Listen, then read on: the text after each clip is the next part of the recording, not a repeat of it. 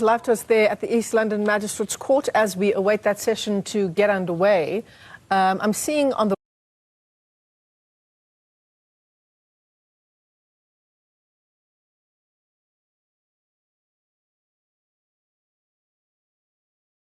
for 44620, capital letter B.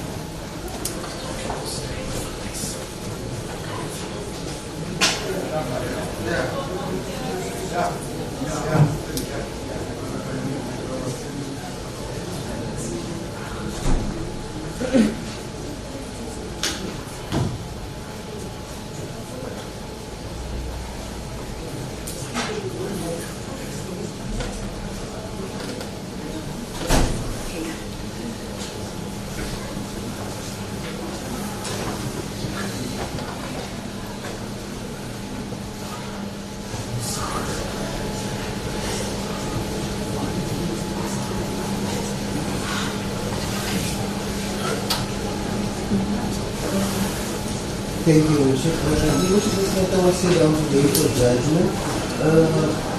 Mr. Julius is appearing in the application number 3. Mr. Matthew is appearing in the application number 2. Now it is appearing in the application number 1. Just a correction.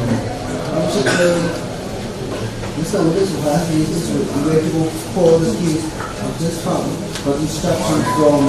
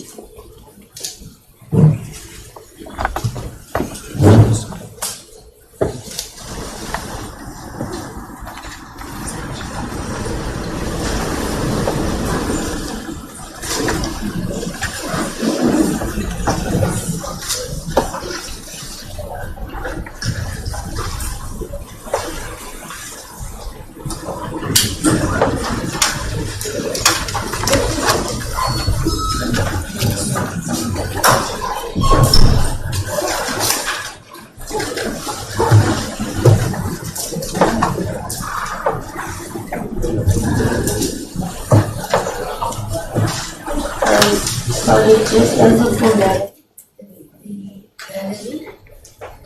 please the noise emanating from the gallery comes straight towards the court. So please try to limit conversation or as softly as possible.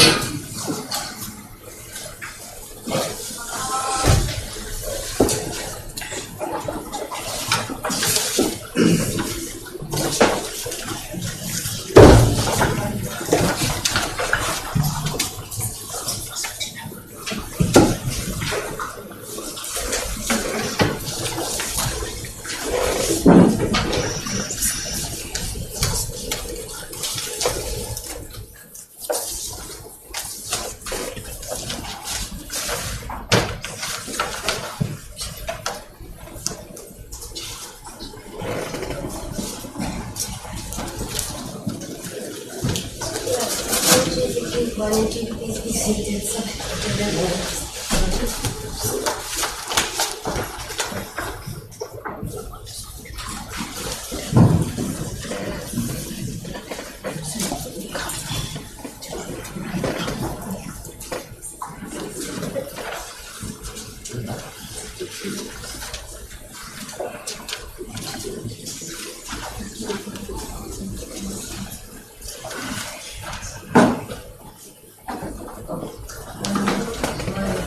courteously informing me that the camera from this side is causing a disruption. She can hear it on the headset that she's wearing, and therefore it will disturb the record.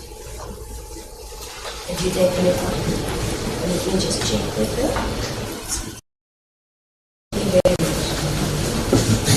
As a formality, the court had established from the state and the defense that there was no objection to the media being present. I don't have a list of who is present to acknowledge their presence.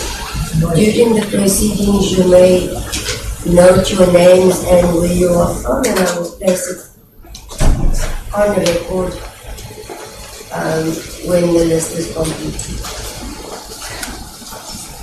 Having said that, indeed, the court is ready to proceed with judgment in this matter. You'll have to bear with me. The court is a court of record. Therefore, even the formalities, all evidence presented must be placed on record. So I cannot push the fast forward button and reach the end without placing everything on record. Okay. Therefore, accused 1 then, Mr. Julius Malema, and accused 2, Mr. Gerardus Adrian Sneeman, hereinafter referred to as accused 1 and 2.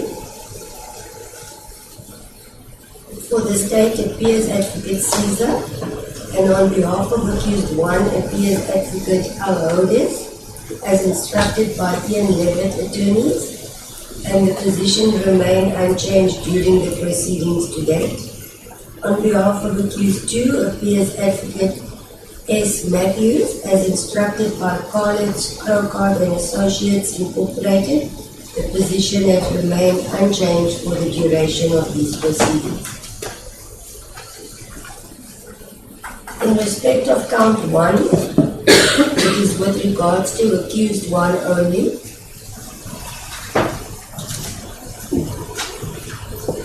The statutory count 1 reads as the statutory unlawful possession of a firearm in contravention of section 3, read with sections 1, 103, 117 and 120 in brackets A, 1A, and read with section 121 of Schedule 4, section 151 of the Firearms Control Act 60 of 2000, and further read with the sections 156 and 250 of the Criminal Procedure Act 51 of 1977. Count 2 is also in respect of accused 1 only. Possession of ammunition in contravention in 20 sub 1 sub A and 121 read with Schedule 4 and section 151 of the Firearms Control Act 60 of 2000. In that upon or about the 28th of July 2018 in Atomia Sisa Dukasha Stadium in Tanzania. Sorry, let me just start. I need to read the contents of count 1. My apologies. Count 1 refers to the following. In that upon or about the 28th of July 2018 in Atomia Sisa Dukasha Stadium in Tanzania in the Regional Division of the Eastern Cape, the accused unlawfully had in his possession the following firearm: to wit a .223 Norinco rifle, firearm, the make of the firearm unknown to the state, without holding a license or permit or authorization issued in terms of the Act to possess the said firearm. Count 2, the charge has been read out on record. I will now continue with what is alleged. In that upon or about the 28th of July 2018 in Atomia Sisa Dukasha Stadium in Tanzania, in the Regional Division of the Eastern Cape, the accused had unlawfully had in his possession the following ammunition: to wit 1 times .223 Remington bullet without being the holder thereof, without being the holder of the license in respect of a firearm capable of discharging that ammunition, or a permit to possess ammunition, a dealer's license, manufacturer's license, gunsmith license, import, export, or in transit permit in terms of this Act. Count 3, also in respect of accused 1 only, that the accused is guilty of the offence of contravening the provisions of Section 120, subsection 7, read with Sections 1, 103, 120, in brackets 1, bracket A, Section 121, read with Schedule 4, and Section 151 of the Firearms Control Act 60 of 2000, and further read with Section 156 of the Criminal Procedure Act 51 of 1977,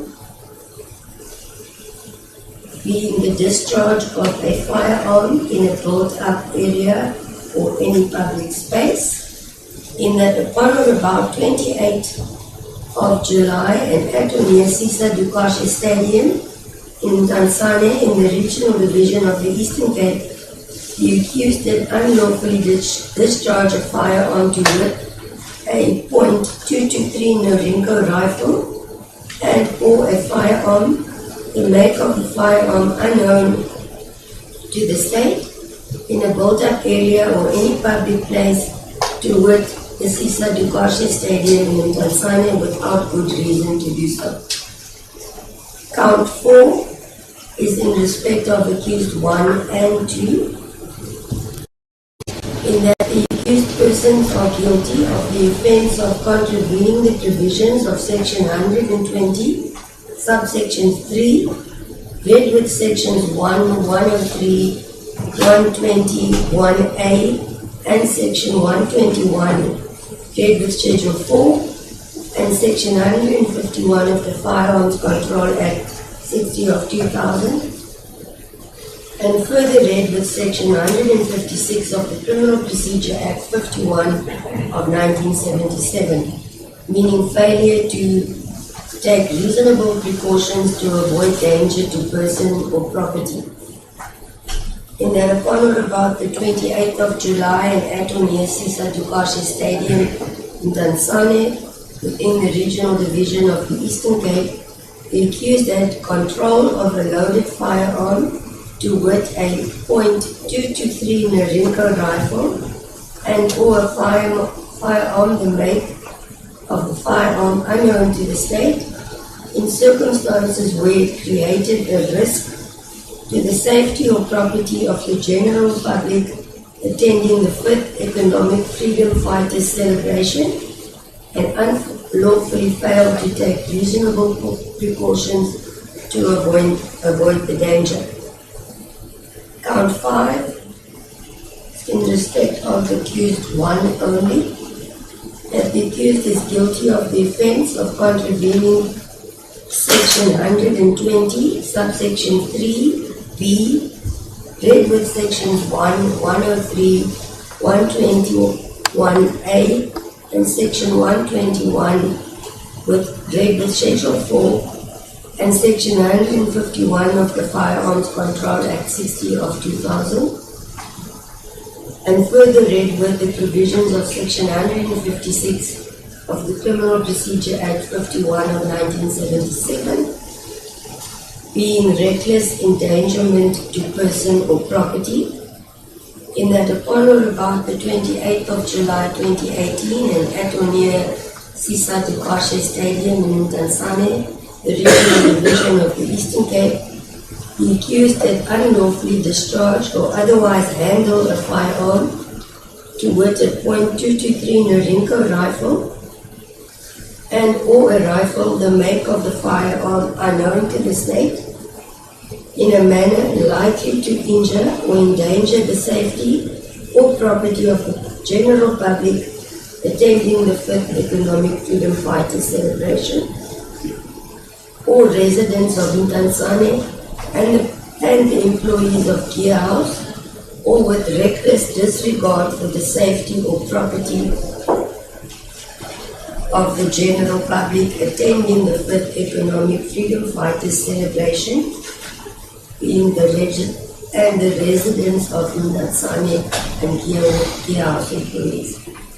Count 6 is in respect of accused 2 only, that the accused is guilty of the offence of contravening the provisions of section 120, subsection 10A, read with sections 1, 103, 120, 1A, section 121, read with schedule 4, and section 151 of the Firearms Control Act 60 of 2000, further read with provisions of section 156 of the Criminal Procedure Act 51 of 1977,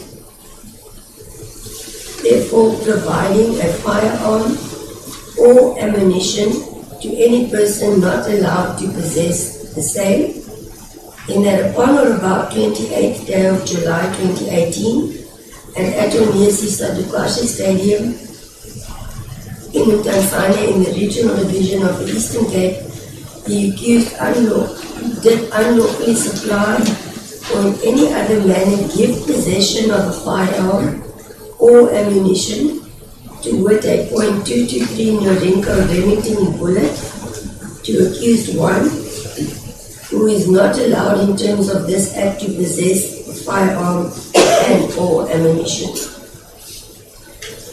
Advocate Rhodes confirmed appearance on behalf of accused 1, and accused 1 confirmed personally to court that he is indeed aware and understand all counts read out into the report, including the offences that have been explained to him by Advocate Rhodes, and he is further aware of all relevant or applicable sentence as far as it pertains to the charges. After confirming appearance on behalf of accused 2,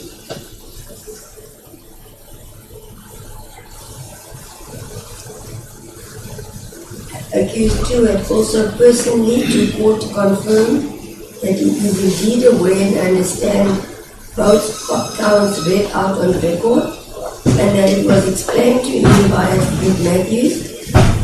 Also, that he was indeed aware and understand all penalty clauses applicable to the charges of this nature, as it was also explained by Advocate Matthews. Accused 1 entered a plea of not guilty to counts 1, 2, 3, 4, and 5. Accused 2 entered a plea of not guilty with regards to counts 2 and 4. My apologies. Not guilty to counts 4 and 6.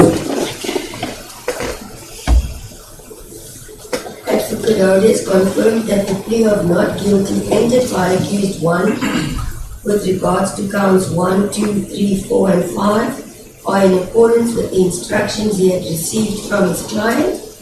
Advocate Matthews thereafter confirmed that the plea of not guilty entered by accused 2 in respect of counts 4 and 6 were also in accordance with the instructions he had received from his client. In terms of section 115, subsection 1 of Act 51 of 1977, accused 1 elected not to disclose the basis of his defense and will do so during the course of the trial, and therefore in essence elected to remain silent at that stage. This was also confirmed by accused 1 personally to court. In terms of section 115, subsection 1, Act 51 of 1977, Advocate Matthews informed the court that accused 2 will deny the allegations as per count 4 and 6, and further denies specifically that he handed in firearm or ammunition to accused 1. The plea explanation was confirmed as correct by accused number 2.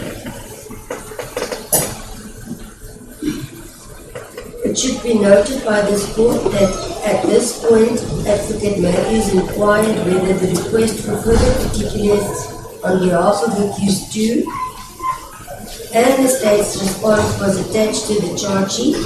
It was not, and on inquiry from the state, being Advocate Caesar informed the court that he was not aware of any further particulars, as it is not contained in the case packet or file, but will ascertain this information and provide same to court.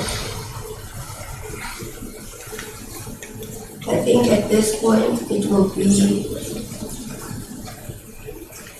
appropriate then to deal with the request for further particulars, which was submitted by Advocate Matthews at the end of his address before judgment. Therefore, the request is as follows. Advocate Matthews filed a request for further particulars on behalf of accused 2 on the 22nd of June 2020, and in that the request is based on the charge sheet as presented to accused 2 in respect of counts 4 and 6. The defense confirms that they have been supplied with statements A1 to A120 and requested to provide a copy of the document marked A89. Insofar as count 4, the state was requested to inform Advocate Matthews on what the state is relying on to prove that accused 2 failed to take reasonable precautions to avoid danger to persons or property, including which circumstances the state is relying on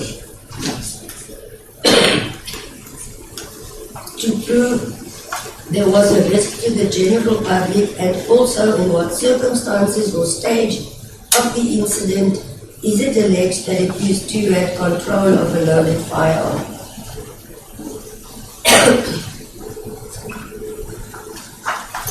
With regards to count 6, it was requested as to on what acts is the state relying on to prove that accused 2 gave or in any other manner supplied Mr. Julius Malema with a firearm, including a .223 bullet, and also to supply the defense with a statement by Colonel Ngwadleka setting out how he reached this conclusion, including photographic proof of such conclusion as envisaged in the court charts that they were provided with.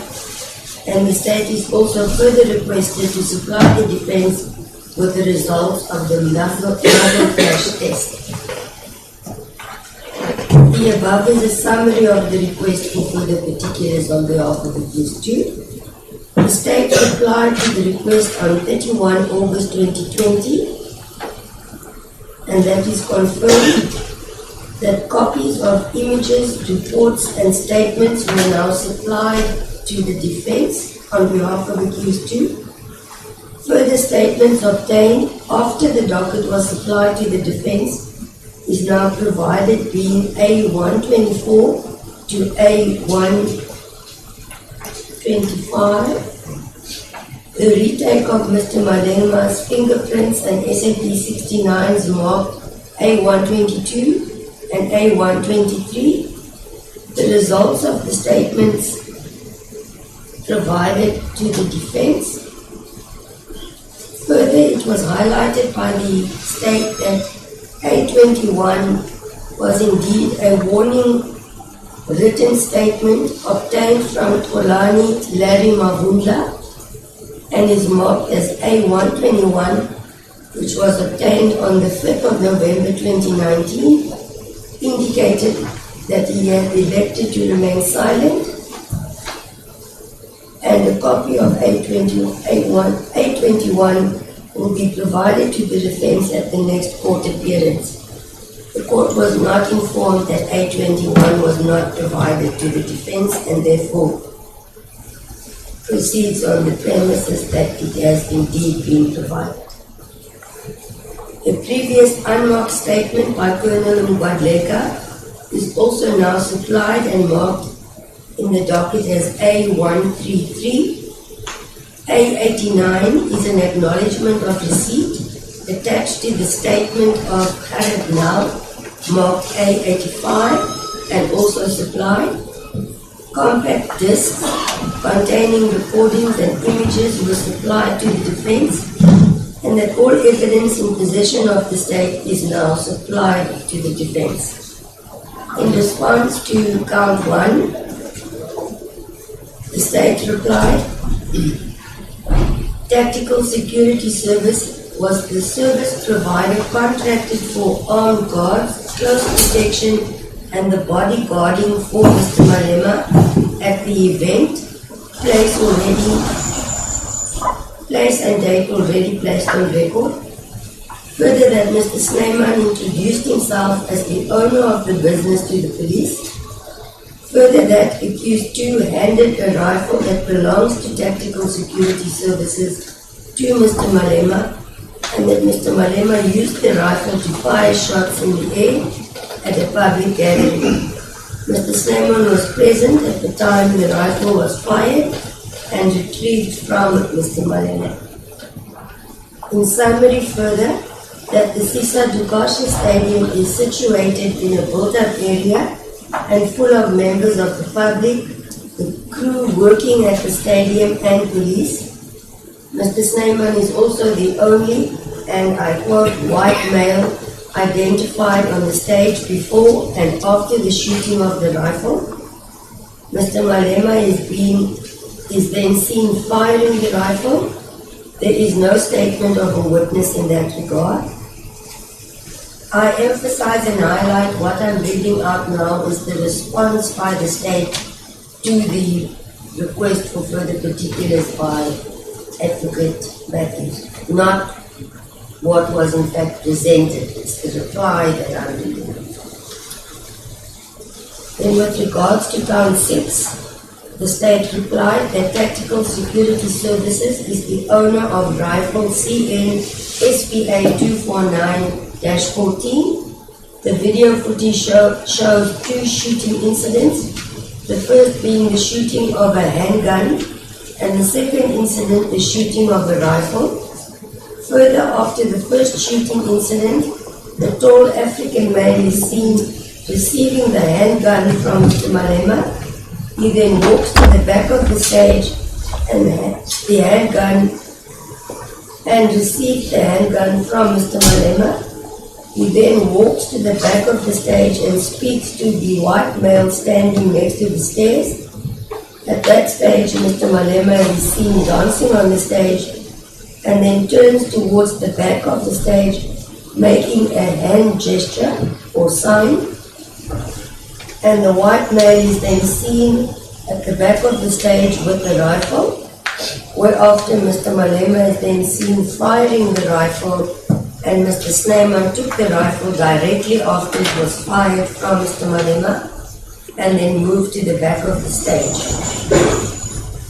The said firearm CN SPA 249-14 was booked out according to the records of Tactical Security Services to Larry Mabunda, who is an employee of Tactical Security Services and who was also present at the event.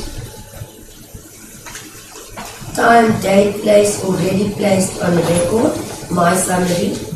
Then on 6 August 2018, the firearm serial number CN SPA 249-14 was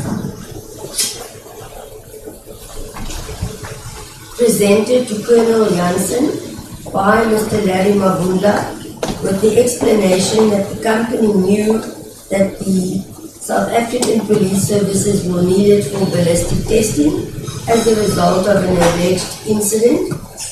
Also that the firearm was not in East London at the time the event was hosted, that it was being sent by accused 2, and a cartridge was recovered in the stadium after the incident that is linked to the said firearm CN SPA 249-14. Therefore, the cartridge recovered was fired by the said firearm. Court charts 1 to 7 which was compiled by Colonel Ngwadleka, was also supplied to the defense in this regard, and that statements marked A131 to A133 also now supplied to the defense. In essence, that is the summary of the further particulars that is read with the charge sheet.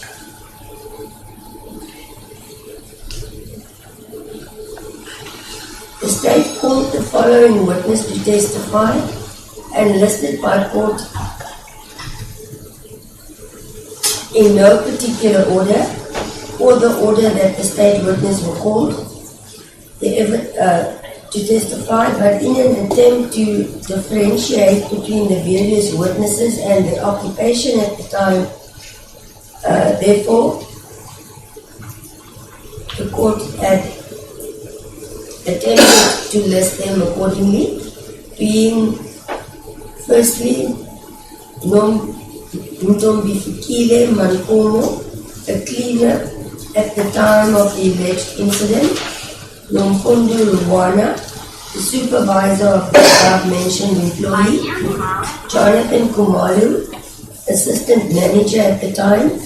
The police officers who testified in no particular order being Colonel Nkwali, the SAPS member in charge of the EFF 5th celebration; Captain Swart, the member of SAPS who retrieved or received the spent cartridge in question; Lieutenant Colonel Janssen of the Provincial Firearm Liquor and Second-Hand Goods Unit; Warrant Officer Becker, a witness that attended the alleged crime scene; Colonel Ngwadleka, attached to the ballistic section of SAPS in Port Elizabeth. I refer to it as Port Elizabeth as it was still Port Elizabeth in the year 2018. Captain Mzuku, a cluster communication officer of SAPS in East London; Captain Creer, the recipient of 3 batches of firearms; Warrant Officer Steenkamp, a qualified facial identification specialist; Captain Botha, attached to the Cybercrime Investigation Unit; Captain Govender, at the time a Media Center controller and spokesperson; Colonel Swartboy, being the investigating officer of the matter before court; and Dwayne Francis, a digital forensic investigator at the time. The state further called Sydney Skander, the regional manager, Eastern Cape of SIRA, Private Security Industry Regulating Authority. And with regards to the Gear House Company employees, Sibusiso Ngogo, an audio-visual technician employed by Gear House at the time of the incident; Ashley Singh, the branch manager of Gear House at the time; and Samuel Quata, a senior audio-visual technician employed by Gear House at the time. The defense opted to follow accused 2, to allow accused 2 to present evidence ahead of accused 1, and in this regard, the following witnesses were called during the defense case on behalf of accused 2: Mr. Martin Wood, an attorney by profession, and also responsible for the firearm-related issues pertaining to tactical security services, and also contributed to the drafting of the legislation of the Firearms Control Act 60 of 2000. It was followed by the evidence of Mr. de Klerk, which the court will refer to as the ballistic defense expert, if so declared by court during these proceedings at an appropriate stage. That concluded the evidence presented on behalf of accused 2. The defense for accused 1 opened the defense case and called accused 1 to testify. After the evidence of accused 1, the following list of exhibits of the state, with the consent of the state and the defense, the contents with which the court will deal at the appropriate time was submitted by the defense or accused one. Yeah. I will deal with all the exhibits presented and by chronological order, if that would be more sensible. Firstly, the following exhibits has been placed before court.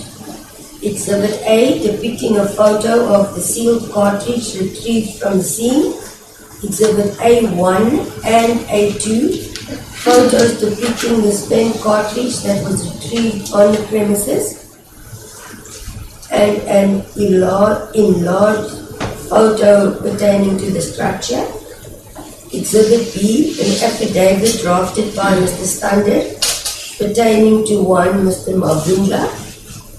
Exhibit B1, affidavit deposed by Mr. Stander pertaining to Mr. Snyman. Exhibit C, the statement and report of Captain Janssen, which was accepted by consent of both parties. Exhibit D, the sworn affidavit drafted by Warrant Officer Philip Becker. Exhibit D1, photo album and key drafted by Warrant Officer Becker. Exhibit D2, photo album and key drafted by Warrant Officer Becker. Exhibit D3, video footage, still images drafted by Warrant Officer Becker.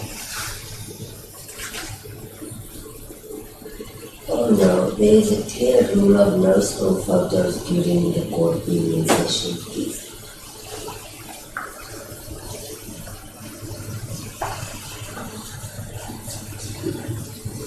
Exhibit D4 was the submitting of the evidence of Philip Becker and confirmed by the witness Vincent Nkomo. Exhibit E, the forensic ballistic document drafted by Colonel Nkwadleka.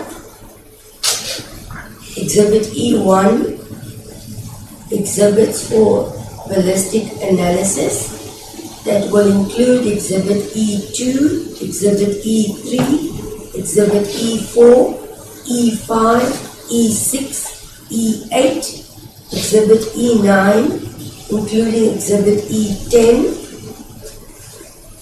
all pertains to the ballistic reports by Colonel Nkwadleka, and the court will deal with the contents thereof in full. All of these said reports were submitted during the evidence of Colonel Nkwadleka. Exhibit F is also that was marked as the court charts compiled by Colonel Nkwadleka, depicting 7 pages of court charts. Exhibit G, an affidavit deposed by Nkosiko Vincent Mzuko. Exhibit H, report compiled by Sergeant Dwayne Francis regarding mobile phone analysis. Exhibit I, the report and affidavit drafted by Warrant Officer Steenkamp, the facial and identification expert. Exhibit J, the report compiled by Captain Rion Botha from Cybercrime and the Forensic Unit. Exhibit K1 and K2 are both statements submitted during the cross-examination of Captain Marley Govender. Exhibit L, the fire compliance. It is in the form of a letter pertaining to tactical security services indicating that they are indeed compliant. And Exhibit L2 is a letter drafted by the NPA to General Masemola. Defense exhibits was Exhibit M, being the affidavit and report compiled by Mr. Jan de Klerk during the evidence of accused number 1. The following written statements were submitted. An affidavit compiled by Andile Kumar Affidavit compiled by Lungisa and Zeleni. Affidavit compiled by Pia Kare. Affidavit compiled by Thomas Chauke. Affidavit compiled by Mengu Vela. That's the best I can pronounce it.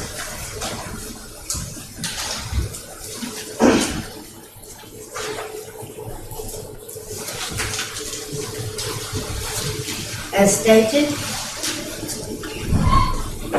I need to repeat evidence and certain aspects in cross-examination which will be relevant when the court arrives at its reasoning and finding. So I cannot skip any portions of this. I will firstly deal with the evidence of Tom Fikile Makoma. She testified she is employed on a contractual basis at Buffalo City Municipality as a cleaner at the Sisa Dukasha Stadium in Tanzania. She was on duty on 30 July 2018. Since she formed part of the team who had to clean the stadium after the EFF rally that was held on 28 July 2018, the witness and one Kumeza walked onto the field in the same direction and started to clean the field area. It was dirty and they picked up screws, bolts, bones and dirt. As she got close to the lamppost, she picked up a cartridge and showed it to Kumeza and said the reason why she called her, I quote, is it is the first time for her to see such a big one. That I quote verbatim.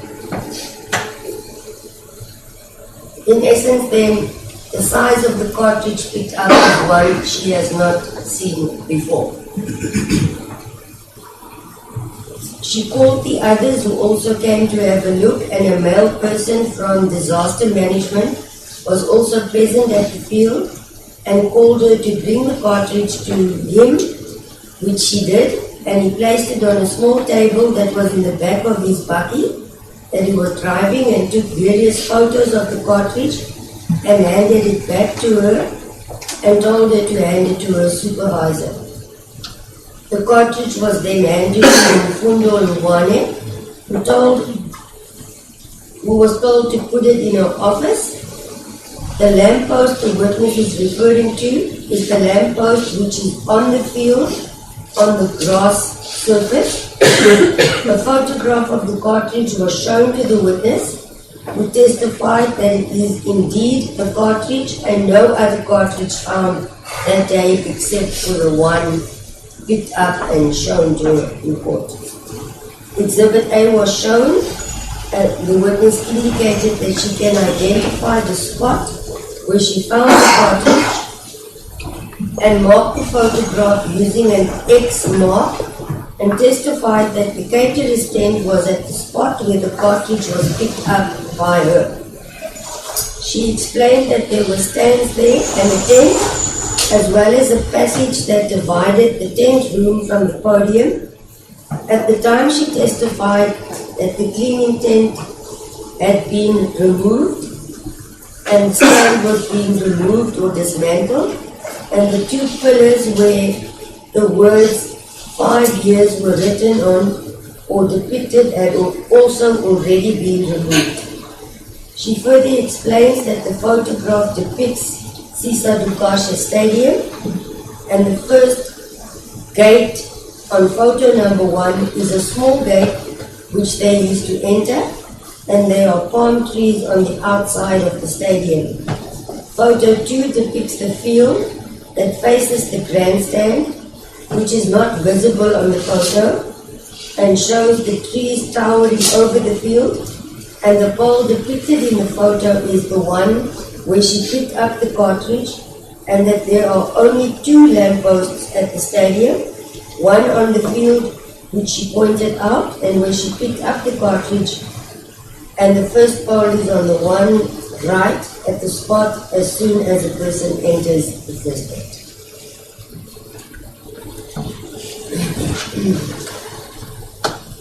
She testified that photo 5 depicts the corner of the entrance A total of 8 photos were shown to the witness.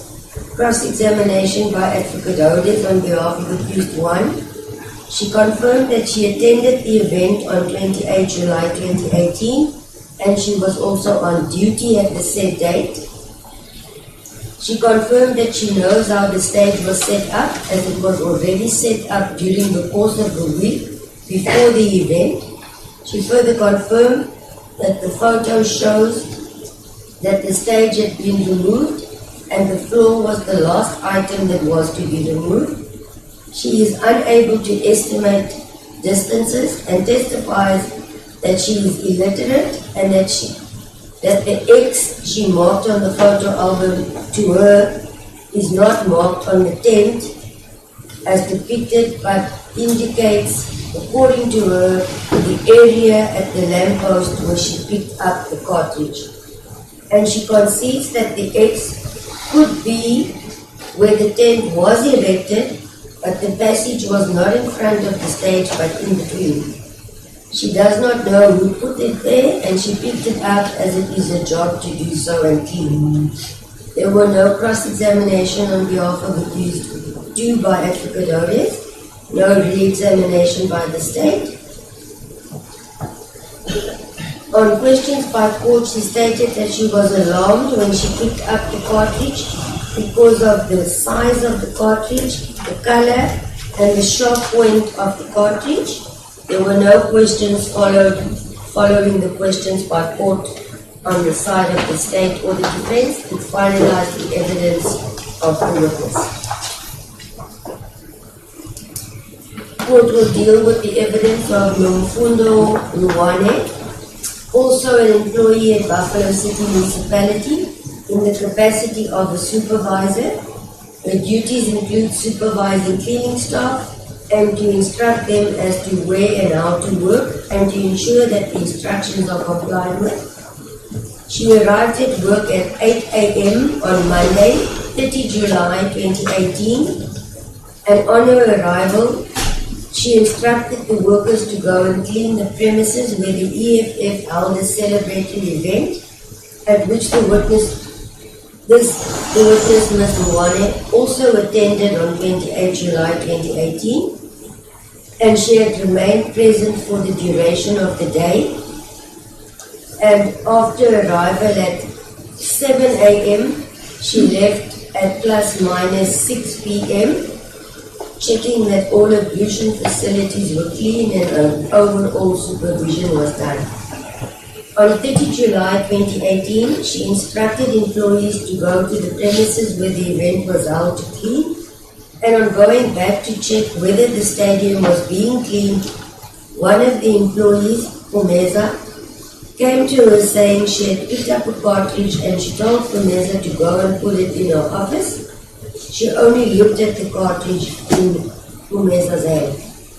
Exhibit A1 was shown to the witness, who confirmed that by mere looking at the photograph that it was the same length as the one Fumeza had shown her on the day in question. The cartridge was placed in her desk drawer and she received a phone call from South African Police Services asking whether a cartridge had been found. She had placed the cartridge in the drawer of the reception desk then, and when police arrived, she handed the cartridge to the police official, whose name she could not recall but is able to identify.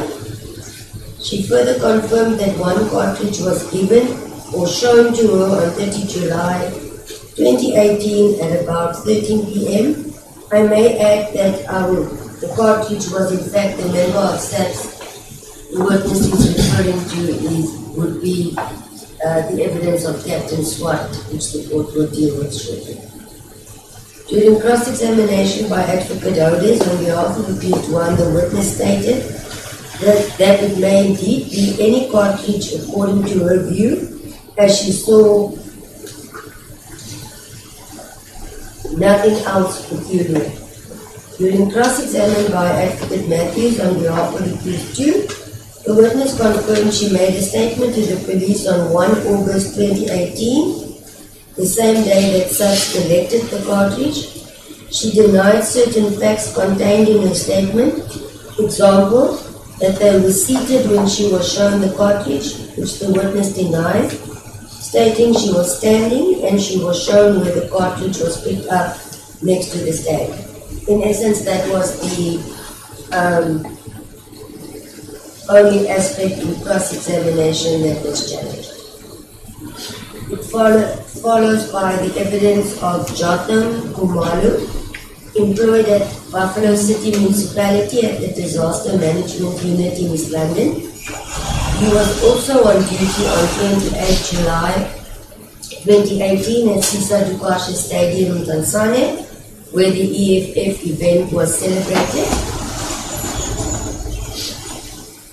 Part of his duties entailed the planning of the meetings pertaining to safety and security meetings, and in general all safety and security aspects.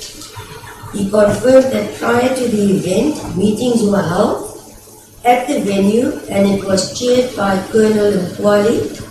He testified that he attended a meeting at the venue 3 days before the event. He also visited the venue the day before the event to ensure all safety and security measures were in place and to ensure that all the structures were in place and ensuring that no emergency exits were blocked, and received a temporary certificate from an engineer. He testified that on the 27th of July 2018, he was satisfied that all was in place and only the structural certificate for the stage was still outstanding, as it was still being constructed at the time. He returned to the venue on 28 July 2018 at about 7 a.m. and was handed the structural certificate, and everything was found to be in order as arranged for the event. He testified that the event went well as all participants had cooperated with one another and because of the discipline displayed by all participants.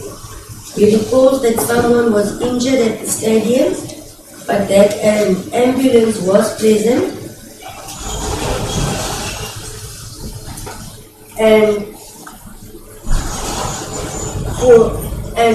according to him, they did not have any real problems at all.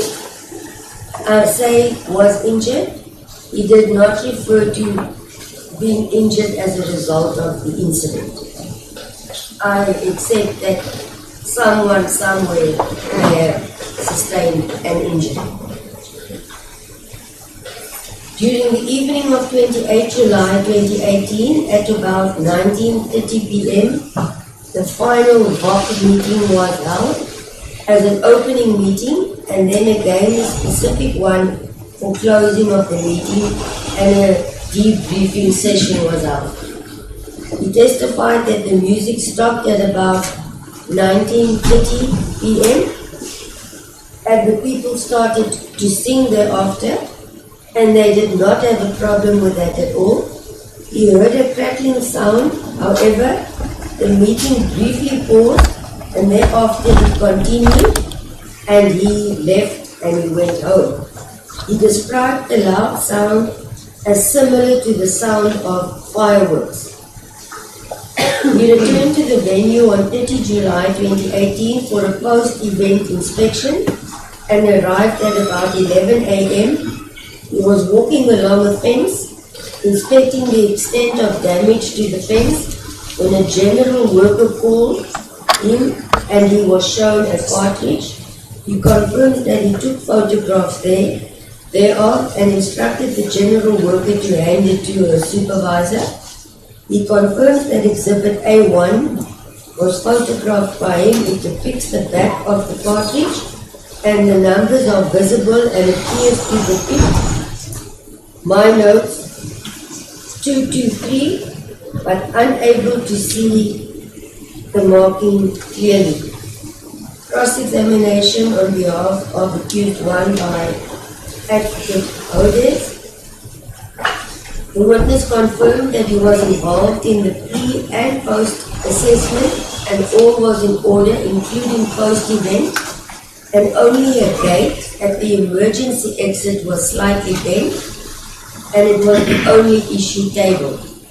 No record of any shooting was made, and the only sound he heard was the one he had explained regarding the fireworks, and he explained it as fireworks that one sees on New Year's Day, and including the sound thereof, which no report was made about. The arrangements was that the music will stop at 8 o'clock, however it went on a little longer until at 7 o'clock, until before 8 p.m. and he left whilst people were still present, and he did not have any incident to report on.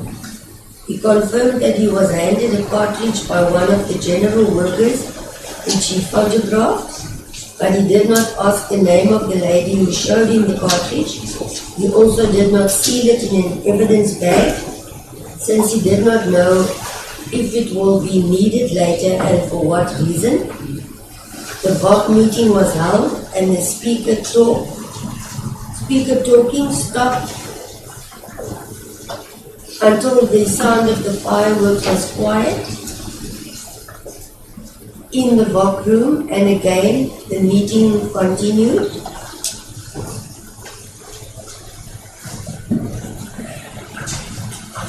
The colonel present asked what was that sound, but no one knew, since none of them looked, and that concluded the evidence of the witness.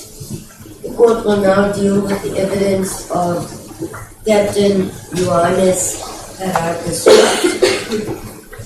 Captain in the South African Police Services stationed at Mtanzania Police Station. He testified that on the date of 1 August 2018, he was a warrant officer attached to the detective branch at Mtanzania, and he was also on duty on the 1st of August 2018, and he was told to go to Sisa Dukashe Stadium as a shooting had taken place and a cartridge casing had been picked up.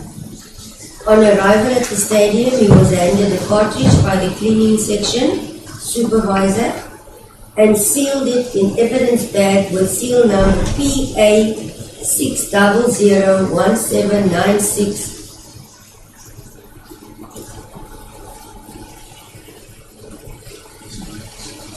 6106, and he handed the sealed exhibit bag to Colonel Swartpoint.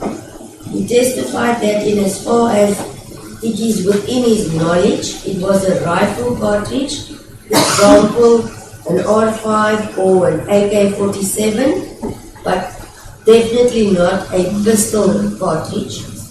The cartridge was handed to him at the stadium by Mr. Wane, and photos were taken of the sealed exhibit bag containing the cartridge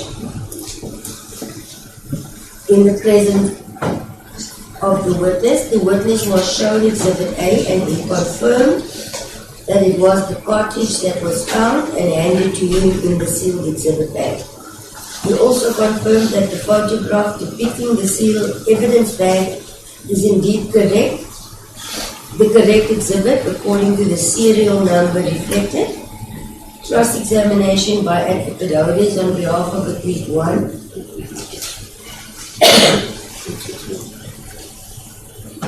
Confirms he placed the cartridge in the exhibit bag whilst he was still at the Sisa Dukashe Stadium, and recalls that it was done in the presence of the witness. It was placed before the witness that Mr. Wane did not testify regarding that, and he had no comment to that statement made. He did not obtain the statement or affidavit from Mr. Wane. He however states that he sealed the cartridge exhibit bag in front of the lady who had handed him the cartridge. He further confirms that that is the point where the chain evidence started, and that is crucial that the seal number of any exhibit be kept intact at all times, and that there was no chain of custody until it was received by him.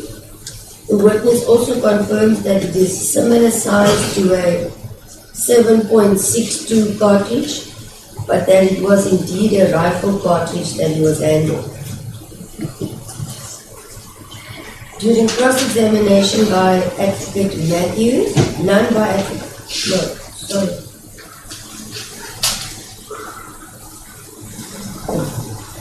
Let me rephrase the paragraph I've just read out, starting as from.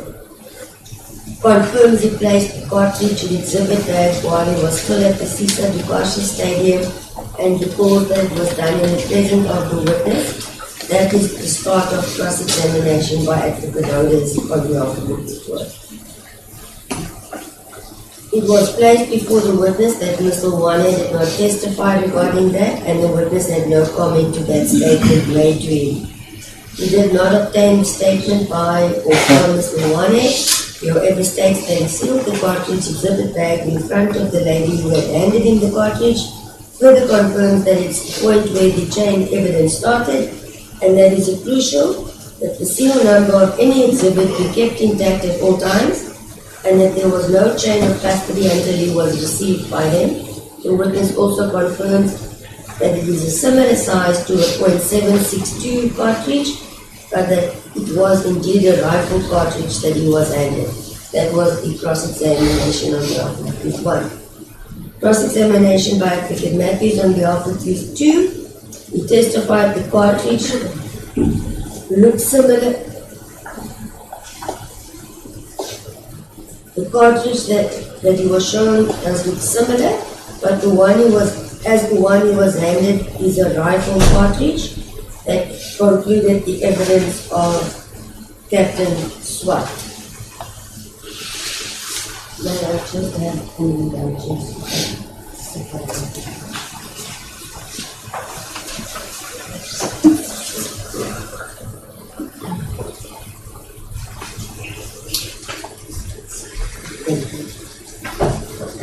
The court will now proceed to deal with the evidence of the witnesses as far as it pertains to the Gear House employees. And I will start with the evidence of Mr. Ashley Singh. The witness testified that on 28 July 2018, he was employed at Gear House Company as the branch manager. His day-to-day responsibilities included all operational and financial elements, including the delivery of technical services that being in the events industry. Therefore, he manages the branch and all operational activities. The company provides technical support to live events industry. Technical elements will include sound, audio-visual, lighting, staging, and power. The company also provides for stage settings, for structures, but not tents. He testified that the company provided the services on 28 July 2018 at the EFF's 5th celebration. However, he did not personally attend the event and was not present in East London. The employees from Gear House Company were sent, in total 18, were sent to assist with the event mentioned, and in his view, the relevant persons for this matter will be Sibosisa and Bobo and Samuel Kwata. Those two being part of the 18 employees that were sent. He explained that Mr. Bobo was an audio-visual technician, but on this specific event, he provided the role of the vision mixer. Therefore, he handled the feed of the cameras onto the big screens, and the role of Mr. Kwata was also an audio-visual technician, and the role he also had to play at the event was to play content onto the screens. The employees who attended the event remained in contact with the witness as they had created a WhatsApp group and also communicated telephonically.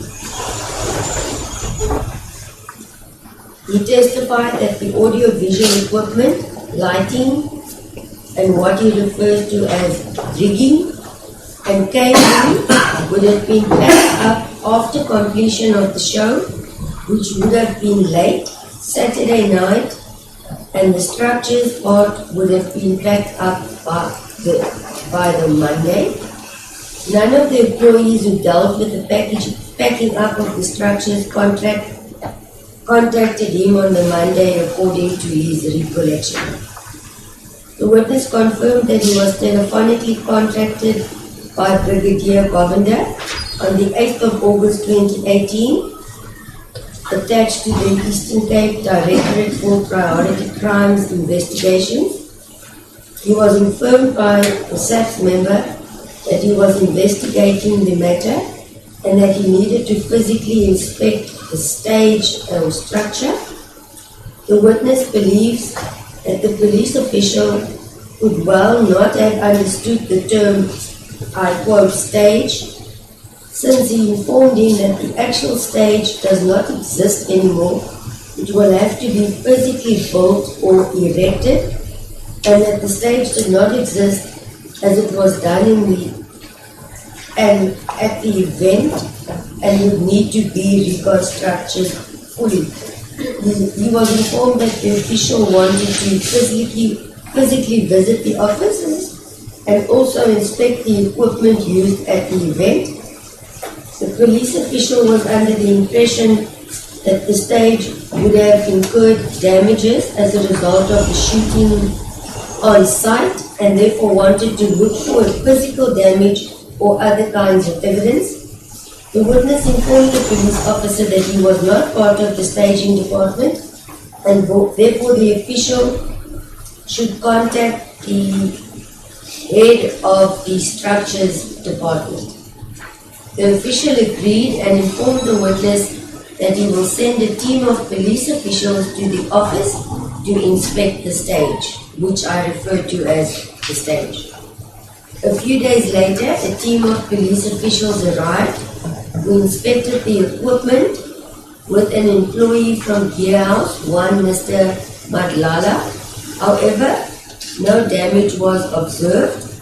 Thereafter, the witness, with the staging head of department, looked through the stage as well as the footage from the event to ensure that none of the roof skins were damaged, as it would compromise the integrity of the structures going forward. He was told by the head of his department that there was a shooting on site and it could have come from there, hence the checking that followed.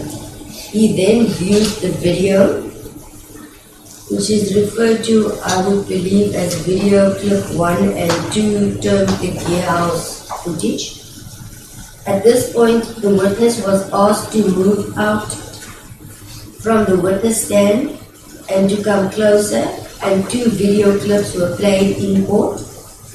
On questions pertaining to these footages viewed, the witness testified that he saw from the angle of the stage right camera, I quote, obviously someone firing a firearm, but it was done away from the stage, what we call a skin. So at that stage, I was relatively comfortable that no damage would have happened to the roof itself, quoted verbatim, page 52 of the record. He does not know how many shots were fired or how many times the person he had observed moved to the side of the stage. The witness confirmed that the video he had just viewed in court is the same footage he had produced at their offices of the recording of the event. He received the recording footage from the audio-visual department. He explains that in the scope of their work, they were asked to record the event, and therefore he went through the footage of the event as they were asked to record the event. He requested the footage and testifies that the footage of events as recorded in segments viewed in court, as it depends on the capacity of the memory card, on the camera and of the recording device. So they had about 3 or 4 segments of the total show starting from midday until the event closed. The further reason why the witness decided to view the recorded footage was it was easier to do so than to rebuild the whole structure, because it would be an intensive 3-day exercise. And after watching the footage, he asked that the actual skins of the roof be pulled out to check for damages, and on looking he was satisfied and comfortable that indeed no damage had been occurred.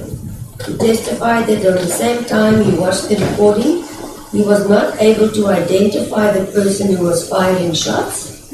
After viewing of the footage and checking the roof skins of the tent, he informed Brigadier Governor that they had not incurred any damage, and the police official then requested the video recording footage of the event, and that he had wanted to view the recording.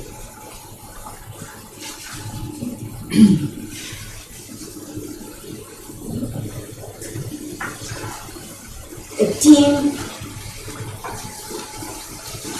team of police officials was again sent to Gia's company, and the video recording or footage was viewed, and he assumed they would then report back to Brigadier Governor. However, they requested that the footage be handed to them immediately, and the witness informed them that he would need to contact his legal department for advice, which he had done, and was advised by the legal department that the law enforcement officials will need to provide the relevant documentation in terms of section 205 of Act 51 of 1977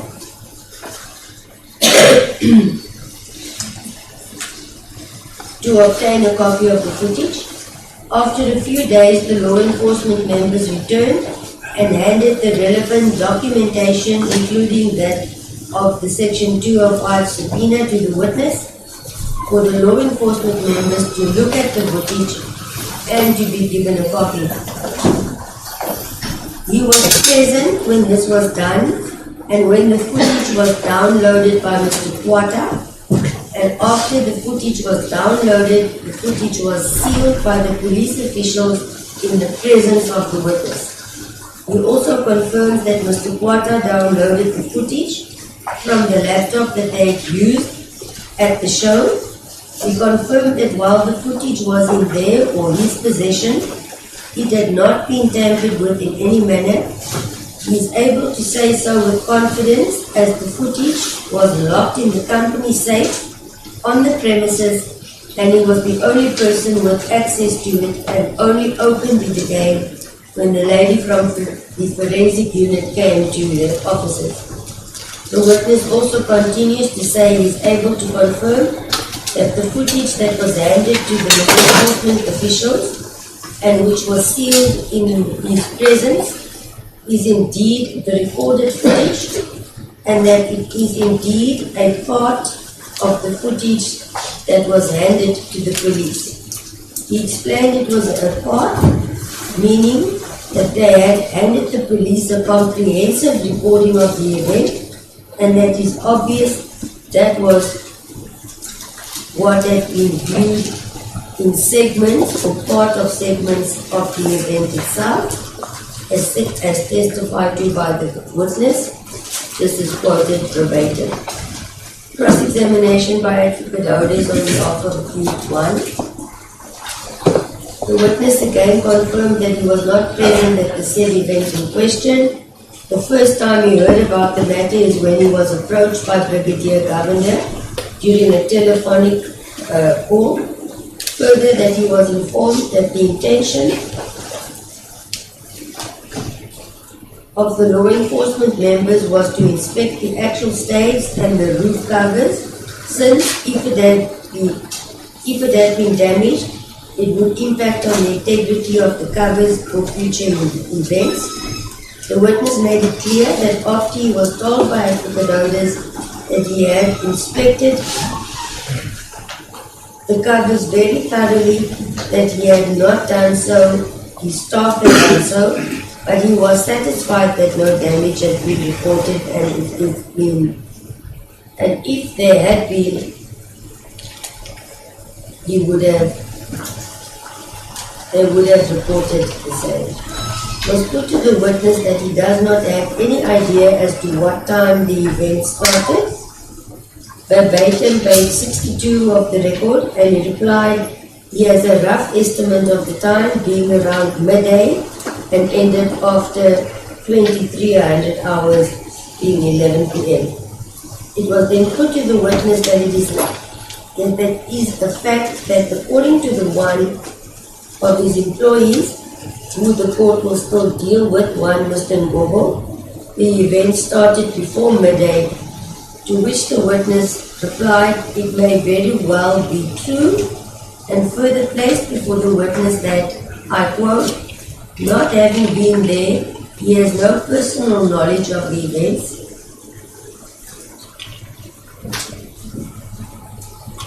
And he had agreed with advocate holders that he was relying on information passed via communication channels.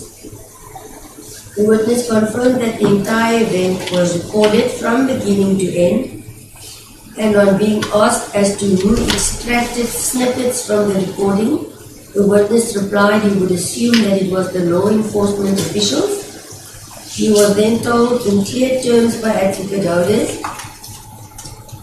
that he is not entitled to assume and to not interrupt him whilst he is still speaking to the witness. Therefore, that issue was not pursued, and it was followed by the following statement made to the witness, page 63 of the record. I quote, you were called to explain to this court the procedure followed in the extraction of the footage because you were there. Who made the decision, sir? The witness replied by saying, I do not believe any decision was made to extract the segment. I believe we downloaded the entire footage, unless I am understanding your question incorrectly.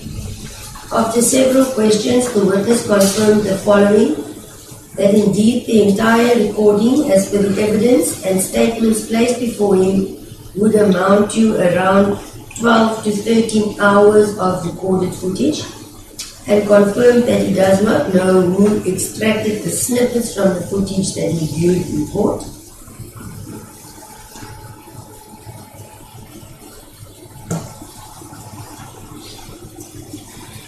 And confirmed that what he had viewed, the footage what he had viewed in court was a segment of which he had handed over to the Hawks.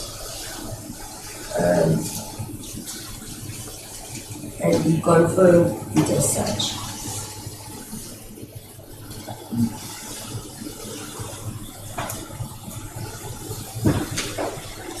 The defense stated on record that it is indeed so, that it is not possible to view 12 to 13 hours of footage in court, and the witness agreed to that statement, and that he played no part in the extraction of the footage viewed in court.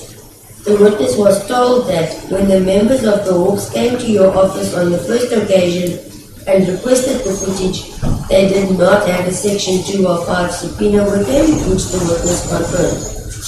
The witness testified that on hearing the request by the Hawks, he decided to obtain legal advice and was informed that the procedure was indeed to be followed as to obtain a Section 205 subpoena, which had to be obtained by the law enforcement officials. The witness testified that he was not shocked on hearing the request. He was, however, surprised, as he is not clued up on the legal process, and as he was unaware of what to do, he sought legal advice for that reason.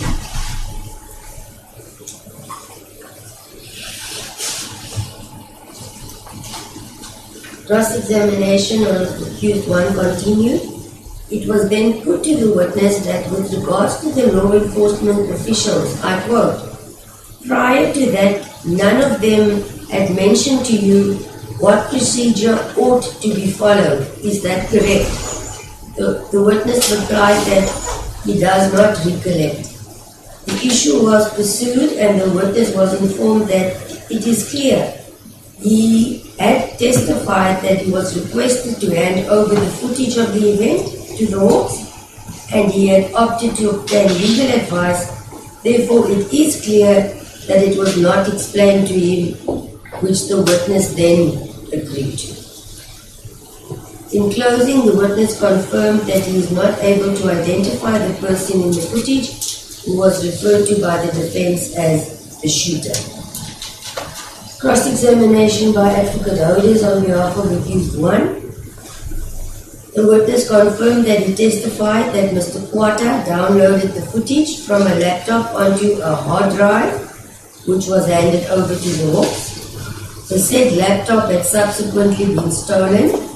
The comparison to the original at this stage is not possible. It was further pursued and placed before the witness that if I, as the defense, I quote, on behalf of my client, would want to verify that what we are watching is the correct video, it is not possible. Correct? The witness replied to, you would say that it is correct, however, the last time would have been original when it was handed over, unquote, verbatim, page 70 of the report. We confirmed the evidence of Mr. Ngobo placed before him that Mr. Ngobo was called to a meeting with the Hawks at their premises. The witness clearly answered that there were a few meetings initially, then a few meetings where initially all of their statements were obtained and they were kept separate and treated separately whilst their statements were obtained. The witness cannot comment on the statement placed before him that Mr. Ngobo testified that he was shown the first clip and not the second clip by the Hawks, as he was not present when it was done. And as to why he was not present, he explained he may have been busy with work, attending an event, and there had been a few meetings with the Hawks. It was put to the witness that the defense is concerned about the fact that the laptop in question had been stolen, and the witness explained that he is able to draw a diagram and explain to the defense about the concern raised. But per the record, page 71, the defense, being Advocate Matthews, informed him, no, I just want to know how did the laptop go missing. Page 71, the witness replies to say, oh, it's quite common, it's quite a common thing in our industry. It is a high commodity item, so it moves from job to job, and people obviously nick it because it is easy to conceal and put under the jacket and walk out with. He confirmed that he was not told to preserve the laptop, but he was told to preserve the hard drive, which he had done. He testified that he believes the theft of the laptop would have been reported to SAPS, as it is standard procedure for their company to do so, and that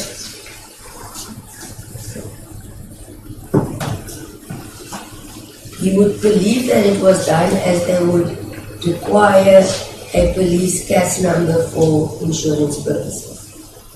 There was no re-examination by the state, and questions by the court. The witness informed the court that the stolen laptop was the property of Gear's company, and by checking the serial number, is able to say that the footage downloaded or recorded by Mr. Ngobo onto a hard drive is the laptop that was subsequently stolen. He had corrected the court by saying that it was downloaded by Mr. Quatta and not by Mr. Ngobo, as stated to him by court, and he had corrected the court quite correctly so. The witness also informed the court that the hard drive had not been stolen and that the initial download of the footage is still in the possession of Gear's company, being, I quote, the hard drive was not stolen. So there is still a hard drive, the initial one, the initial downloaded one. It is in their possession, page 74 of it. The witness informed the court that in all honesty, he would have rather not be in court for this matter and explained that one might construe it to be awkward for me, and that the witness further informed the court that this incident was the first time for him to engage with any law enforcement officials and the procedures to be followed on handing over of video footage to law enforcement officials. He also explained that one of the reasons or motivation for seeking legal assistance or advice was, firstly, before handing over the footage, was that it would be detrimental for the business having that equipment impounded or whatever else, unquote. And secondly, as it involves a client, an employee must make sure that they are not infringing on anyone's rights or doing anything wrong, and confirmed he had done so to testify himself that he had complied with what was required of him to do, as he does not have absolute power in his capacity as branch manager and did not want to overstep his limits. That concluded the evidence of Mr. Singh.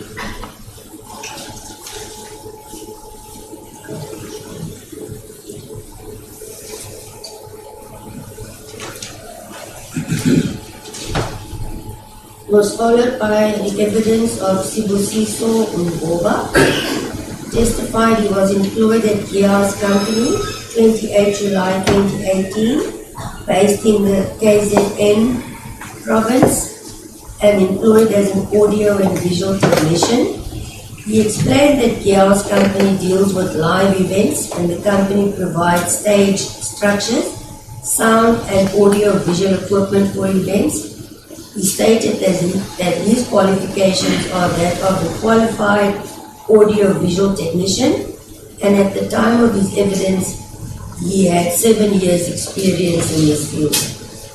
The witness confirmed that he was contracted to come to East London for work purposes for the event held on 28 July 2018, and he was contracted to come and do everything pertaining to audio-visual.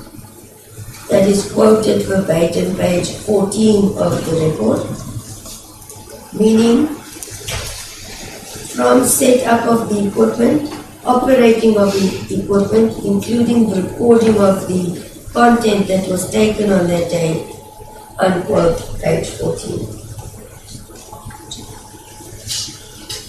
He further explained that during the event, they had 2 cameras. One camera was on the stage right, which means when you are at the stage facing the crowd, or on the stage facing the crowd, it is on your left. It is called stage right in their terminology. And then another camera was at the, what they call front of house. Front of house is the tower that is built opposite the stage, about 35 meters away from the stage.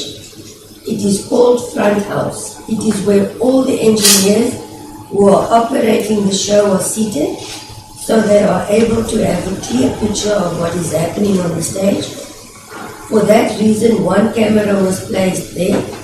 We also set up a vision mixer called the HS400, which he uses to mix the cameras, and he was using the set equipment on the set day.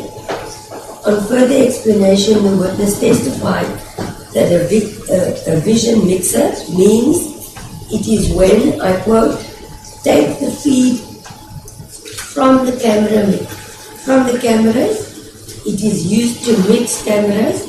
So those 2 cameras are installed in my vision mixer, and I'm able to see them in my monitor screen, and I'm able to switch in between using the vision mixer. He also added what he refers to as an capital ATEM studio that was used to record that feed from the vision mixer. He also had an ATM studio that was used to record the feed from, I've repeated that.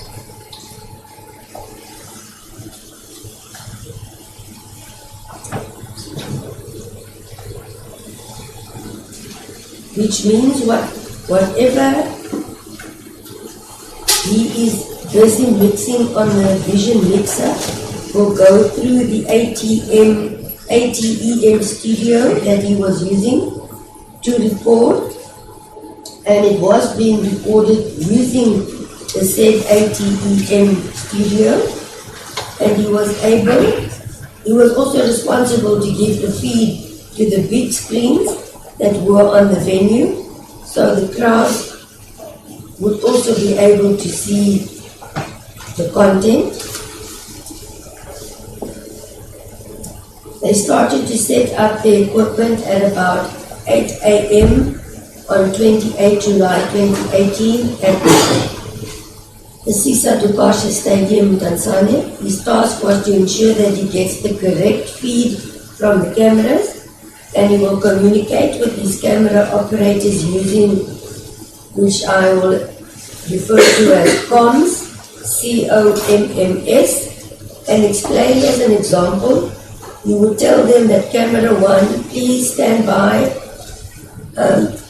He will be going live, or camera 1 will be live, and then just like that, I quote,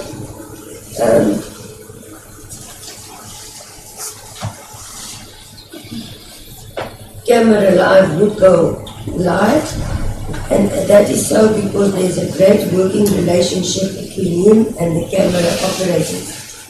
He confirmed that he was personally involved in setting up of the equipment, and he set up all the equipment on site with the help of the other technicians. The witness explained that the reason why he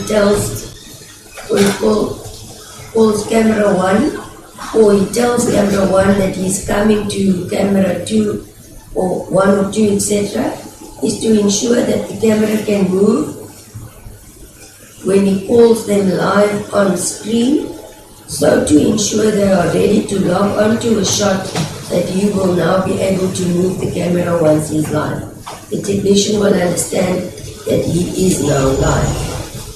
During the event, his focus remains on the monitor in front of him, and he can mostly observe what is on the screen most of the time. He does not have a vision of the stage as it is about 35 meters away. Therefore, his focus is on the monitor in front of him where the cameras are. He was also present for the duration of the event and was recording the event.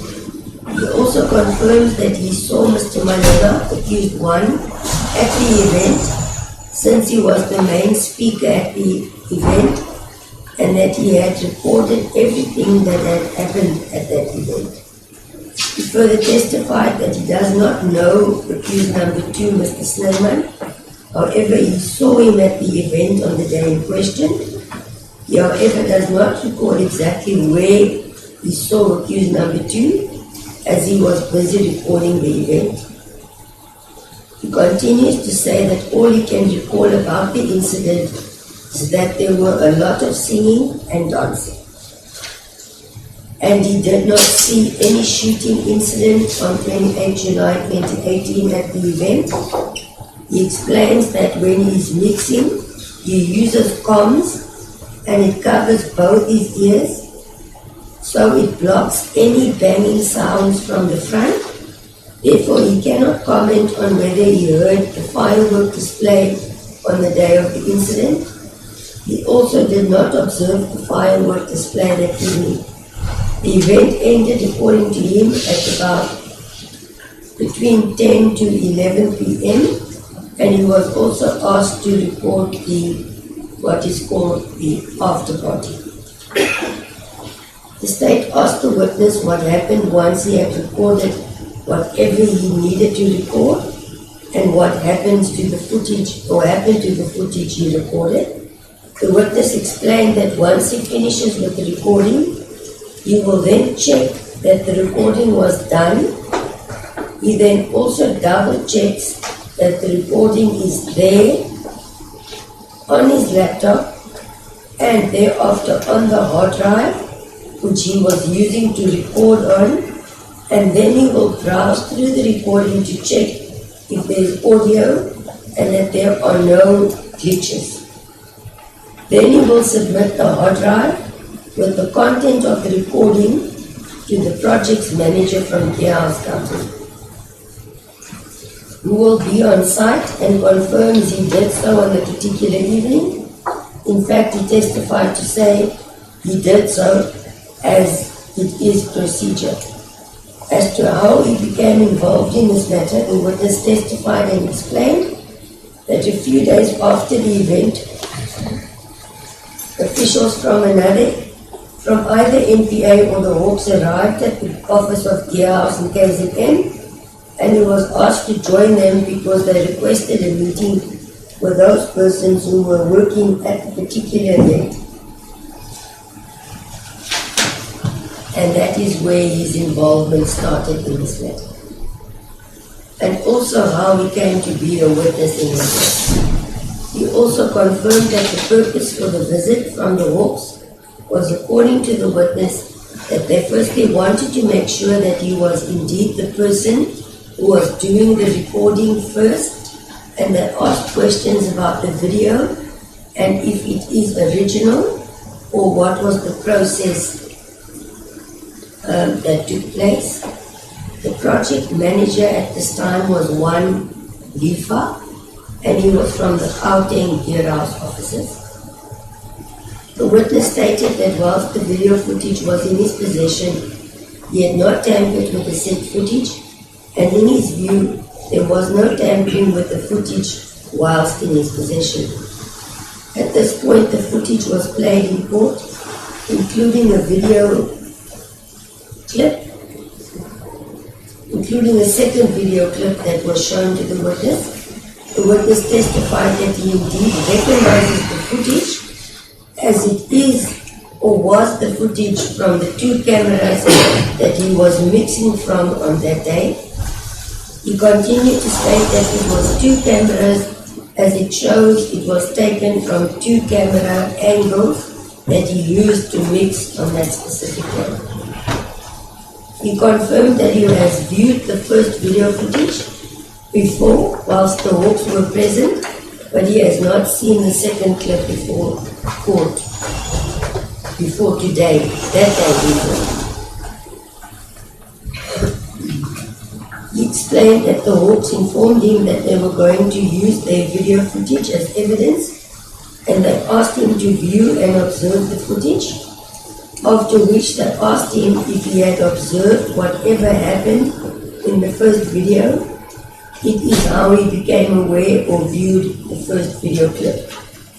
The witness confirmed that the video footage he viewed in the presence of the Hawks was indeed the footage recorded by Gearhouse and which was provided by Gearhouse to the Hawks, and that it is what he has seen in court whilst viewing video clip 1 in court as the same that was provided, and more precisely, it is part of the footage provided by Gearhouse to the Hawks, which he viewed and confirmed to be the footage provided by Gearhouse to the Hawks, as he viewed it with the Hawks and in court. He was not informed by the police or a colleague about any shooting incident, or that police will visit their office before the time. He only became aware when the Hawks arrived at their offices in KZN. The third video clip was played and viewed by the witness in court, and he testified that their company did not have a camera from behind the stage, and that it was not recorded by their company. And on being asked by the state what the difference was between the three sets of footage viewed by the witness, he replied that he did not know where the third recording came from. There are only the video footage pertaining to the first and second video footage played in court. He can confirm that it was recorded by him, as it is from the cameras that he used to set up from the stage right and from the front house. So as he confirms that he is personally aware and has personal knowledge about the first and second video footage viewed, and the court quotes verbatim, I quote, "But on the first two, 1 and 2, it is from the cameras that I set up from stage right and from the front of house. So I know them personally," unquote. Page 23 of the record. The witness confirmed that the setup of the stage as depicted in the video clips of the footage is exactly the same as reflected in the first and second video clip, and which was recorded by him.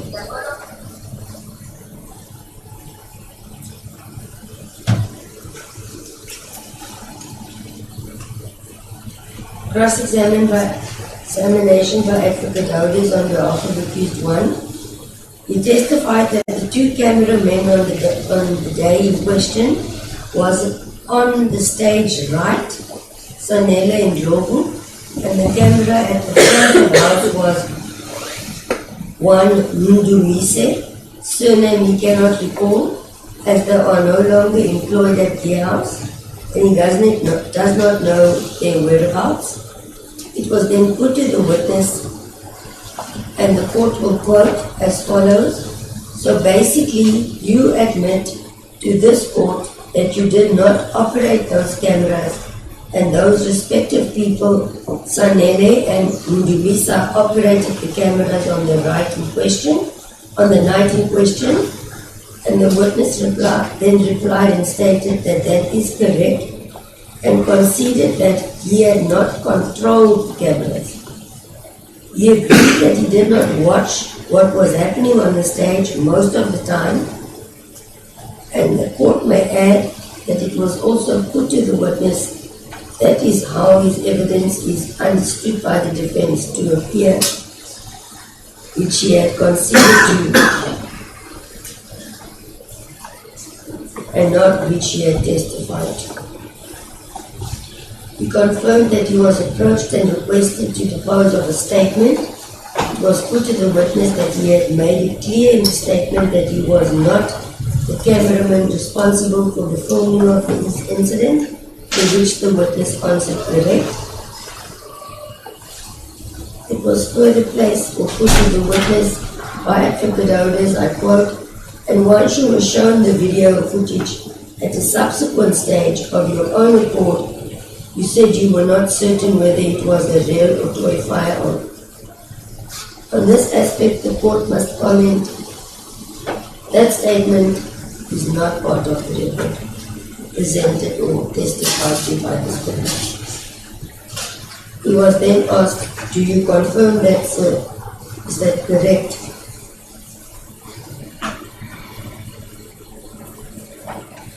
And he replied, "Correct."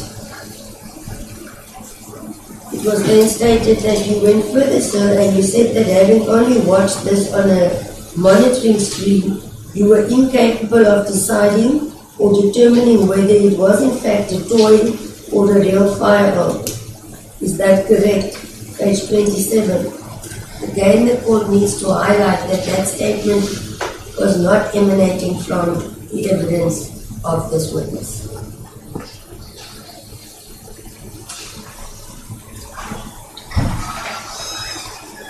It was merely put as facts, but not as a statement emanating from his evidence.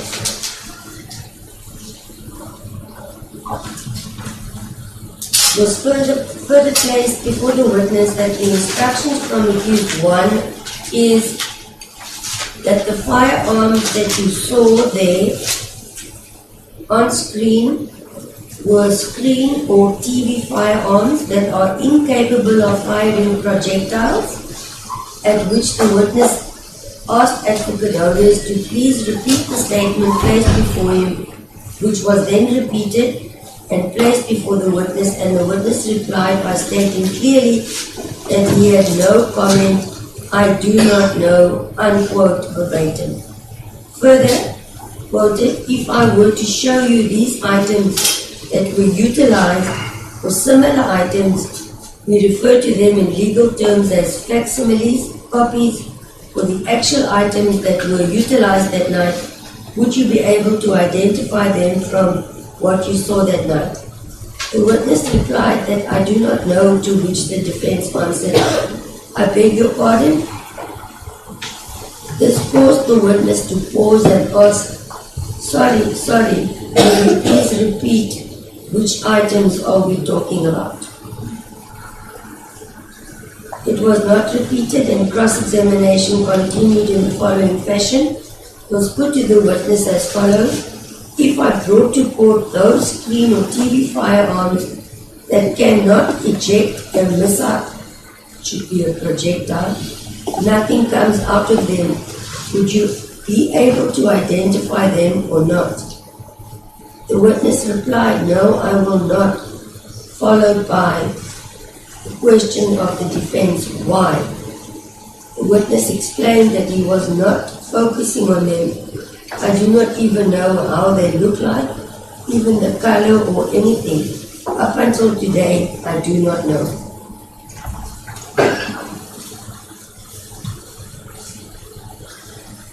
It was then placed to the witness by Advocate Otis that, surprisingly, it is depicted, I would assume, on the footage viewed, nobody ran or was afraid that they might be shot from what you have seen. And the witness had replied he had no comment. The response was not accepted by Advocate Otis, and it was put to the witness, no, you cannot, with respect, sir, say he did not observe the people's reaction. You have watched the video. The court has watched the reaction. I put it to you that nobody ran away from these firearms or expressed any fear whatsoever. Do you have any comment? The witness replied by saying he was just flighting the image, that being the content on screen, so he was not even looking at the reaction of the people, because even when the Hawks came to show him the video, he was still not looking at the reaction of the people. So that is why he says he cannot comment. His interest was not on that when he was looking at the video.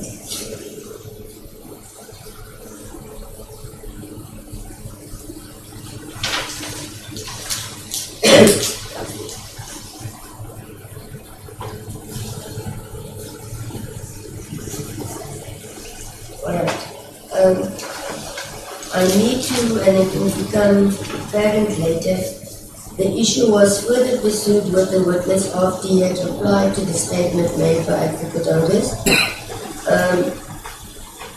that it was still not accepted by the defense, and Advocate Otis continued to put the following to the witness. I quote, "You watched it in court, you have watched it before. I put it to you, in other words, I challenge you, that nobody runs away at the time of the so-called firing of these items. Do you have any comment?" At this point now the witness answers by saying, I quote, "I did not see anyone run." A remark was made by the defense then, "Yes, it is obvious we all watched it."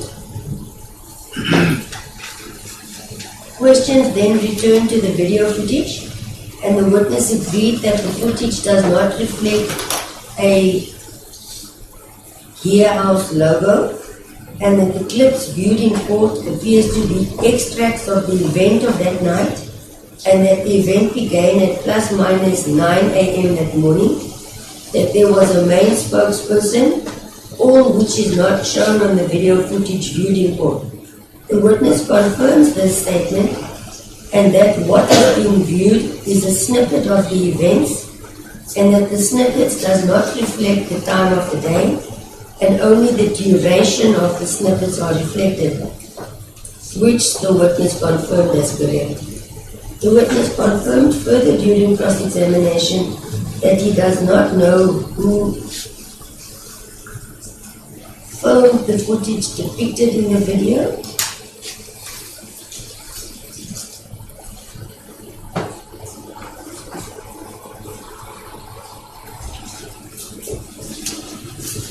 It was then put to the witness as follows.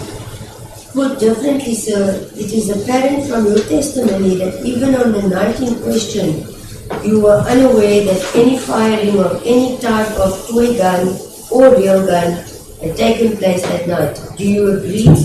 The witness replied that that was indeed correct.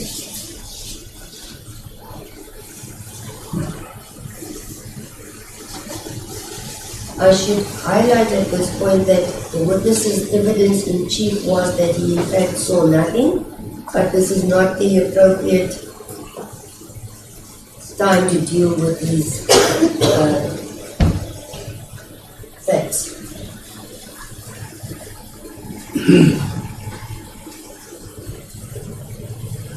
The statement continued that was placed to the witness, I quote, and that was so even though you, on your own version, monitored the screens of the footage being videoed by the two cameras belonging to Gearhouse. And do you agree? The witness confirmed. I would only say the following. I assume that the line of cross-examination here is pertaining to the actual video footage that was viewed at the time in court. And the statement continued that it is not as if you were watching the filming of something and you saw, for example, a terrorist attack or somebody being shot or shot at, that you would react and panic. And the witness agreed to that statement.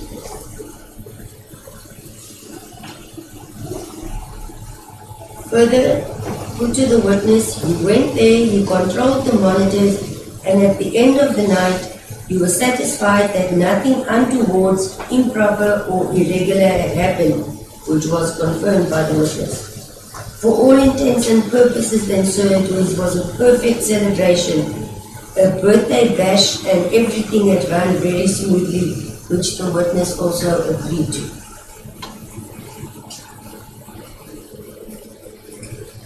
Whether this amounts to the defense relying on the contents of the videos depicted in court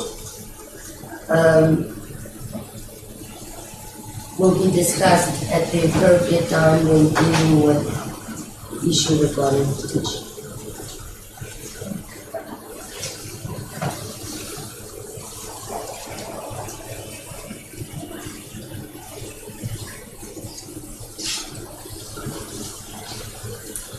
The witness continued to say that the above statement placed to him by Advocate Odes, the summary is also applicable in respect of the second video that was viewed. It was in relation to both items of footage that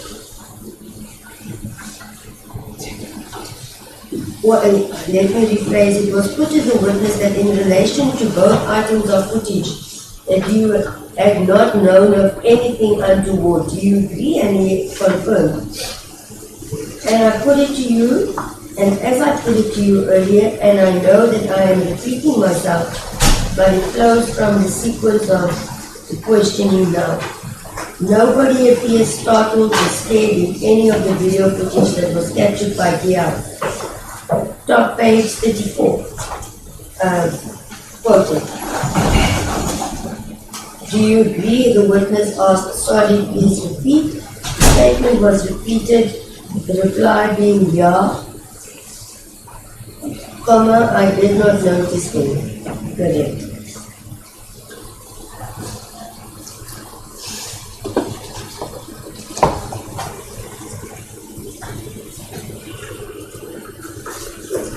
Then the following statement was placed to the witness, which the court will deal with later. It would appear that that is why you drew the conclusion that there was not a real firearm being shot on the stage with all the people there. Do you agree? And the witness again asked, can you please repeat? I do not get it. It was again repeated, but worded as follows. If somebody on the stage shooting live rounds there would be a risk, do you agree with me? The witness answered correct, meaning had there been live rounds fired, he confirms that that would result in a risk.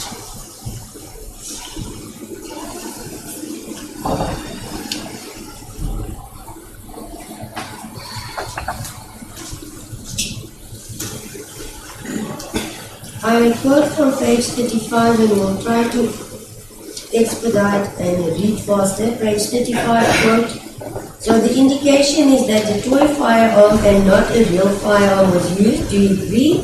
The statement was not answered at that point, as the state indicated that proceedings were too fast and that it must be slower, and it was then, with thanks, repeated by advocate holders and phrased in the following manner.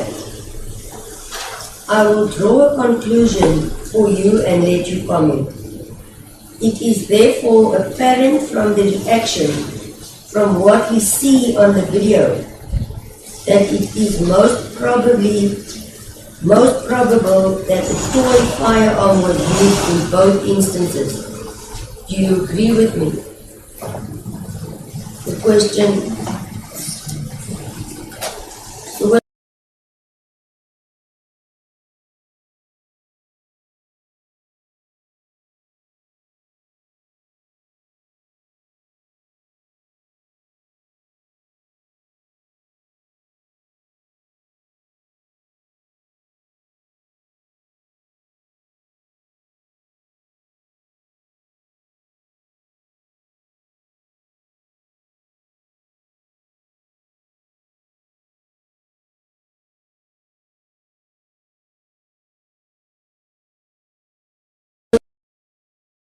That it is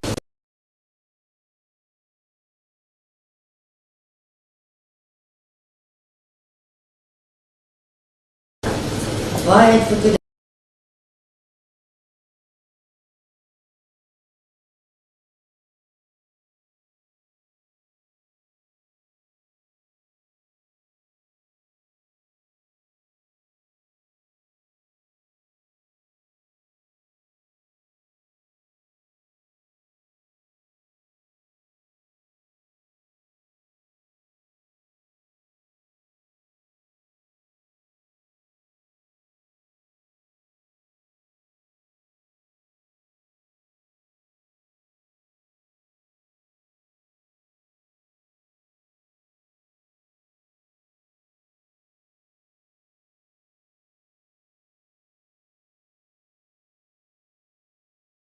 focused on the people on the stage. I want to put it to you that it is obvious that nobody was afraid, startled, or running away. Do you have any comment? The witness now replied to say yes, it is correct. After obtaining instructions from his client, accused 1, advocate Houders asked the witness that since he has now watched the videos, whether he is able to identify accused 1 in the respective videos, to which the witness answered no. That concluded cross-examination by advocate Houders, and the court will proceed to deal with cross-examination by advocate Matthews on behalf of accused 2.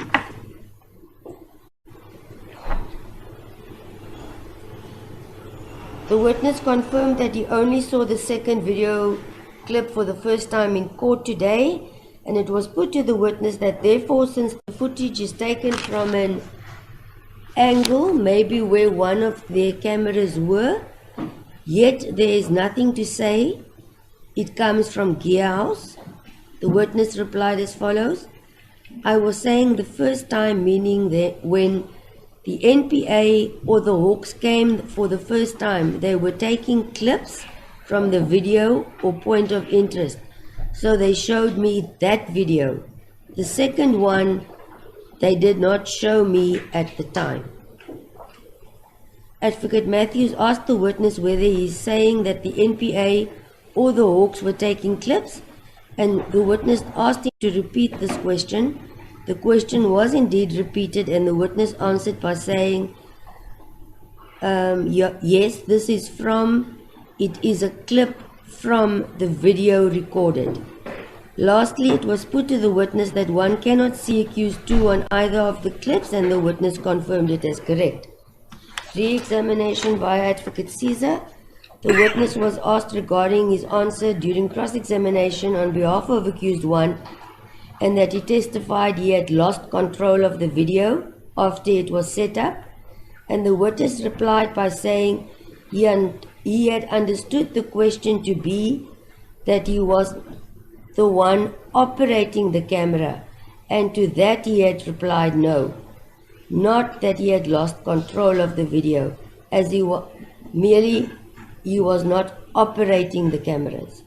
With regards to the footage and questions pertaining to people running, the witness testifies on being asked if in the direction the shots were fired to, or where the person stood where shots were fired,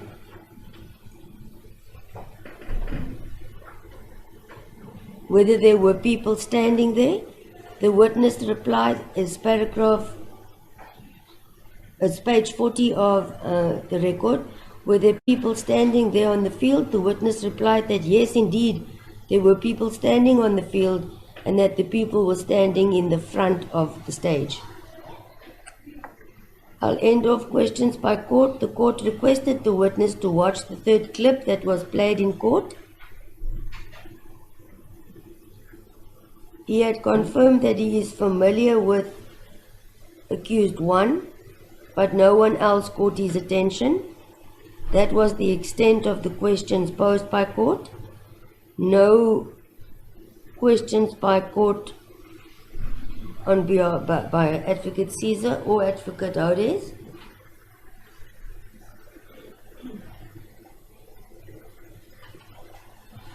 Advocate Matthews at this point stated the following based on the court's questions.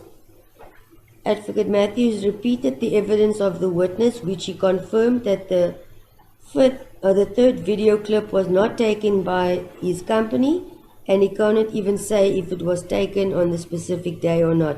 I think based on the evidence of this witness, it is clear that it was not, and it is so viewed. I'm sorry, I see we are at 20 past 11. I'm going as fast as humanly possible, but I need to at least give some people a 10-minute water break, comfort break, the people who are standing, and then I will return at 11:30. Yes, God, please. In order?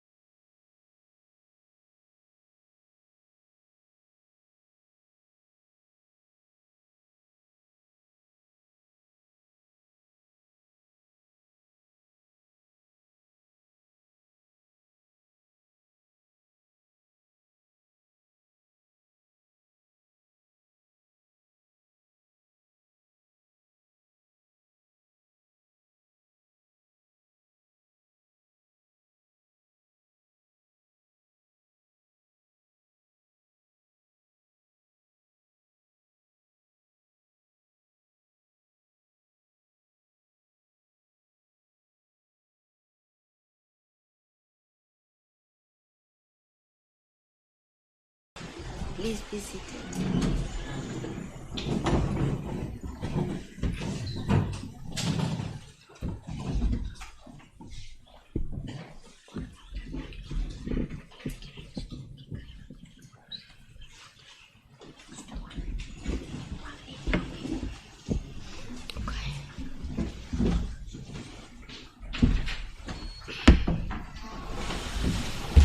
I'm just waiting for everyone to enter, and then once they're seated I can continue straight away.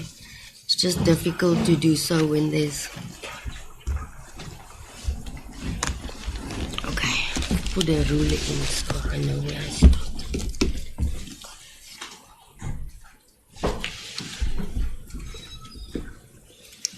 I'm just going to move this microphone.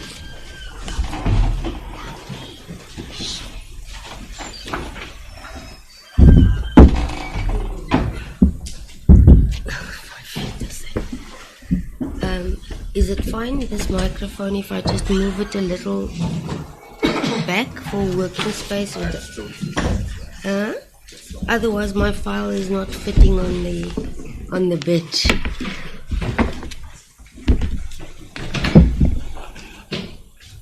Alright, on resumption then, judgment continues after the 10-minute adjournment.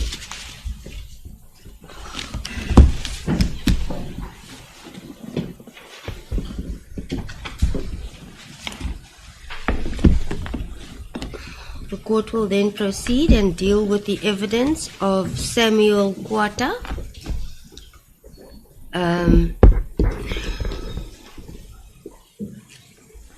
Testified he was also employed at Gear's company situated in Durban. On 28 July 2018, he was a senior audiovisual technician. He started working for the company during the year 2007 or prior, he cannot recall the exact year. He confirmed that on 28 July 2018 he was part of the contracted persons to come to East London for work-related matters pertaining to the EFF's 5th birthday anniversary celebrations. His duties were on the said date entailed supervising the technicians and looking after the equipment. The looking after equipment part is a verbatim quote. Since he was a senior technician, he was also one of the persons who installed the video recording cameras.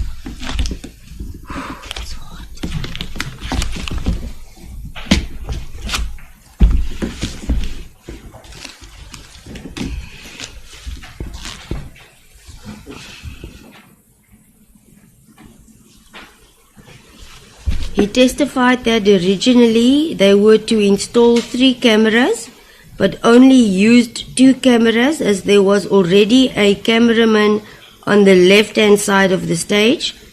So they only used 1 camera for the right upstage or the upstage right of the stage and the front of house, which he explains is next to where their control facility is. Further, that the cameras were about, according to him, 40 to 45 meters, being the one on the left hand and the one in front of house.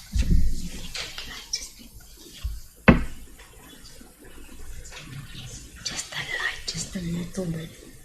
Just a little. Thank you. Sorry. It blinds me when I look up. Okay. Now it will go faster.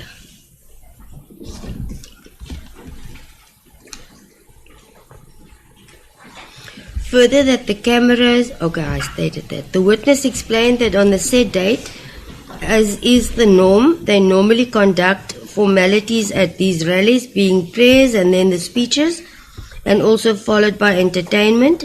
Stated that he knows accused number 1 from seeing him on the television, and on questions by the state confirmed that he also saw accused number 2 on the day in question. No, sorry, accused number 1 on the day in question, as he was the person who delivered the speech during the day. The time he cannot recall. He testifies that he did not see accused 2 on the day in question. The duties he performed at the celebration was to take care of the graphics for the back screen on the stage during the proceedings.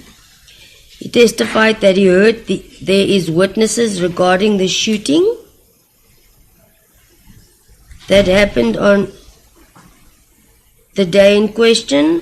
On being asked by the state whether he saw any shooting on the said date, he replied that he heard about it the next day as they were clearing up and packing up their equipment.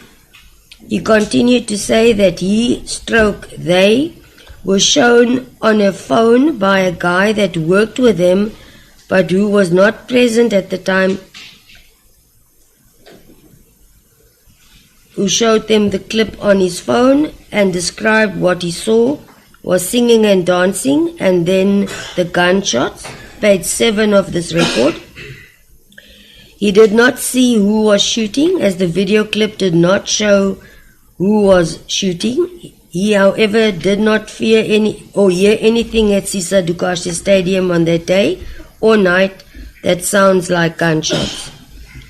Back at their offices in Durban, SAPS visited the office and he was called and told to take the footage from the machine, or to make the footage from the machine, to take the footage from the machine they were using and to put it on their hard drive. He explained that the machine he is referring to is the machine they used on the data of the celebration, called a television studio. It is a converter and it records onto a laptop, and after a show or event they take the footage, being the recording, and load it onto a hard drive, which may also be given to the client or customer. He only recalls one of the specific officials that visited their offices, being Brigadier Govender. He testified that as soon as the event ends, they remove the footage and places it on a hard drive, which is supplied by the company or at times by the client. With regards to this specific event, he recalls that the recording was done and handed to the project manager. He testified that he personally did not tamper with any recording or footage in any manner. Video clips were played that the witness viewed in court and confirmed that the special effects as it appears on the screen are indeed the specific special effects done by himself at the event. He also confirmed that on the date of the incident, the video footage correctly depicts the setup of the stage. However, he does not constantly observe what is happening on stage, as he uses software to play graphics and only uses his eyes to do so, and confirmed that he looks directly at the stage with his own eyes, but however did not see any shooting on the stage at all. He confirms that indeed he saw the dancing and the singing of struggle songs on stage during the event, and it is what he viewed now in court. He also confirmed that the footage indeed what was taken or recorded on the day in question, and that he had downloaded the footage and handed it to Brigadier Govender and his team. The third video clip was also shown to the witness. Let me find it again.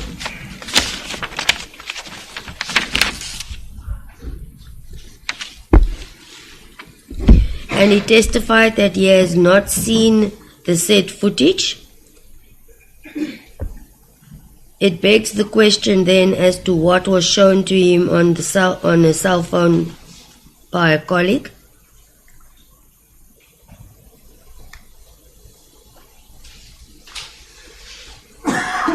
He also testified he had not seen the third video clip before, and it was the same video I apologize.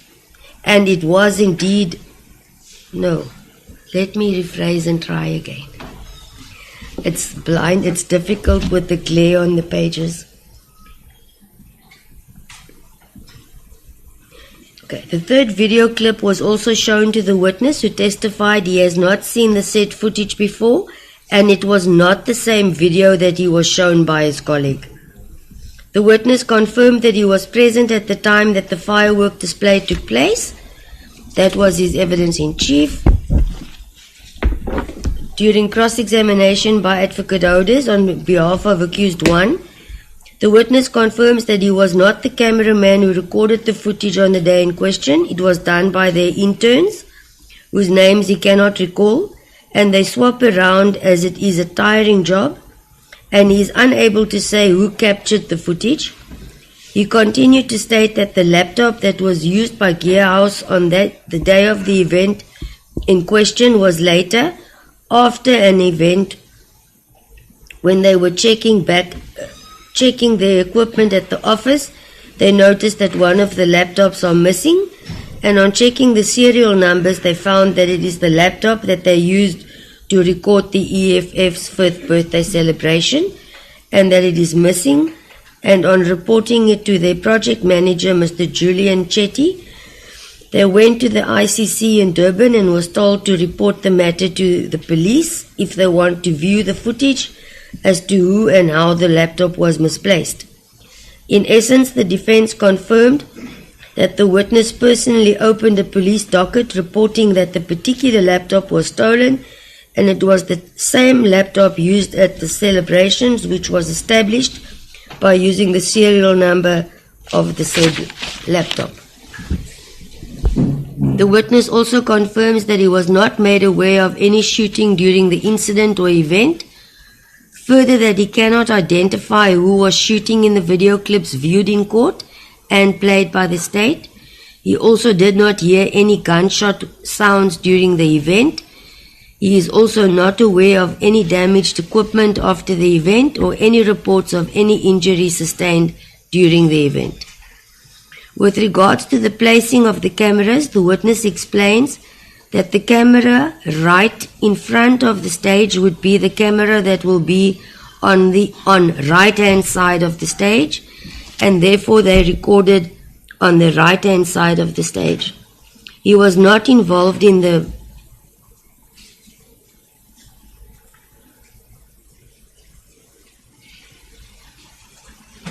processes involving the provision of the footage to SAPS, and testified he was just called and told to provide the gentleman with the footage, and he did not speak to him or them. Thereafter, the laptop was then taken by Mr. Singh and placed it where the other hard drives were placed. He is, however, not sure, as he left after the download and sorted out the information and the hard drive devices, which subsequently was stolen.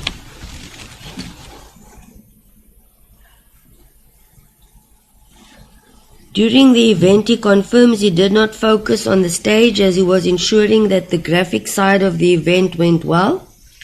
The only sound that he heard was when the fireworks went off, which he saw, as their stage is a dome, so the fireworks were placed, I quote his words, away from it, and apparently, or created the appearance that it was coming up on top of the stage. And he used the phrase, the sky. Thereafter, it was difficult to identify the footage because it was cut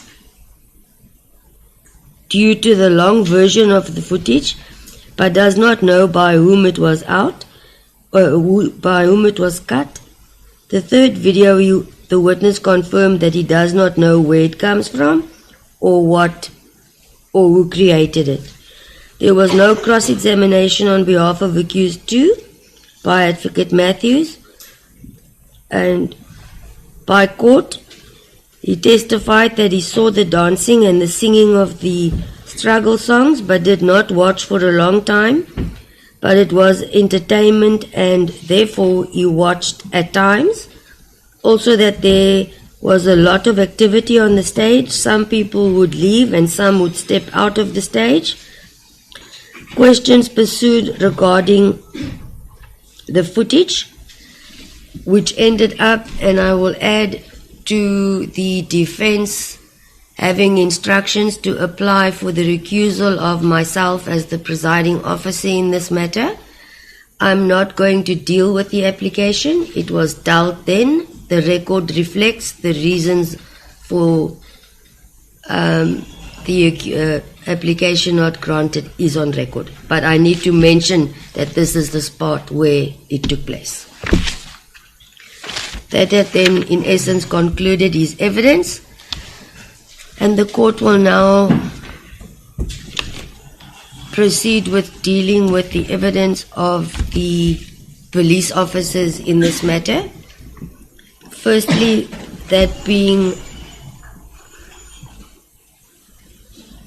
the evidence of Colonel Lama Mkwali,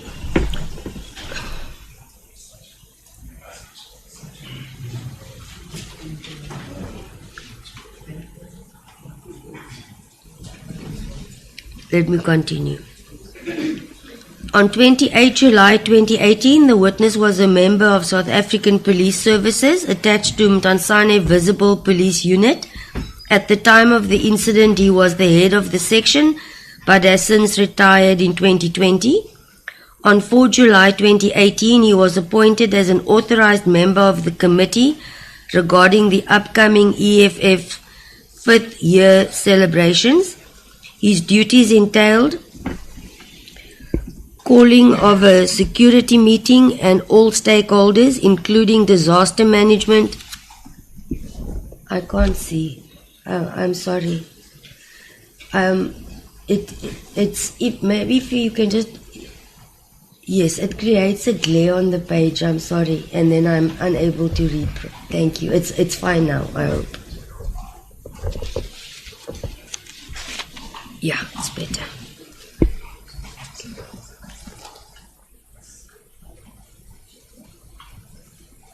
Alright, let me continue from the meeting included also mostly from Buffalo City Municipality, members from the Bomb Squad, Public Order Policing, Visible Policing, and members of the Detective Unit, including the representatives from the EFF, at that time led by Mr. Techana at the meeting, and on the 28th of July 2018 led by Mr. Dlamini.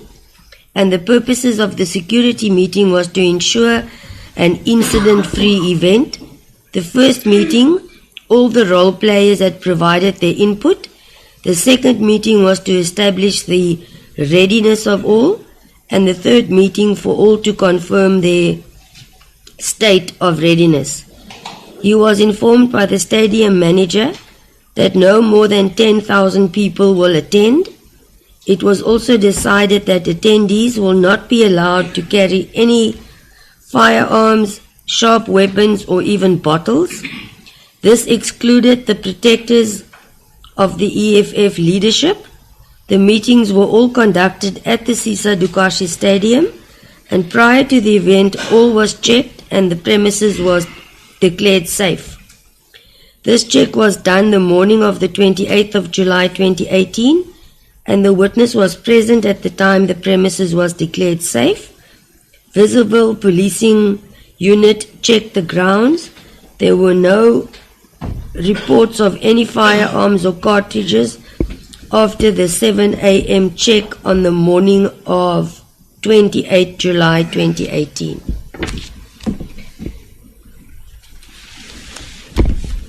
Sorry for this, it's the only way I'm going to.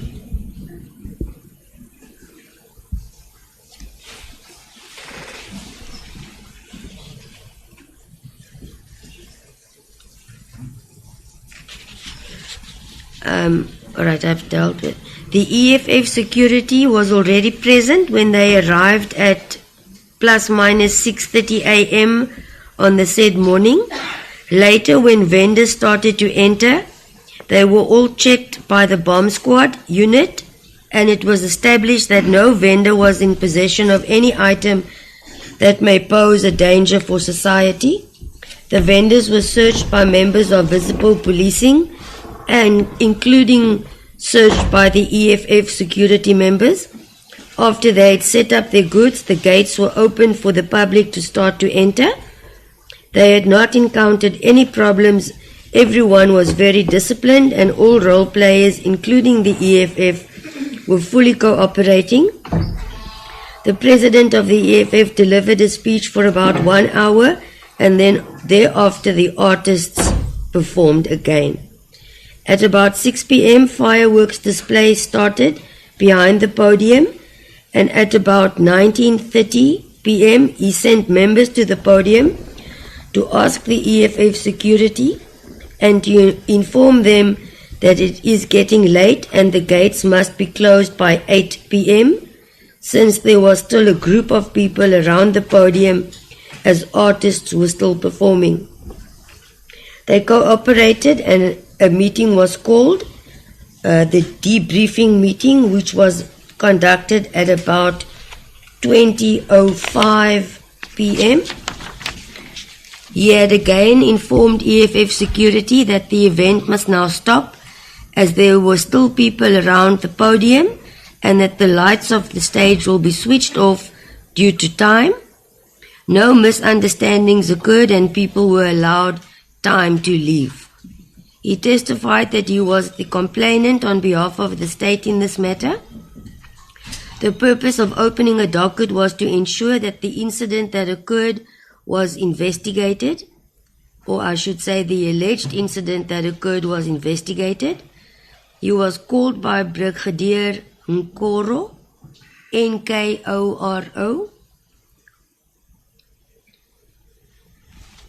on 1 August 2018, who showed them, or the witness, a clip which had gone viral on social media.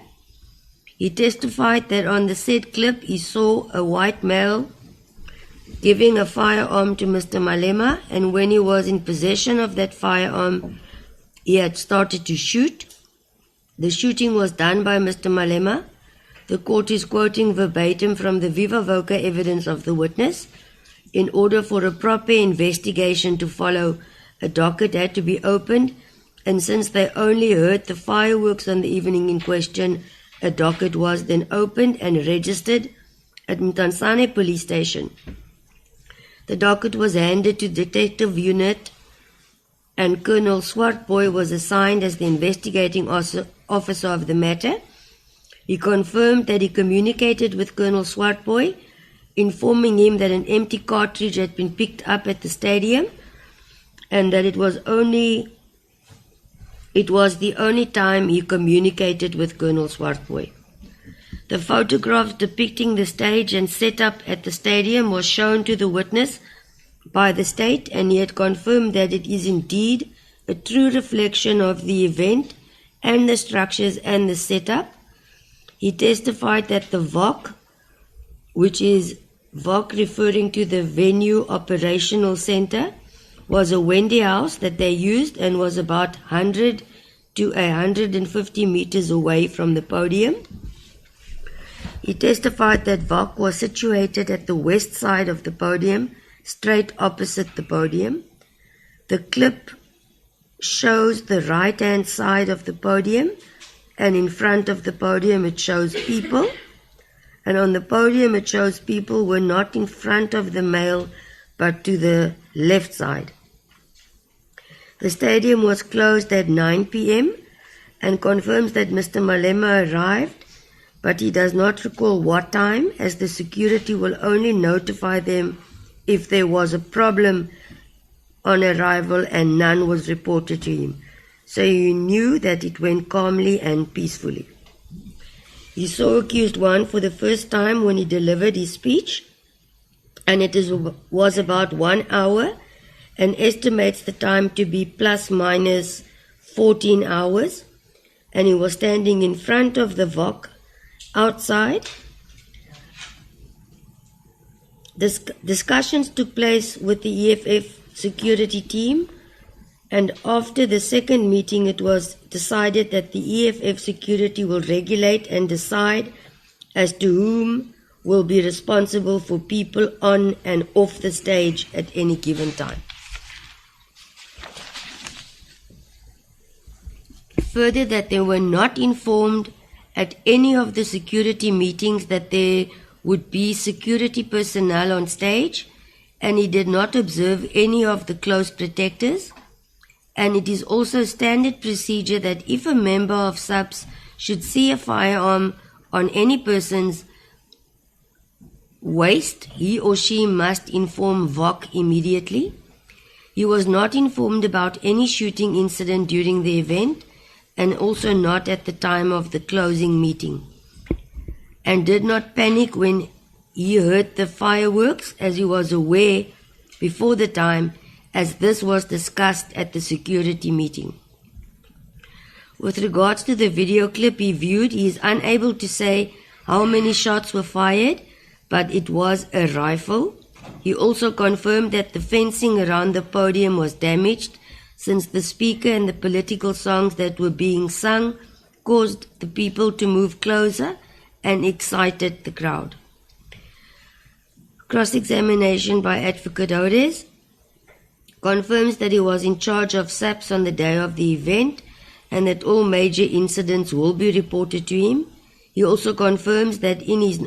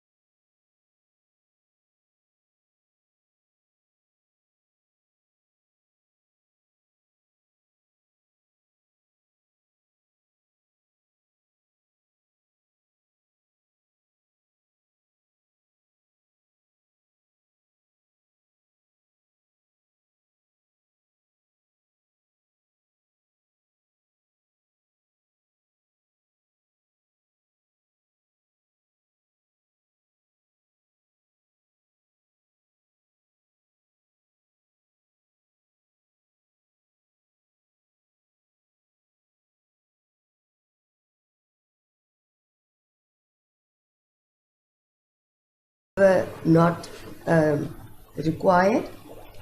He confirms that where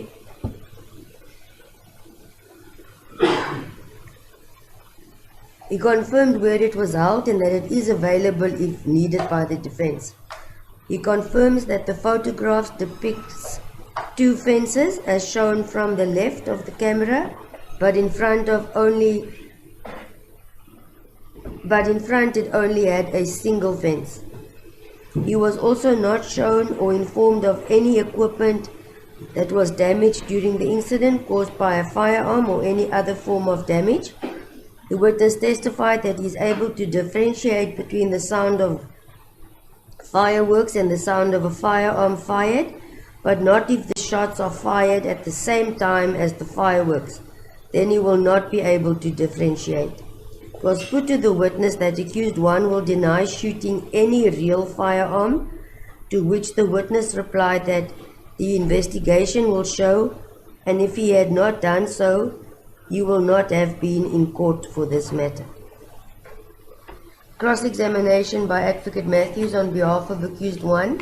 He states that VIP protectors were not present, only visible policing, and he was not aware that 5 protection unit members were present, and if so, he had not received any reports about shots that have been fired. By court, he mentioned that no damages was reported to him, and by question, based on the court's question, the state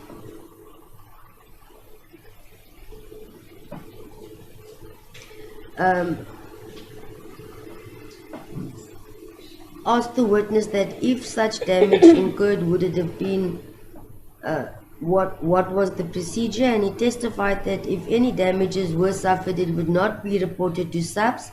As a rule, since it is not their property and therefore there will be no need for such a report to be made to him.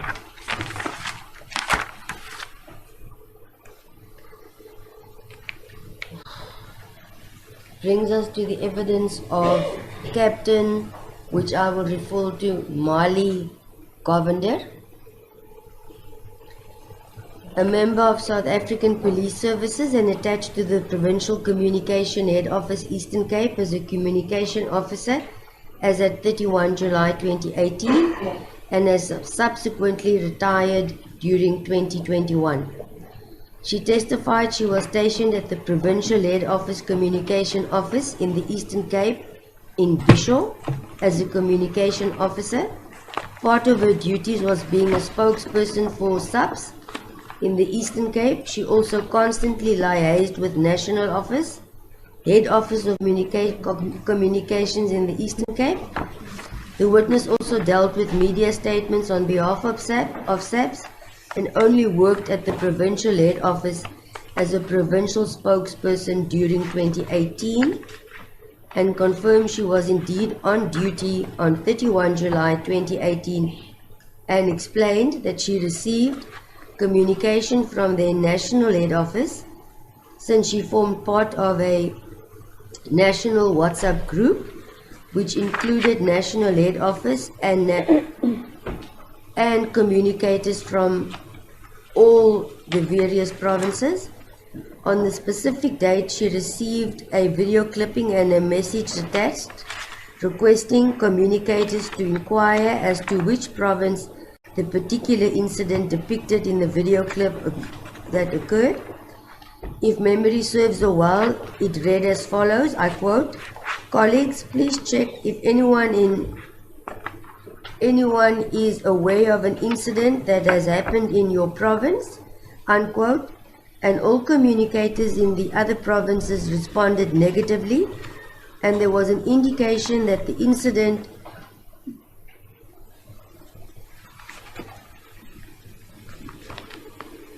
that there was celebrations that took place in the Eastern Cape. The communicators in the Eastern Cape confirmed that celebrations took place at Mtansane, referring to political celebrations at Sisa Dukashe Stadium in Mtansane. Thereafter, she contacted her colleague who works at the Mtansane area and electronically forwarded the video clipping to his handset via her cell phone handset as she had received it. She informed him when she forwarded to him it was for further handling, meaning that he needs to investigate further as a communicator and ensure that his superiors are made aware or are aware, and also that feedback is needed to National Head Office, as the initial inquiry was submitted via National Head Office, and thereafter she played no further part in the investigation of this matter. She testified that on the video she saw an individual who had an instrument in his hand and which had fired shots in the air. The said individual, after firing the shots, turned around towards another individual and he then walked back towards the crowd that he was addressing. She further confirmed that the video received a lot of attention since it projected the image, and I quote the words used, of a huge political figure in our country, and identified the individual to be Mr. Julius Malema, accused 1 before court. Further, in reply to question by Advocate Caesar, she testified that she forwarded the video footage to Captain Mzuko, and he is the colleague she referred to during the evidence as the communications officer for the Mtansane cluster. She testified that she did not tamper with the video clipping or footage in any manner whilst it was on her phone's handset. The said footage was shown to the witness in court, and she confirmed that what she is viewing in court is what was received by her on her cell phone handset, and continues to say that in I quote, "This is how I received the video," unquote. I will deal with, try and, in an attempt to shorten proceedings, highlight the bone of contention raised by Advocate Hodes on behalf of accused 1 pertaining to the statements by Captain Govender. But to do so, I need to be thorough and all be placed on record. During cross-examination, she confirmed that she held a high position in South African police services and that the reputation of South African police services depends on her truth and integrity, and that it was crucial for her to retain or create a positive image of the South African police services. Further, that the handset she received the video footage on was returned back to SAPS after a certain period of time. She testified that she received the footage from a certain brigadier attached to the national head office, one Brigadier Vish Naidu, if memory serves her well. Since it has been some time since she received the footage, she confirmed that she did not attend the celebration in question and relied on the footage she received on a cell phone handset. She confirmed that after receiving the video clip and message, she deposed of 2 affidavits, which the witness confirmed in court was signed by her freely, voluntary, and in her sober senses, and the 2 statements were shown to the witness by Advocate Hodes and submitted to court as exhibits, already stated Exhibit K1 and Exhibit K2 respectively. I do not deem it necessary to go through the whole process of authentication. It was done and accepted as such by court. The first statement was made and signed by the witness on 20 September 2018 as per A6 in the docket, and the second affidavit as per A96 of the docket was signed by her on 28 March 2019 in the presence of Colonel Swartboy. In an attempt to curtail the cross-examination, the court will read into record the 2 statements and then deal with the concerns raised by the defense on behalf of accused 1. Exhibit K1, paragraph 1, contains her personal details, rank and capacity, and which includes her contact cell phone number, which I do not deem necessary to read into record. Paragraph 2, that the facts are indeed true and correct.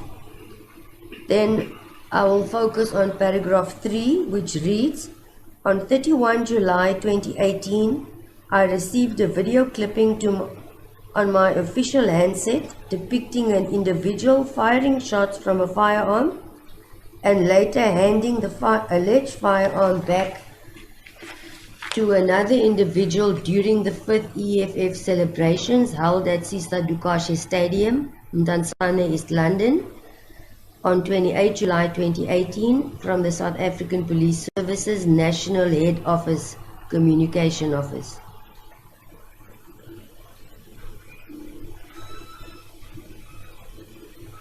Paragraph 4 basically entails the part of the evidence where all communicators were requested to check whether they had any knowledge of any incident in the province, and after several inquiries it was confirmed that indeed it was held on the date and place mentioned, and she had brought this under the attention of the Cluster Communication Officer Captain Mzuko for handling.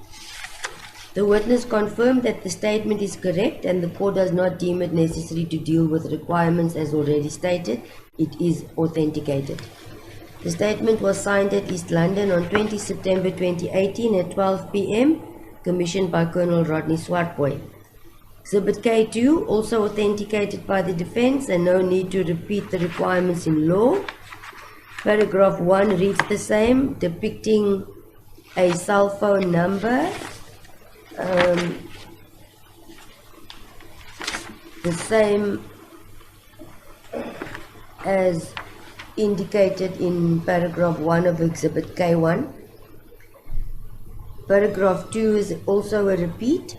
Then paragraph 3, I will quote, on 31 July 2018, I received a video clipping to my official handset depicting an individual firing shots from a firearm and later handing the alleged firearm back to another individual during the 5th EFF celebrations held at Sisa Dukasha Stadium, Tansana, East London, Eastern Cape, 28 July 2018, from the South African Police Service's National Head Office Communication Officer.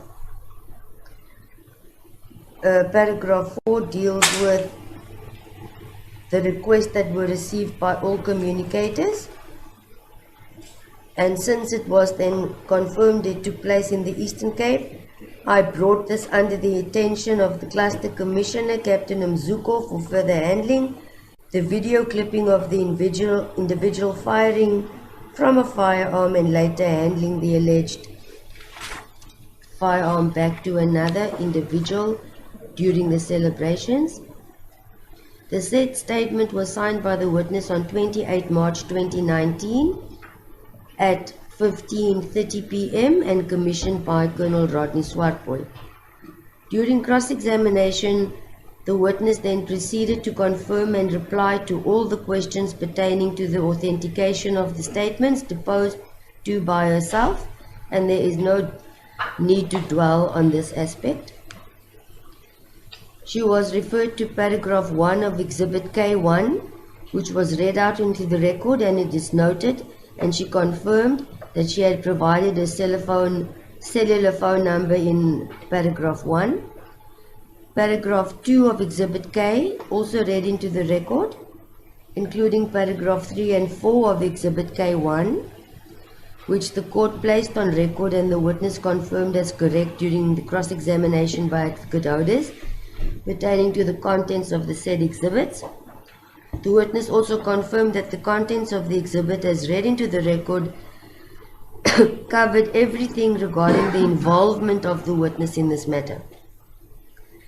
She confirmed that she also deposed of the second statement and read out into the record and accepted by court as Exhibit K2. In answering as to why she felt the need, and I would highlight this being the bone of contention as far as it pertains to this witness, why she had felt the need to depose of the second statement, the witness explained she wanted to indicate that she had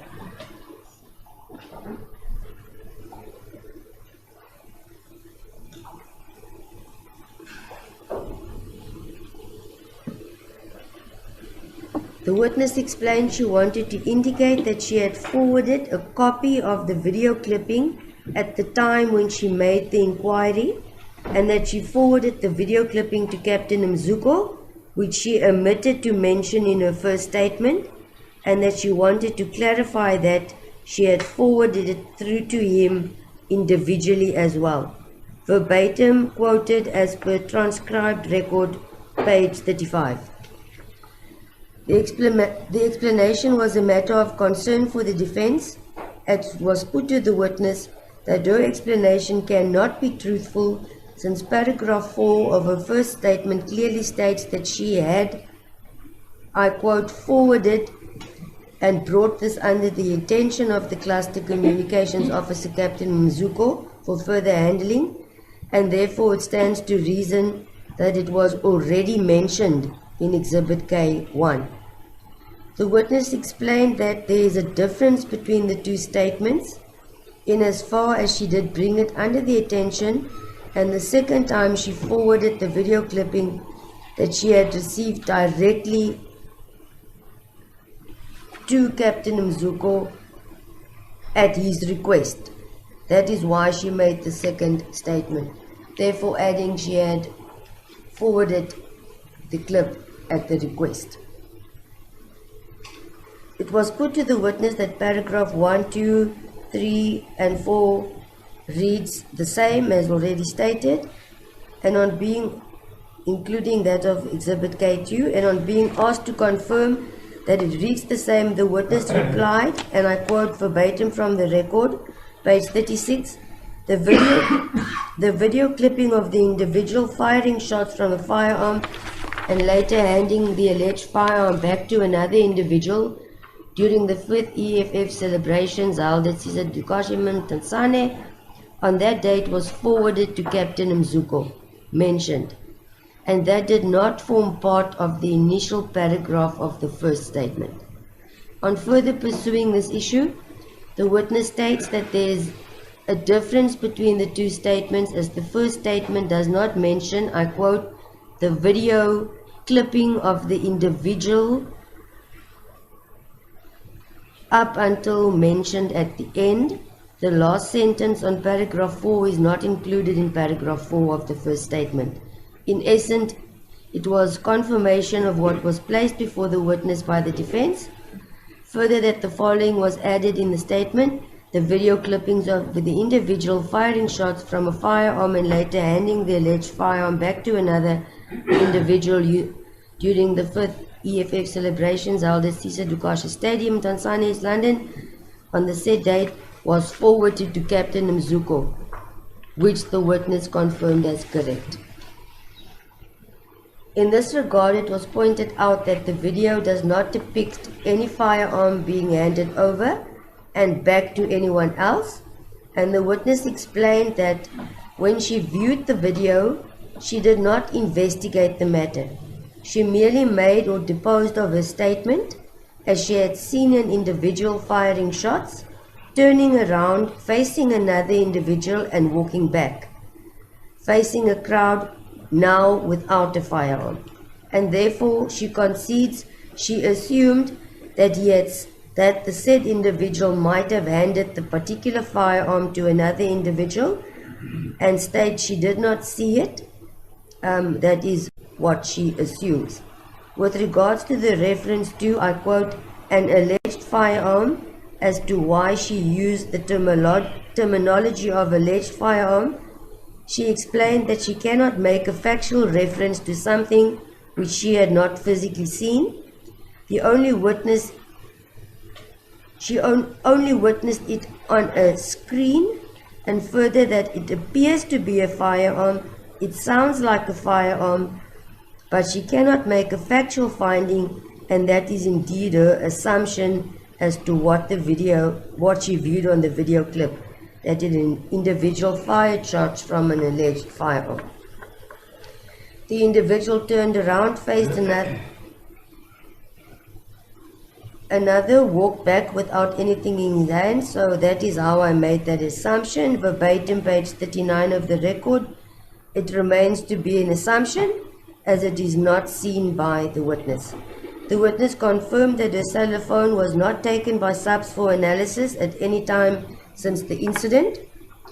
Cross-examination continued on the same principle pertaining to the second statement as the first statement regarding her assumption of handing the alleged firearm back, and confirms that it remains her assumption even with regards to her second statement. It was also put to the witness that she did not on her own accord decide to clarify her statement, but she was requested by Colonel Swartboy to do so, since it was made about 6 months after her first statement. The witness clearly explained that she was not requested by Colonel Swartboy to depose of the second statement.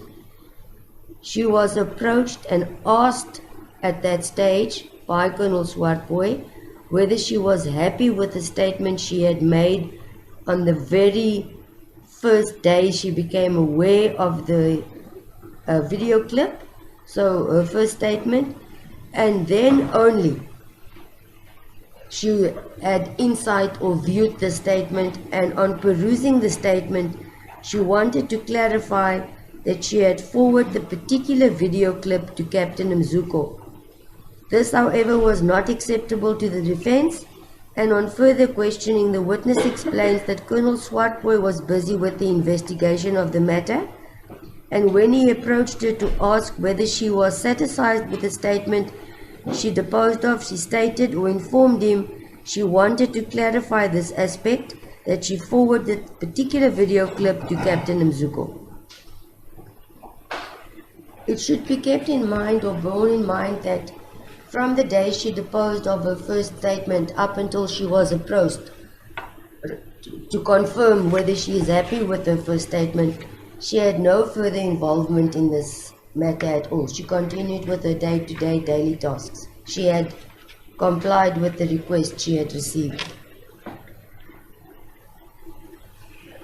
Okay. The reason as to why she did not add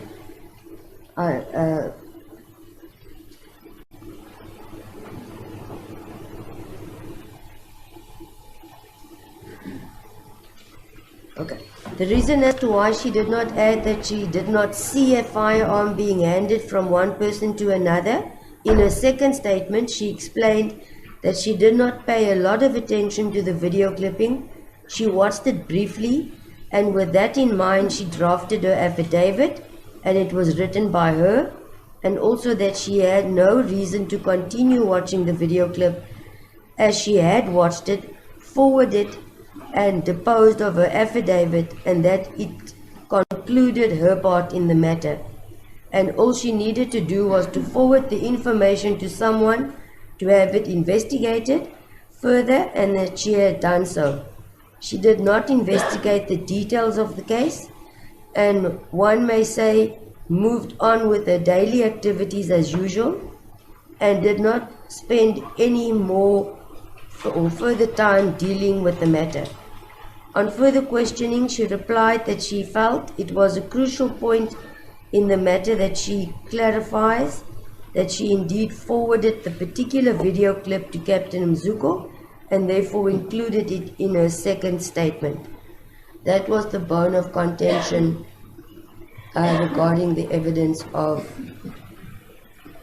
Captain Govender. There was no cross-examination by Advocate Matthews and no re-examination by the state concluded the evidence of Captain Govender. The court will now deal with the evidence of Captain, I think now Colonel Nkosiko Vincent Mzuko. He testified that on 1 August 2018, he was a captain in the South African Police Services attached to the Mtansane Police Station, East London, in the capacity as a cluster communications officer and currently holds the rank of Lieutenant Colonel. He has 15 years experience as a communication officer at SAPS. The duties involve the monitoring of and answering queries or inquiries from the media. He also confirmed that he was on duty on 1 August 2018. On the above-mentioned date, he testified that he received a video clip from Captain Govender, who also works at the media center at the provincial offices situated in Zwelitsha. He testified that the video he received was trending on social media, and the inquiry was with regards to if there were or there was indeed an event of this nature that occurred at Mtansane. The witness testified that he confirmed that indeed there was an event of this nature that occurred in the Mtansane area. He testified that the video depicted Mr. Malema as well as Mr. Snyman, and in the video Mr. Malema was shooting a firearm upwards. He continued to testify that in the same video Mr. Malema handed over the firearm to Mr. Snyman, and that is where the video ended. The video was sent to him by Captain Govender via a state-used cell phone, meaning she sent it from a cellular phone to his cell phone. The first instruction from Captain Govender was to confirm the event which he had done, and secondly to ensure that it is reported or brought to the attention of his commander, and thirdly he forwarded the video to the phone of Colonel Swartboy, who was the commander at the detective unit at Mtansane. He forwarded the footage via the WhatsApp method. He further reported the matter to Brigadier Nkopo with the above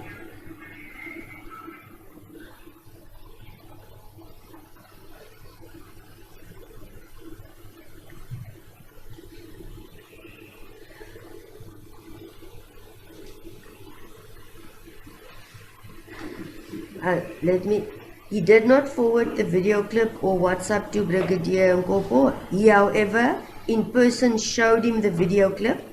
Thereafter, as management, they all sat down together and the decision was made that it must be investigated, that an inquiry should be held with regards to the incident, and therefore a docket is still required to be opened when reference is made to an inquiry.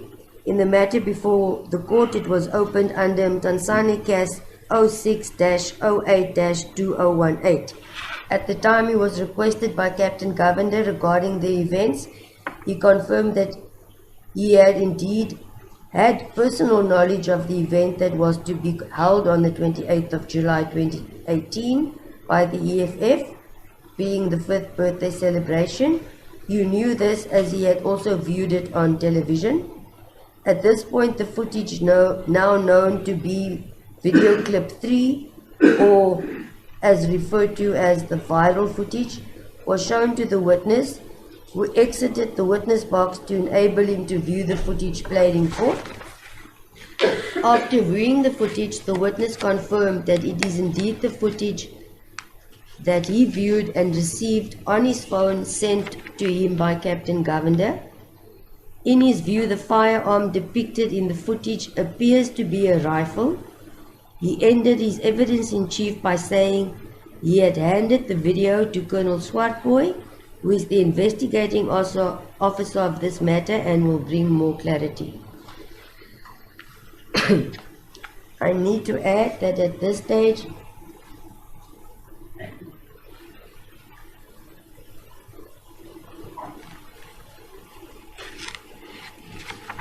we will embark on quite a lengthy cross-examination that occurred.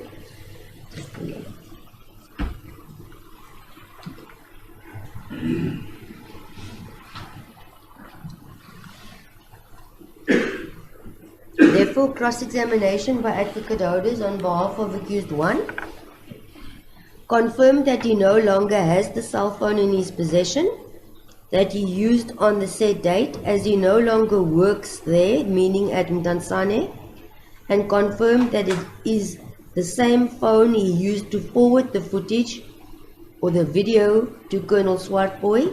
He has left Mtansane but still within the SAPS, and however he is now based in Pretoria.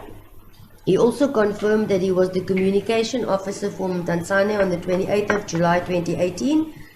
However, he had not taken any action as he only received the inquiry on 1 August 2018, on which date he indeed acted on the information.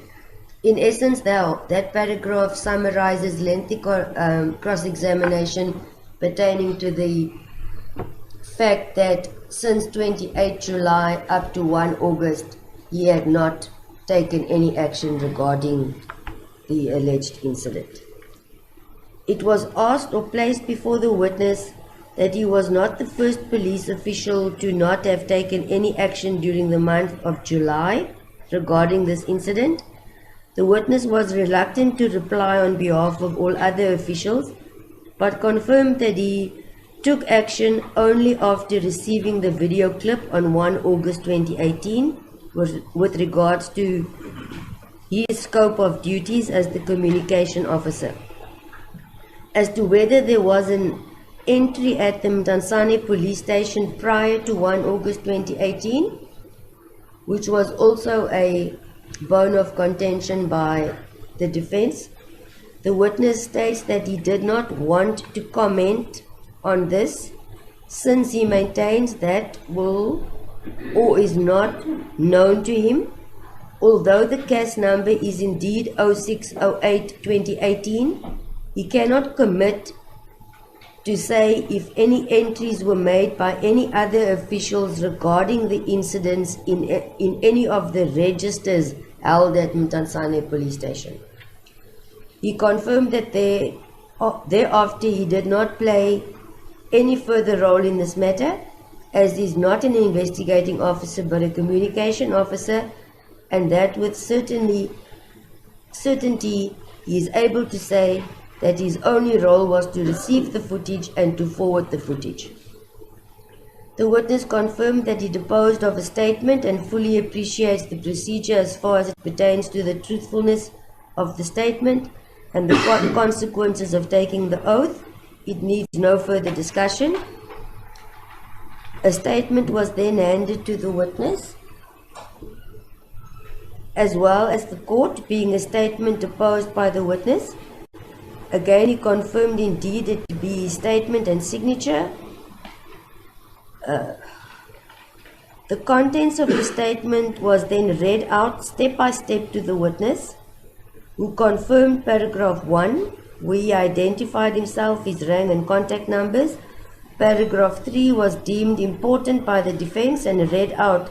Therefore, for record purposes, the court will repeat the content as read. On 1 August 2018, I received a video clipping to my official handset depicting an individual firing shots from a firearm and later handing the alleged firearm back to another individual during the 5th EFF celebrations held at Sisa Dukasha Stadium, Dansane, East London, CAS 06-08-2018, from Captain Marley Govender of the SAPS Provincial Head Office Communication Office, Eastern Cape. He was asked to confirm if that paragraph is correct, which he indeed confirmed as correct. He was then requested to confirm if there was indeed an event held on the mentioned date and to bring under the attention of the station commander, of which he did, and he had confirmed that statement placed before him as correct, and that the oath was taken on 7 August 2018 at 15:20 p.m. and that it was taken by Colonel Swartboy. It was then put to the witness that the statement does not state that he had sent the footage to the investigating officer, Colonel Swartboy. The witness confirmed that there is no mention of Colonel Swartboy in his A7 statement. The question is as to why it is not entailed in the statement.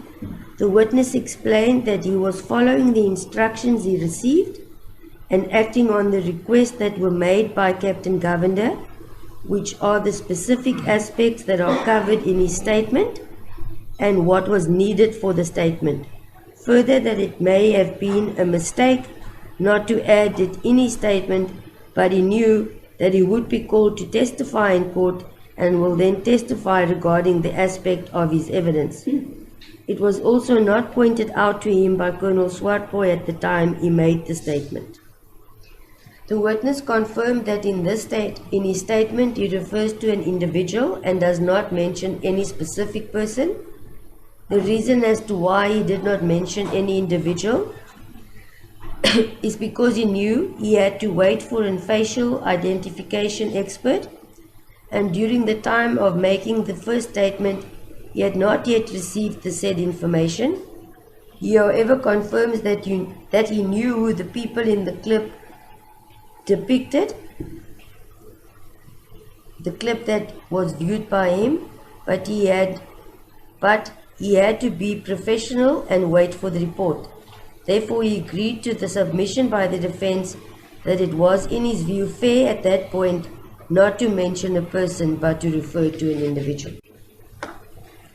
On being asked what he meant when saying handing the firearm back, the witness explained in this case it is to give a person a firearm. The person took it and left with it. It was then put to the witness then, and the court will again quote verbatim, "I disagree with you, sir. There is no reason to make this a special case. I only hand something back if I have received it from somebody. Do you agree?"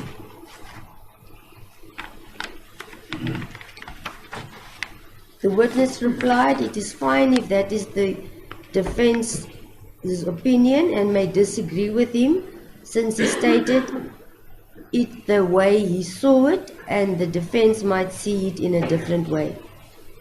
Advocate Hodis placed it before the witness that he still disagrees and that he will show him why, and requested the witness to watch the video, being video footage clip 3. The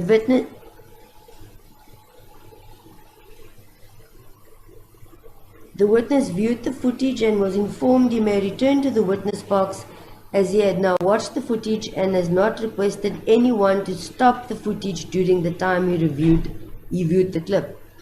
It was then put to the witness as follows. So do you agree that there is no handing over of a firearm on the video? The witness did not agree with that submission or statement. He was asked, if that is so, why did he not stop the video to show everyone that what he is seeing? The witness explained that he was watching the video closely and carefully in an attempt to see if he sees what the defense is referring to, and he does not see what they are seeing. It followed by the statement, so you did not see a handover of the firearm on the video. Do you agree? The witness did not agree with this statement. The video was then played for the witness to view again, with the request to show the defense where it shows that a firearm was handed over. The video was played and it was put to the witness by Advocate Hodis. He is now challenged to show the handing back of the alleged firearm. The witness viewed it and stopped the footage, saying, "Stop, that is where it happened," unquote. After this exercise and the replay by the witness, it was put to him that there is no handing over on the screen in the video that you have shown whatsoever. Do you have any comment? And the witness complied that he still maintains that there is a handing over. It was then put to the witness, I quote, "Show me the firearm, sir." At the spot where the video clipping was stopped, you cannot even see a firearm. The witness replied saying, as we all see it, that he was carrying a firearm and Mr. Snyman came nearer to take the firearm. That is where they exchanged. They exchanged the firearm, and if you look clearly, after a second, Mr. Malema was no longer carrying a firearm. It was again put to the witness, so, you do not see a handover, correct? The witness disagreed once again with the statement put to him. It was further put to the witness that you do not even see a firearm being exchanged from hand to hand. And the witness disagreed with that statement as well. The dynamics of cross-examination now changed, and this is an important portion of the cross-examination. And it was put to the witness then, it is because he is not telling the truth, as all who is watching this video and we do not see it, and there is not a point that you can show me the firearm going from one hand to another. The witness replied that indeed what he is saying is the truth. Firstly, and I quote, "Let us look what happens with regards to Mr. Malema, what he has in his hand, and then thereafter look at them when they are meeting up there. As they are meeting, and look after them meeting up, then there what happened, because you can see that indeed they are exchanging a firearm." This was not welcomed by the defense, and Advocate Hodis put it to the witness that you do not, sir. The item could easily have been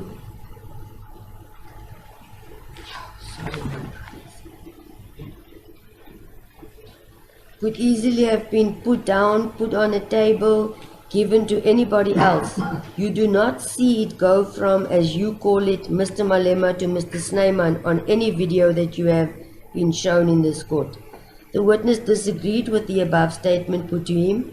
He also confirms that he has not been shown any other video clippings, and whatever he had read about the incident at the time, he no longer has. This comes from a question based on if he had read any articles or reports about the incident.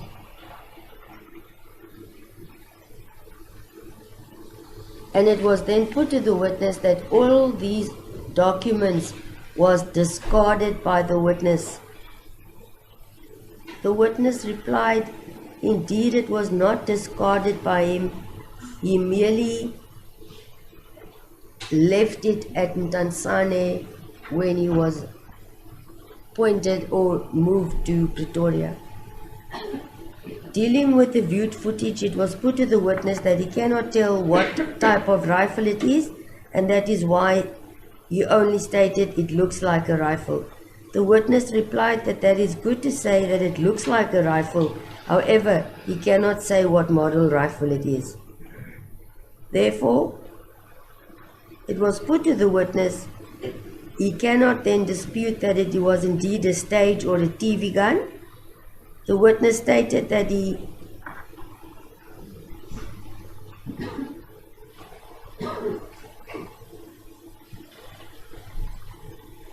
firstly, that he did not understand the question and it is to be repeated, which was kindly done.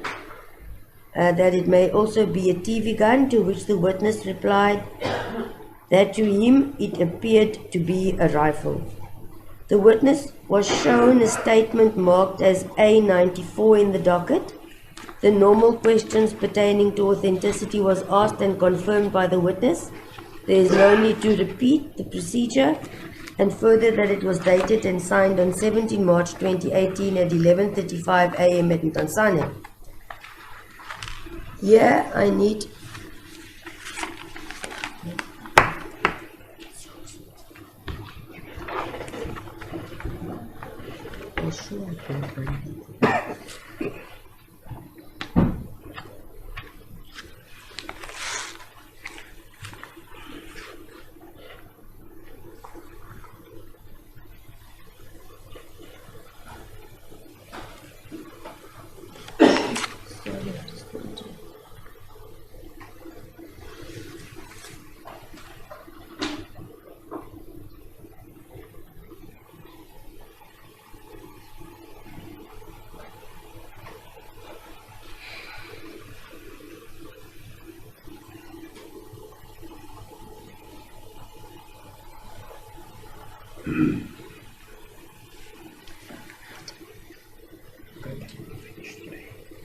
After the video, the witness confirmed the authenticity of the statement marked as A94 in the docket,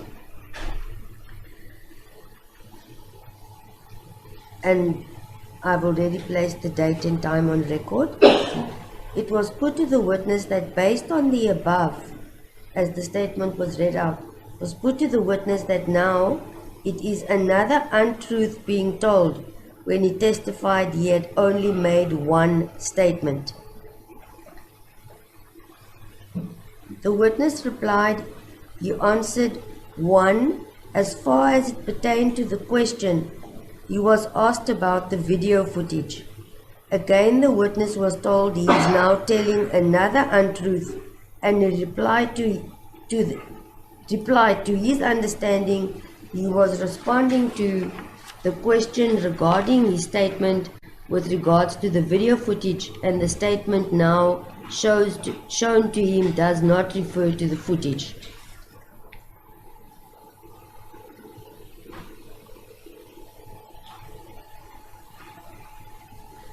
It was put to the witness that his understanding of the questions is false and that the record will reflect it, and if he wishes to apologize at this point, he may do so. And the witness replied that in all honesty, he thought that the question he was answering to was regarding the video footage and nothing else.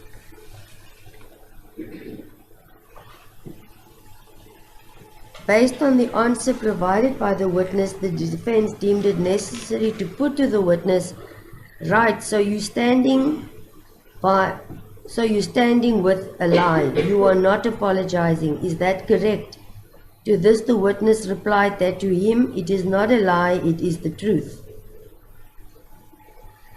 They had then proceeded to the contents of paragraph 3 as to establish the truth of the witness. And I need to read out the said paragraph into record. I was requested by the investigating officer, Colonel Swartboy, to compile a report from different media houses that covered the alleged incident where shots were fired, allegedly during the 5th EFF celebrations held at the Sisa Dukasha Stadium in Tanzania, East London, Eastern Cape, 28 July 2018. I made copies of the different media reports that covered the mentioned incident and compiled a report as requested on 31 August 2018.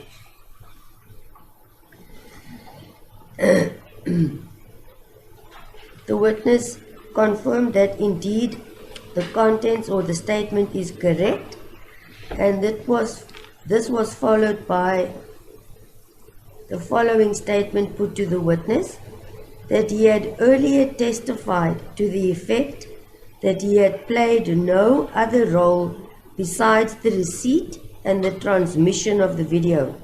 So to this the witness testified at that point he was answering to the role with regards to the video footage and not to any other role. This led to the defense putting to the witness that it is becoming worse and worse. The witness emphasized that he understood the question to be whether he had played any role with regards to the video. Therefore, he had replied, no. The witness was asked what he had done with the media clippings he had left behind, which the witness then asked if he recalled the question, confirmed as correct, since he indeed left it behind as he no longer works at Mtansane. And on being confronted about not mentioning that he compiled a report pertaining to the media clippings, he merely answered that he had not been asked, and further what there is to mention in the statement that it had been discussed in court about compiling an album as he compiled a report. He had not been asked, according to the witness. He then proceeded to confirm that indeed he did not mention that he compiled a report as he answers to what he is asked. He also deems it necessary in court to answer what is asked in court. It was then pursued and put to the witness, in this regard then, you are not prepared to say you made a mistake earlier. You are not sorry. You are sticking with your earlier answers. Is that correct? The witness replied clearly that his answers stand because indeed they have reasons to stand. It was put to the witness that the defense does not have a copy of the report, and this is not known to the witness, and he replied that he handed it to Colonel Swartboy. He, however, cannot recall the specific data he had handed to him, but recalls he did hand it to him. I should add that this report never formed part of any of the exhibits that was presented by court. It was the first mention of it.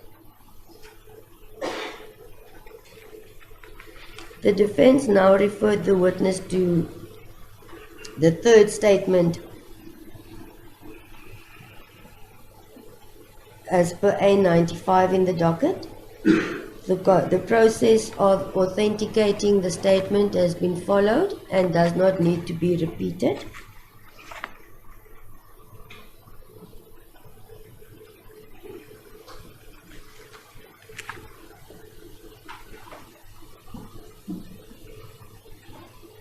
And the said statement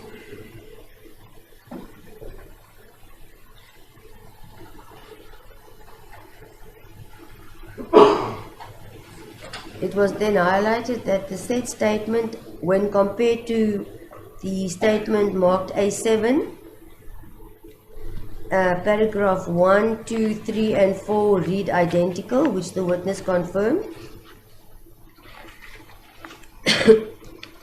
At this point, the defense had requested that the statements be submitted of the particular witness, and it was marked individually or respectively by court as exhibits G1, G2 and G3. This was done by the consent of the state and the defense for accused 2.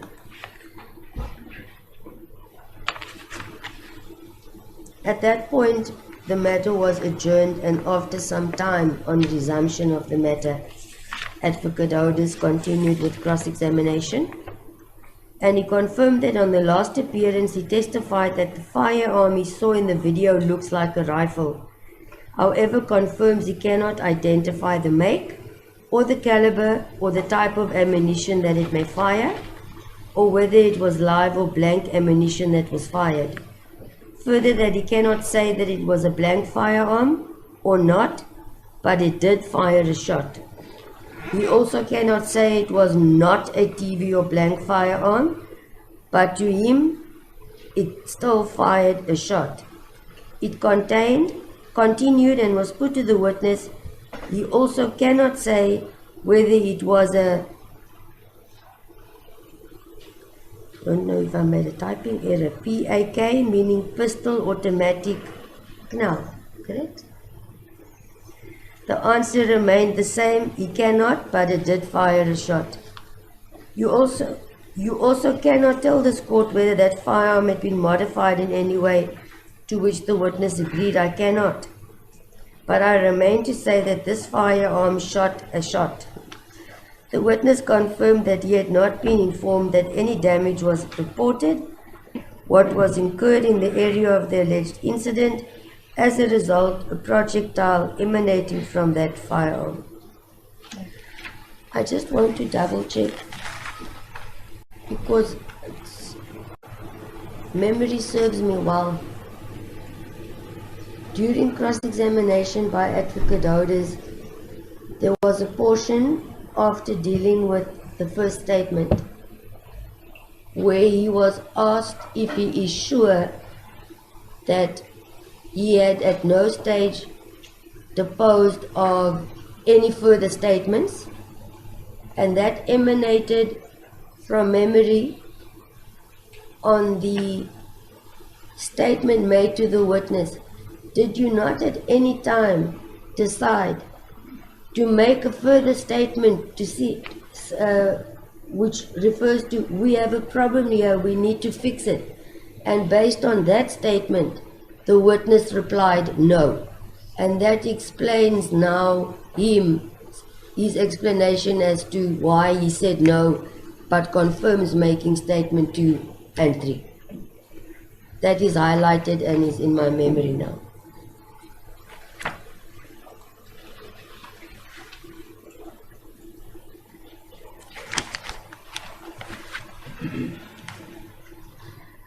Cross-examination by Advocate Matthews on behalf of accused 2.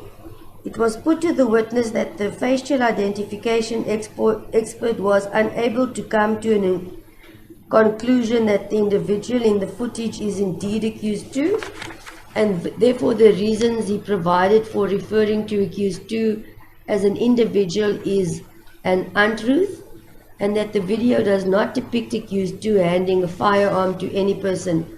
The witness replied that he hears the question, and he had testified that he said in the video he viewed it was accused 1 who handed a firearm to accused 2. That finalized the evidence of Captain Mzuko.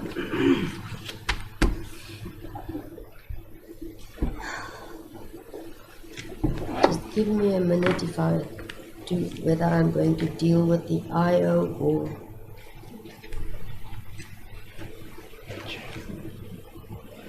yes, at this point the court is of the view that it is an opportune time now to first deal with the evidence of Colonel Swartboy, as his evidence is not specific as to serial numbers, exhibit numbers, but he gives an overall reflection of the investigation. Therefore, I deem it necessary to deal with his investigation first, followed by the process followed thereafter, meaning the handling of the exhibits seal numbers, etc.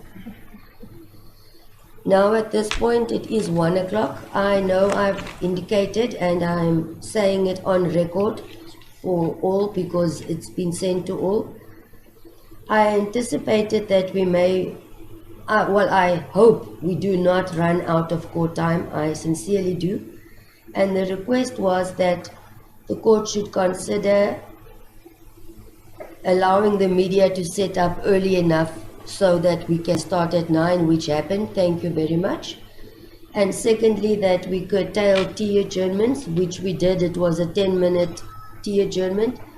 The second request was not to adjourn for lunch at all and to work until late tonight. So that part of working late tonight, I cannot answer. It will have to be taken up by whoever is present in court and can deal with that part of the protocol at the office. With regards to shortening the lunch adjournment, I have no problem with that, but I will still ask the input of all others as I have a duty to do so. Half an hour adjournment, sir. That's your view, no? Yes, sir. So noted, Advocate Orders. Well, I'll take the same view, but I need to report, Your Worship, that you did, speaking for myself, I've cleared my diary for tomorrow as well. I don't know what the position of my administration. I will by all means try. It is, yes, I thank you. So you also only require 30 minutes. Yes, sir. Your client as well. Yes, Your Worship. Advocate Matthews, please say you require an hour. Not combined again. Now no one understood you in the entire country, so you want 30 minutes. Is it sufficient? Yes, as I say, wait. What's that? If you like tomorrow, we have cleared out. Oh, as well, thank you. I didn't receive any response from the state pertaining to the email I sent on Friday. I think I didn't get it. I didn't get it, Your Worship. Email. Okay. I think you also, I copied you in it, but in essence was an indication that in anticipation of a possibility that the matter is not finalized, is there a possibility that it can be rolled over if we require a further hour or two to finalize it? And now the defense has confirmed, and as I say, I have not heard from you in that regard. I've got no issues, Your Worship. I will comply with whatever. Okay. May I then in the interim during the adjournment ask if there's anyone present in court who can assist with the protocol if we decide or if it's practical, because it will involve everyone in the building to go over court time. But from my side I'm willing. So alright, it's they set the clock ahead, or they're always 2 minutes past, so we'll come back at 12:35. 13:35. Huh? 13:35. Oh, okay, I've been back at 12:45. I will return at 13:45.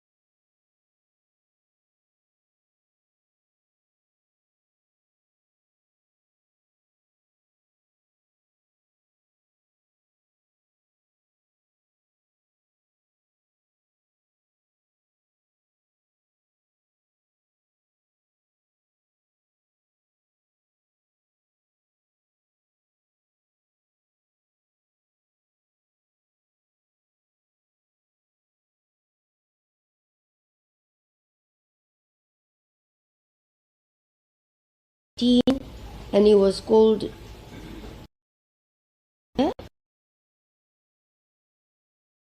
Brigadier Nkoko, who assigned to investigate the shooting in during the EF Dukashi Stadium in Tanzania. He was Mkwali, being the responsible person appointed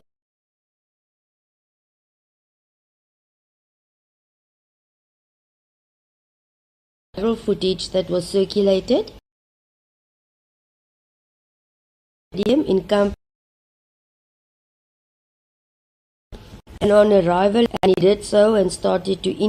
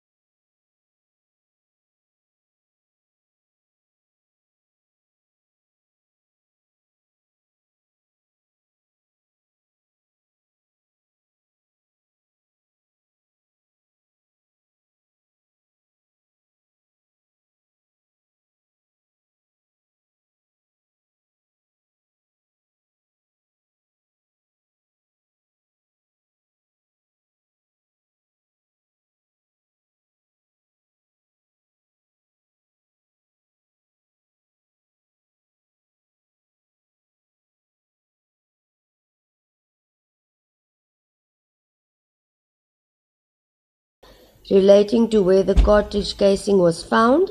The sealed exhibit bag was then booked into the SAP-13, sealed as Mtansane, and he stated, if he recalls correctly, it being SAP-13-688-2018. He was also informed that the viral footage was forwarded to Captain Mzuko by Captain Mali Govender from the Provincial Communications Office. On the same day, thereafter, a request was made to Captain Mzuko to forward the viral footage, which was on their official handsets, meaning their cell phones, to his official handset, that of his official handset, meaning that of the witness, Colonel Swartboy, for the purpose of extracting and to assist during the investigation process. The footage was forwarded to the witness by Captain Mzuko, and the following day he had sent a request to DPSI East London office to assist in extracting the data, therefore meaning the footage, the viral footage, and to assist with still photos, compiling a photo album from the viral footage. The witness then handed his official handset to Sergeant Francis and Captain Botha from DPSI Digital Lab, Eastern Cape.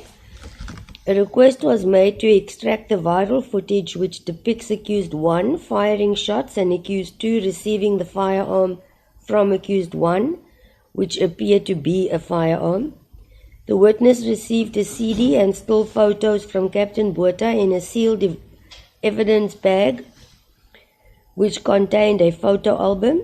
The witness also requested now retired Warrant Officer Steenkamp to complete a facial comparison to identify accused 1 and 2, or if possible to identify accused 1 and 2 from the photo album and CD that was recorded.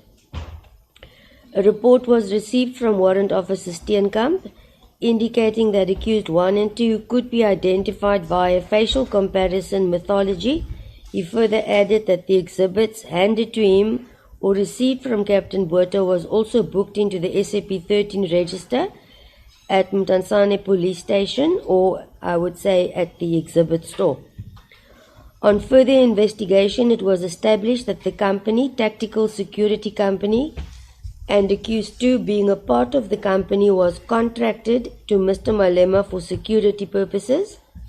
On that basis, the witness applied for a search warrant at the Durban Chief Magistrate's office, which was granted on the 10th of August 2018. The reason for the application was based on the cartridge casing that was recovered, and therefore to possibly match the cartridge to a firearm or rifle belonging to Tactical Security Company, i.e. Mr. Snyman. The cartridge casing was a .223 caliber. On 11 August 2018, the search warrant was executed. He further confirmed that General, then at the time being Brigadier Govender, had assisted him in this regard. They arrived at the premises of Tactical Security during the morning, and they were later joined by Mr. Snyman. During the consultations, they informed Mr. Snyman they have an authorized search warrant, which was granted by the Chief Magistrate Durban office, and provided him with a copy thereof. Mr. Snyman informed them that he wanted to consult with his attorney first, who happened to be Advocate Carlitz in this matter, who during that time was conversing with Brigadier Govender at the time. Advocate Carlitz informed Mr. Snyman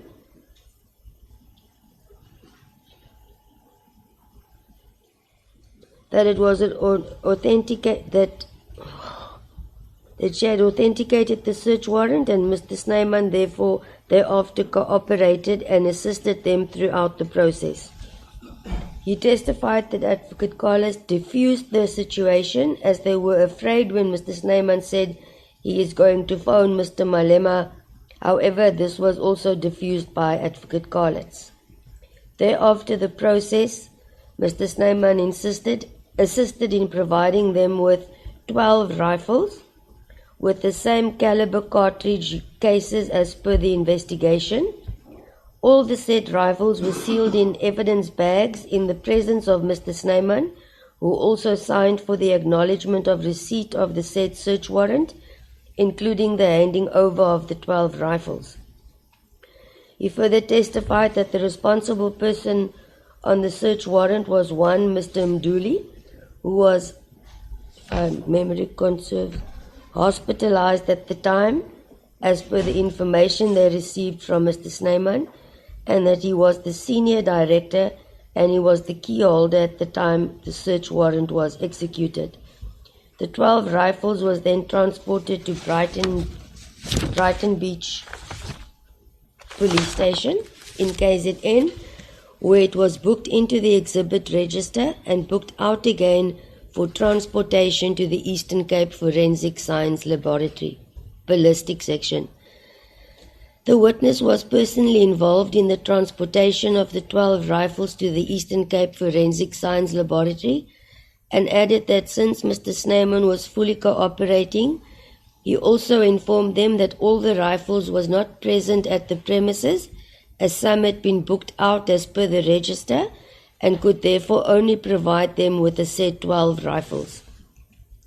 With the assistance of Advocate Carlitz, they had managed to come to an agreement that the 12 rifles after forensic analysis will be returned, and thereafter the next batch will be taken for analysis at the ballistic section, and it happened in that manner. The rationale being to keep the business in full functioning mode. The said 12 firearms was then handed in at the Forensic Science Laboratory in Quebeca, and Colonel Mgwadleka received and acknowledged receipt thereof. The IBIS testing would determine if the rifles can be classified as firearms and in terms of the Firearm Control Act, and if it can be linked to any crime or alleged crime. And on completion of the ballistic examination, he was personally involved in the return process of the rifles as per the agreements that were in place with Advocate Carlitz at the time. The firearms were then taken back to Brighton Beach Police Station, where it was handed over to the commander to hand over to Mr. Snyman.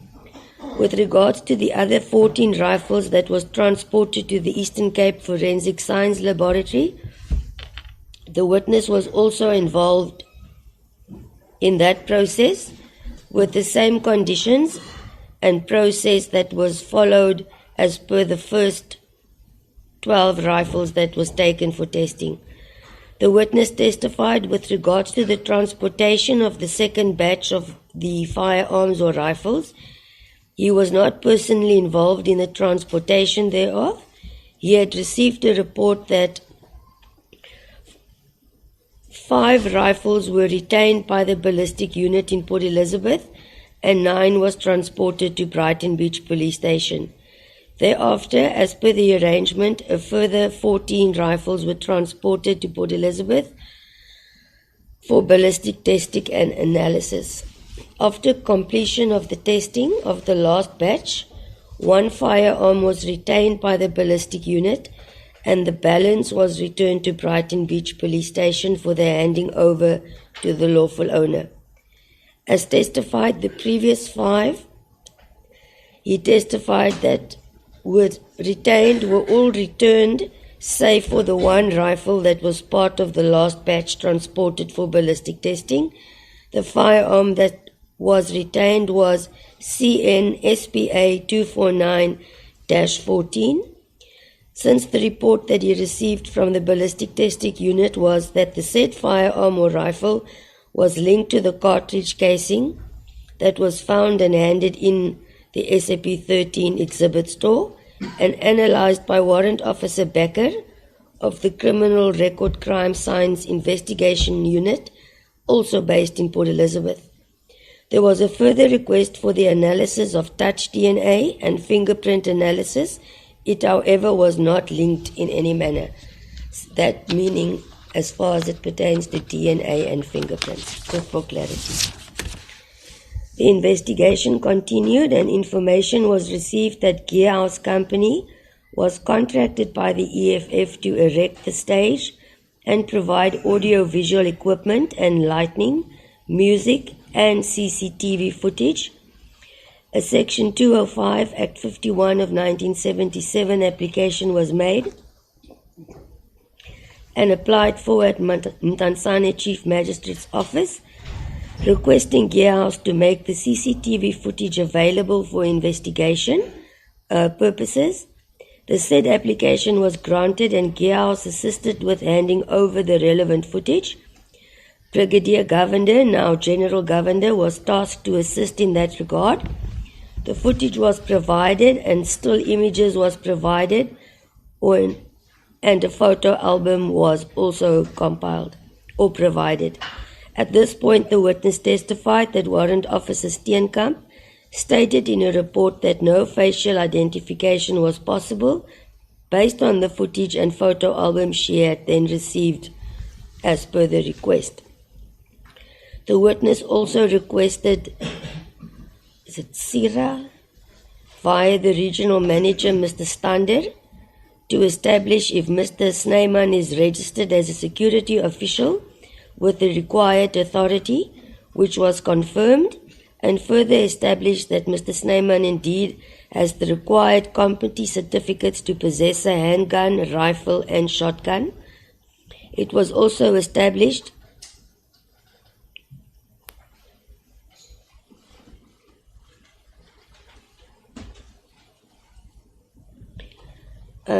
let me not say it was established, but regarding the competency, etc., that aspect I will deal with when the court deals with the evidence of Colonel Janssen. The witness testified that with regards to the viral footage that was downloaded from his official handset, he informed the court that he did not find the source of the viral footage during the investigation, nor the media house that forwarded the viral footage to SAPS and to the social media platforms.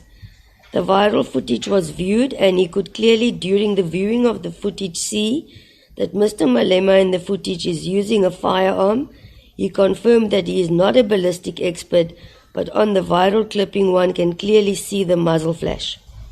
And due to his experience, during their shooting practices, when they fire live rounds, there will be muzzle flash. Further, the viral clipping, after the shots were fired by Mr. Malema, he then turns as if he is approaching Mr. Snyman, and then there is an exchange of which you cannot see what they are exchanging. However, the gearhouse footage is much clearer. It does have different angles. And one can see to the side of the stage where Mr. Malema is firing shots from the firearm and then turns back again and hands it over. In the short clip, you could clearly see that the second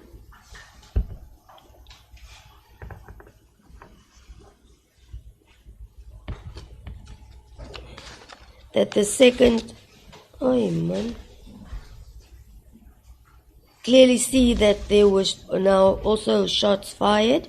The muzzle flash is not clear in the gearhouse footage, and in the view of the witness, the gearhouse footage is clear that the shots were fired close to the place where the cartridge was recovered. He testifies that he is referring to the direction in which all the shots were fired and not the actual spot. The witness testified that on receiving the gearhouse footage was a mere confirmation of the incident of the EFF celebration on that particular day, which was in line with the viral footage that was circulated and trending. After the investigation was completed, all the statements, reports, exhibits, and case docket was referred to the NPA for perusal. Further case dockets registered by other parties were also mentioned, amongst others being the AfriForum.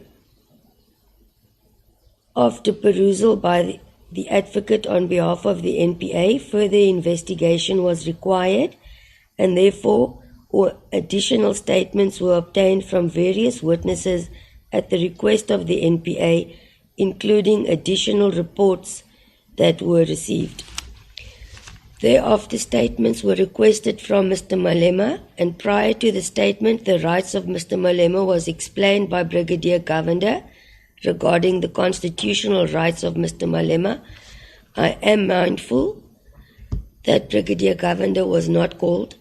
I'm merely repeating the evidence of that witness, but whether it is a fact in dispute will be decided at the appropriate time.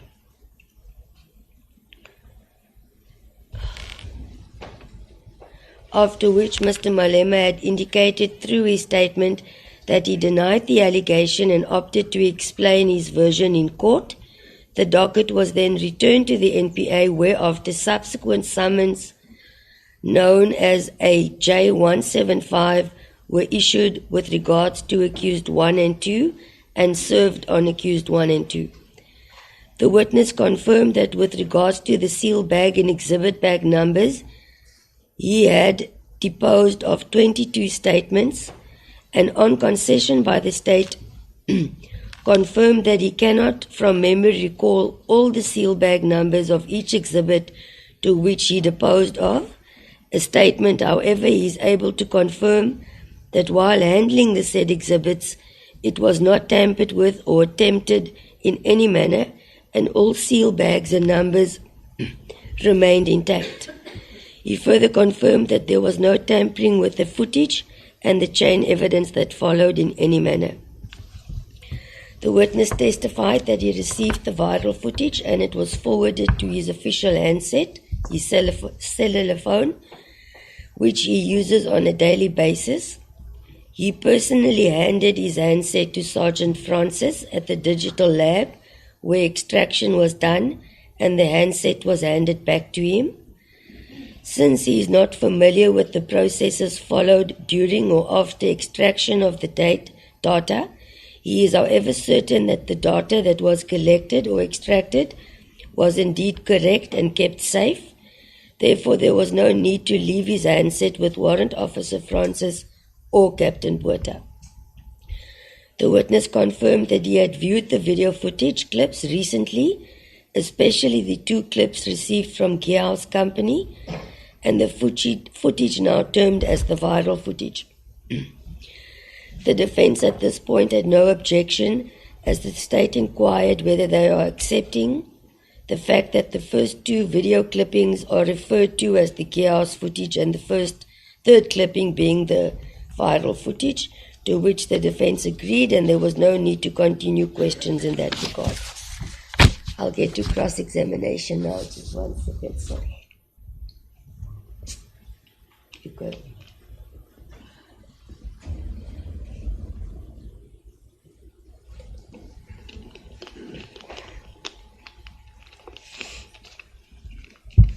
Cross-examination by Advocate Otis on behalf of Accused 1. The following is noted.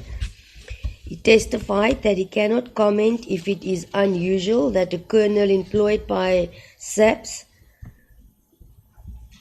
would be allocated to investigate a docket. However, if a docket is assigned to a detective, then such detective will investigate the docket. He confirmed that he obtained 135 statements. He further confirmed that on arrival at Sisa Dukasha Stadium, he obtained permission from the stadium manager to proceed with the investigation of the premises. This was followed by questions pertaining to the 5 members from the VIP unit that were present and assigned to the protection of Mr. Malema, and as to why he had not testified about it, he replied that it was not deliberate but a mere omission. Thereafter, the names of the 5 VIP members were read out and the statements that they made. The witness testified that he was aware of the 2 members who are based in East London and confirmed that they do not state that they observed anything on the night in question. He confirmed that he interviewed Lunga Mbele, being the individual who scrutinized the tent structure and found no damage. It's also an omission since the investigation of this matter was vast. It continued in this manner, and mention was made of the following persons interviewed who had reported that they had no knowledge of the incident, that being Sergeant Koleka, no persons from BCM or the police. With regards to the reconstruction of the scene, he explained that it was done with the assistance of the lady who pointed out the spot where she picked up the cartridge. He was not able to testify regarding the details and measurements. Apologies. It was put to the witness on behalf of accused.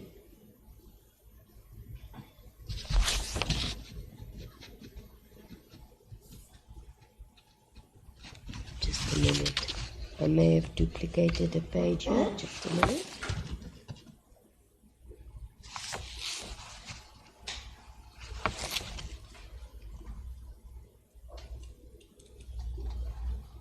Oh, when I referred to this part, Advocate Matthews, it still forms part of Advocate Dauda's cross-examination. I was just checking. I am still getting to yours. It was put to the witness on behalf of accused 2 that the actual firearm in question was not in East London on the date in question, to which the witness could not confirm or dispute.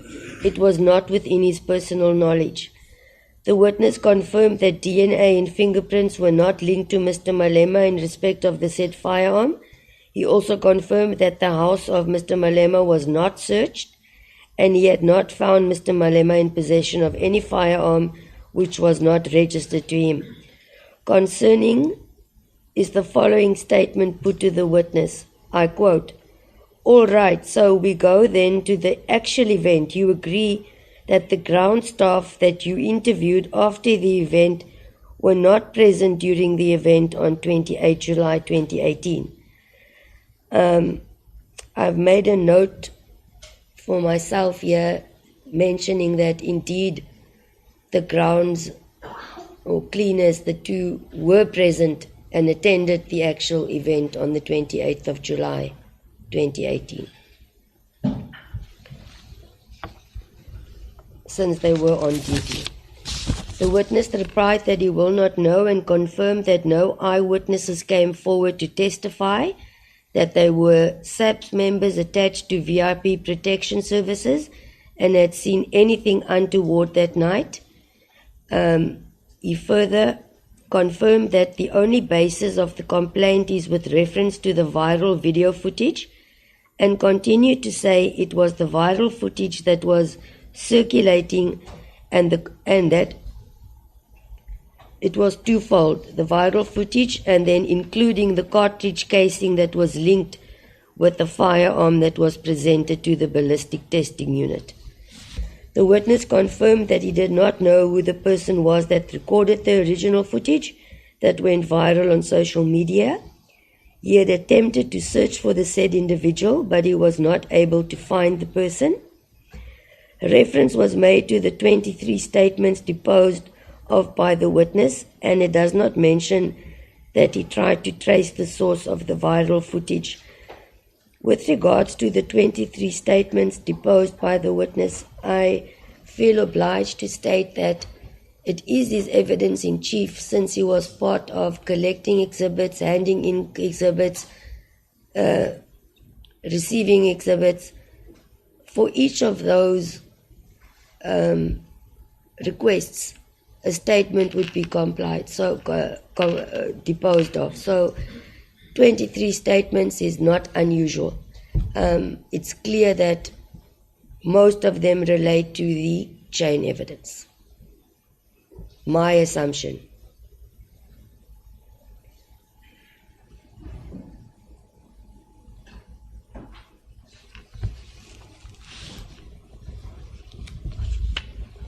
The questions that followed pertained to the handset of the witness, who testified that he had handed his handset to the ballistic unit and informed the member that it was his personal official handset and it was not an attempt to validate the chain evidence, it was part of his investigation.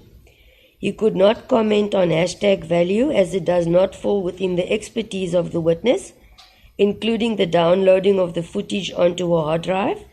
He further explained that after the data was downloaded, he then only directed the forensic unit to extract the 2 clips that was viewed in court, the 2 gearhouse clips.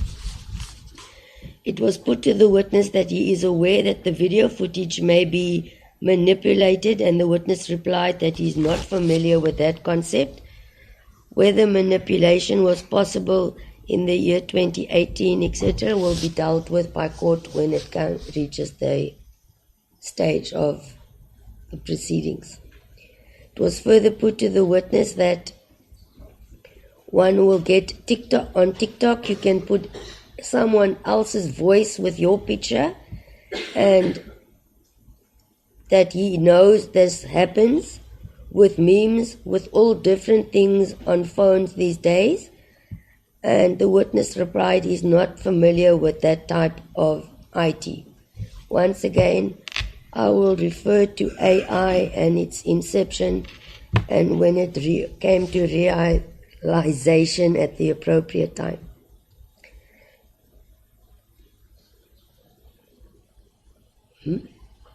Sorry?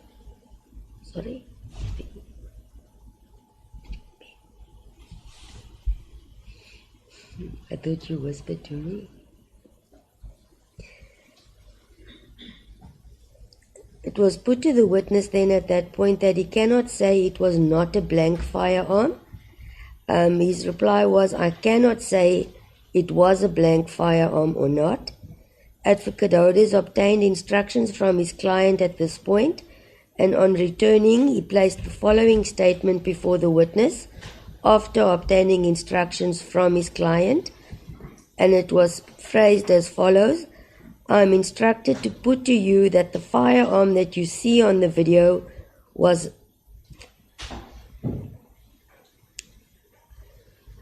is what is known as a blank firearm, and whether he has any comment. The witness replied, as he had done before, he is unable to say whether it is a firearm, real or otherwise. It was then put to the witness You cannot dispute that. Do you agree with me? The witness replied, I cannot indicate whether it's a real firearm or not. He also confirmed that he did not mention in his application to obtain a search warrant for the premises of tactical security that the object appeared to be a firearm. That would mean I am referring to the actual application for the search warrant. It was not mentioned that the object appeared to be a firearm. He also testified that he is not aware if any stage/TV firearms reflect muzzle flash. It is not within his knowledge. Photo or Exhibit A3 depicting the scene was shown to the witness, and the content thereof was discussed and placed on record. The witness confirmed what is depicted in the said exhibits pertaining to the scene as correct. Ultimately, it resulted in the question or statement, you cannot prove the firearm used is a real firearm or not. The witness stated again he cannot comment on the statement placed before him.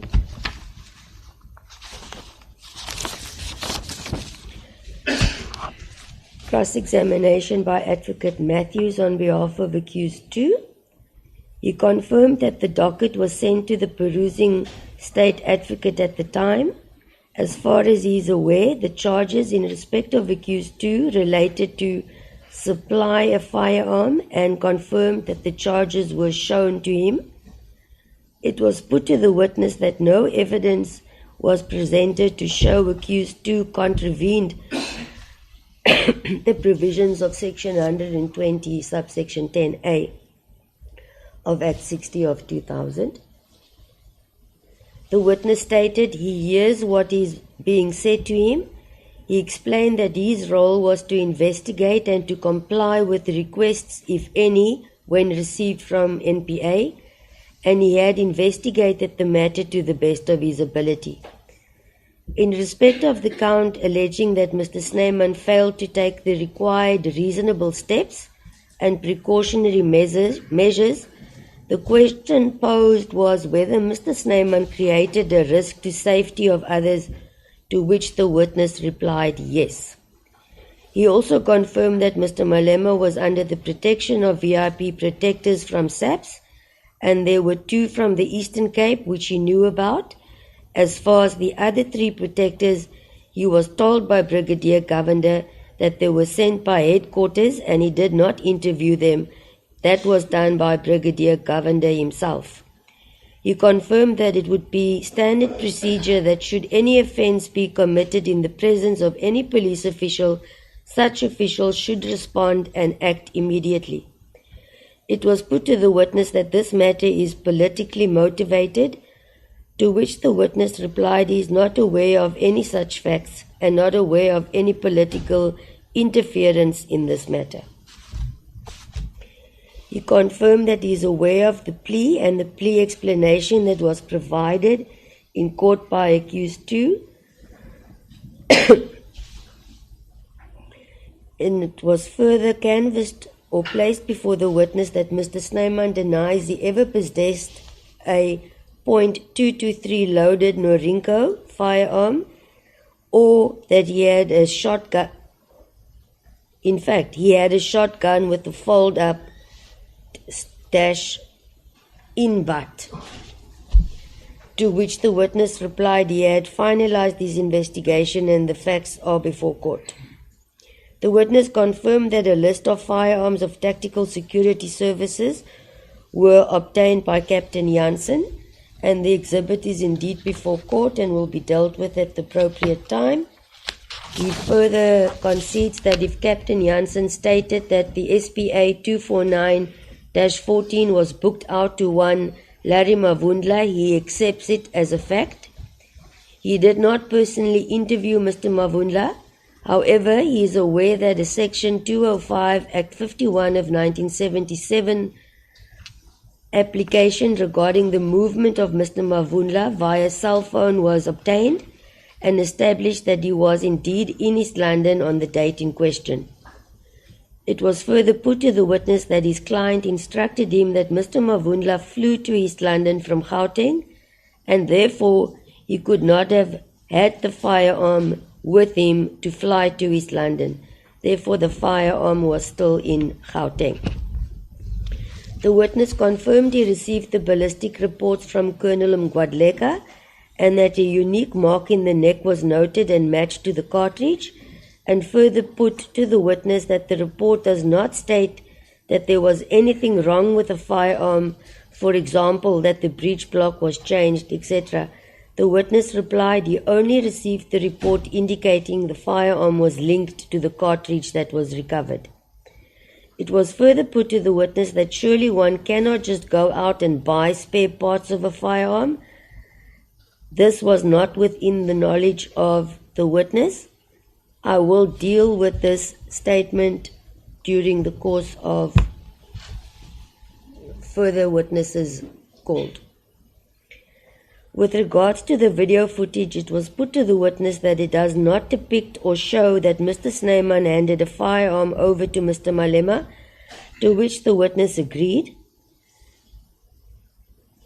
The witness confirmed that he is aware that the gearhouse footage was inadequate for identification purposes. Therefore, what was left is the viral footage, to which the witness agreed that was sent to his mobile phone. The source, he explained, was not traced. The search warrant application procedure was discussed and questions posed, which was answered adequately. Search warrant being now the premises of Tactical Security Service. It was also put to the witness that Mr. Snyman was not contracted for the protection of accused 1 on that evening. It was the VIP protection unit. The witness again repeated he was aware of the 2 from Eastern Cape. The court will return to that statement made or placed by Advocate Matthews. It was then put to the witness that none of the VIP protectors saw accused 1 firing a shot, which the witness accepted, and further put to the witness that the VIP protectors were on stage with accused number 1. Court will revert to that statement as well.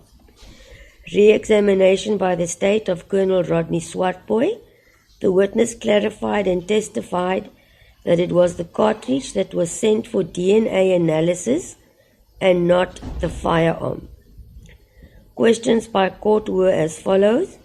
The witness testified that he will not know where the members of the VIP protection unit was placed during the event, and during the interview they had indicated that they were present at the stadium. 2 of the members' statements were obtained by him. However, the other 3, as mentioned, obtained by Brigadier Governor. The 2 members that he interviewed informed him that they were outside, not on the stage or near. However, he was not able to recall clearly. Safe to say that they were present. He is not able to see or identify if these members were on the stage when perusing the video footage. Question based on the court's questions, there was none from the state. Advocate Holders, on behalf of accused 1, the following is noted and placed on record. It was placed to the witness that the close protection officers had to be close to accused 1 to protect him.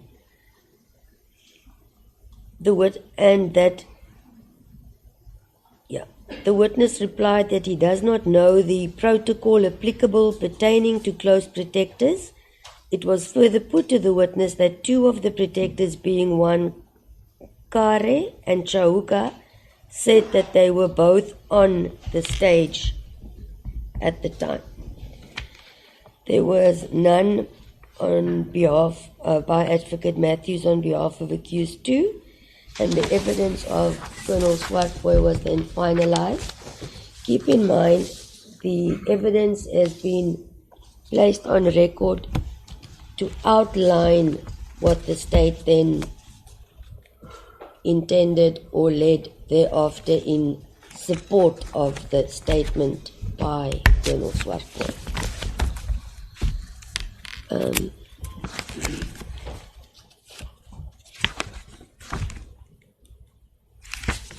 Just want to establish which one will be.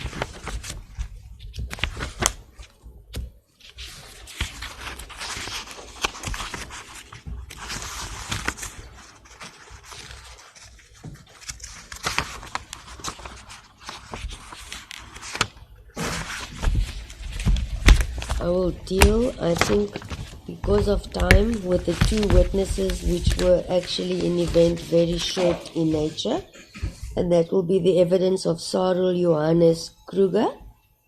He testified that on 11 August 2018, he was a captain in the South African Police Services stationed at Brighton Beach Police Station, KZN Durban, with 35 years experience in service. On the stated date, he was the Vispol Operations Report Commander that included the management of the exhibits at the station. He confirmed that he received a number of firearms on the 11th, 17th and the 24th of August 2018. He received 22 firearms on the 11th, and on the 17th he received 14 and a further 14 on the 24th of August 2018. The first batch was received by him from Brigadier Govender, who brought the firearms to the witness at the Brighton Beach Police Station. The second batch was received by him from Mr. Snyman himself, and he brought the firearms to the police station as well. The third batch was sent to him by Detective Colonel Swartboy. With regards to the second batch of firearms that was brought to him by Mr. Snyman, which was 14 in total, and on receiving the firearms, they were all photographed and sealed in exhibit bags, and photos were taken of all the sealed exhibit bags, after which he entered it into the exhibit register SAP 13890-2018. The witness testified that the firearm in question, being the SPA or CN SPA 249-14, was amongst the batch of firearms brought to him by Mr. Snyman in person. The said CN SPA 249 was sealed in exhibit bag PAR 00238-256. This firearm was sent along with the remaining 13 of the same batch to the investigating officer Colonel Swartboy, who signed for the firearms and left with it. The firearms was collected and signed for by Colonel Swartboy on 17 August 2018. The witness further explained that photos was taken during the process, meaning a photo was taken of the firearm, thereafter it was placed in the sealed exhibit bag, and a photo was taken again. The witness was directed and shown photo 40 and 41 and 42 of the photo exhibit album, and he confirmed that the sealed exhibit bag number is the same as the number he testified, being PAR 00238-256. 13 of the firearms of the second batch was returned to Mr. Snyman. However, the CN SPA 249-14 was not returned to Mr. Snyman. He also confirmed that in fact all the firearms in all the batches were returned to Mr. Snyman on various dates, and the only firearm that was not returned amongst all the firearms was the CN SPA 249-14, which he sealed in seal exhibit bag PAR 00238-256. The exhibit was not tampered with, and the exhibit seal bag remained intact. The first batch of the firearms was returned to Mr. Snyman on 17 August 2018, being the batch that he received on the 11th of August 2018, and the balance of all the firearms, with the exception of the CN SPA 249, was returned to Mr. Snyman on 31 August 2018. There was no cross-examination in this regard, and it concluded the evidence of Captain Kruger.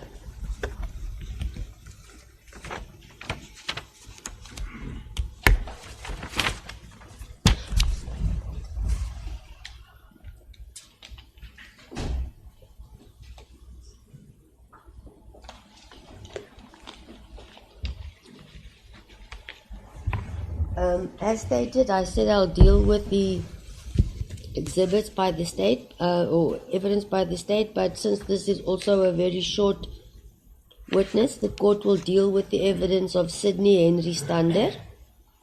He testified that on 1 August 2018, he was employed as the regional manager in the Eastern Cape at the Private Security Industry Regulatory Authority, situated in Port Elizabeth, shortly referred to as SIRA, and he has been with the regulatory authority for 23 years.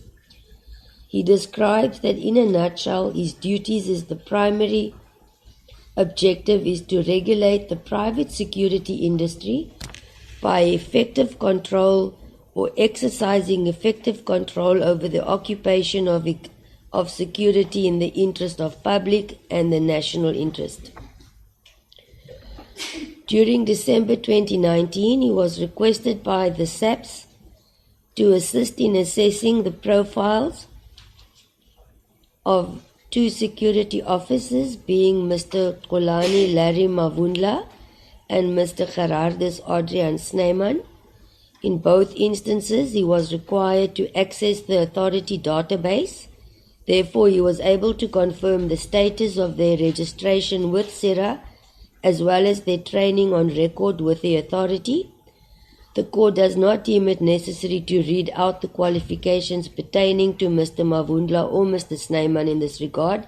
Safe to mention that Mr. Mavundla was, according to the SIRA records, employed at Tactical Security Services from 1 December 2017, and Mr. Snyman was confirmed to be registered with the authority since 2004. The skills and qualifications of both these individuals were placed on record. The witness explained that the authority has what is called an intervention team. They are activated upon receipt of any information or complaints of newsworthy value or which would suggest any serious alleged infringements of their provisions. Due to the involvement of a security service provider in this instance, it necessitated their further investigation to determine any non-compliance relevant to their mandate. The court notes that at this juncture, a heated debate ensued between the state and the defense that resulted in the court intervening and adjourning, and on resumption, after further debate and reasons on record, the state had concluded the evidence of this witness and there was no cross-examination, and by agreement, the statements pertaining to Mr. Larry Mavundla was submitted and accepted by court as Exhibit B1, and that of Mr. Snyman, Exhibit B2, in essence stating that they were both compliant.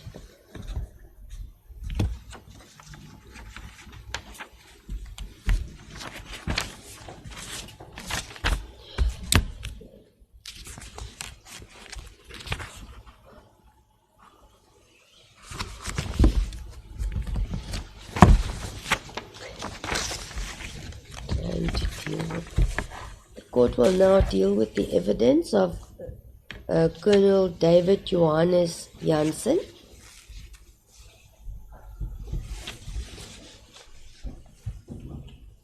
As stated, a Lieutenant Colonel in the South African Police Services stationed at Durban Firearm and Second-Hand Goods Unit, and on 3 August 2018 he had 25 years experience, and he was also on duty on 3 August 2018. He testified that with regards to relevance to the matter before court, he is responsible for firearm compliance, and his duties are to ensure that all people, individuals, businesses, officials, as well as non-official institutions are complying with the conditions under which or for which any firearm license are issued to them. The institution he visited on 3 August 2018 was rendering a security service which are licensed under Section 20 of the Firearms Control Act 60 of 2000, which is dealing with licenses for business purposes, specifically as a security service provider. On 3 August 2018, the witness visited the premises of Tactical Security Services, situated at Lighthouse Road, The Bluff, being a suburb in the city of Durban. The purpose of the visit was to conduct a compliance inspection only. His role and duty was to focus on firearm compliance and the control around it. The request to assist in this regard is contained in his affidavit as per paragraph 1.2 and 3, as he was requested by members of the SAPS to accompany them on the set date. He had assigned Warrant Officer Naika and Warrant Officer Small to continue with the inspection of the registers at Tactical Security Services as he was needed elsewhere. He testified that Mr. Snyman and Mr. Mduli was present at the time of the inspection. He explained that when he refers to Mr. Snyman, it is indeed accused number 2 before court. The witness explained the reason for his presence to the responsible person. The reason for his presence to the responsible person, being Mr. Mduli and Mr. Snyman. The members started the inspection by checking the registers and by checking their physical record against the records of the institution. I'm sorry. My throat.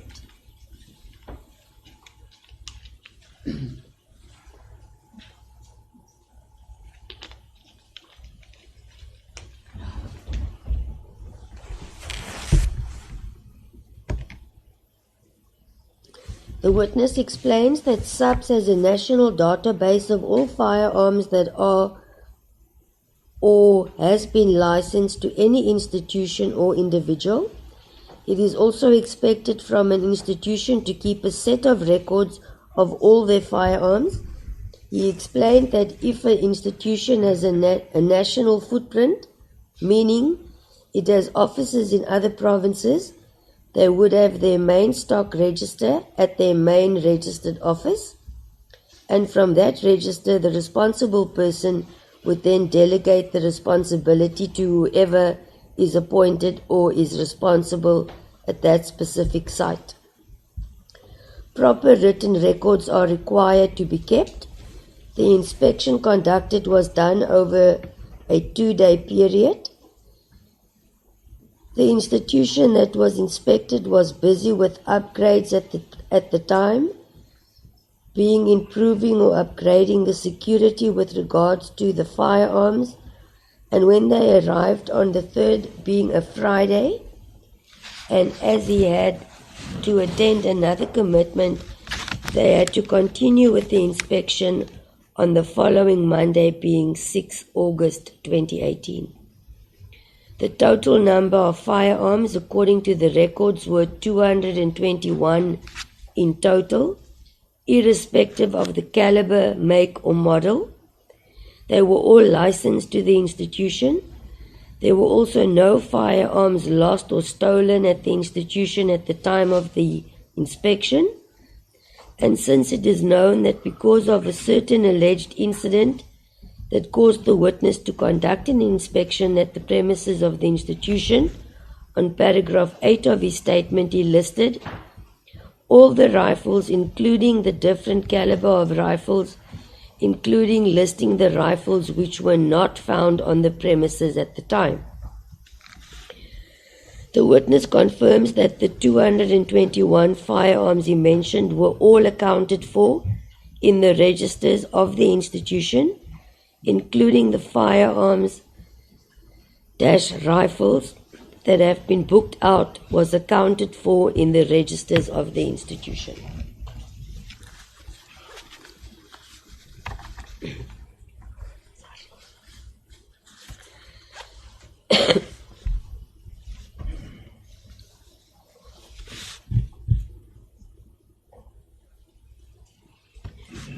And then as per 826, a copy of the register in an abbreviated combined daily weapons and ammunition register.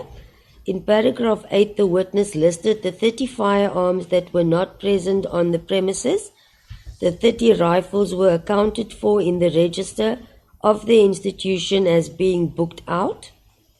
On the 6th of August 2018, as he was about to leave the premises, he was approached by one Mr. Larry Mavundla, and he brought a .223 rifle Norinco with serial number CNSPA 249, and he had also produced a 9mm Glock pistol with him, serial number YYAYYS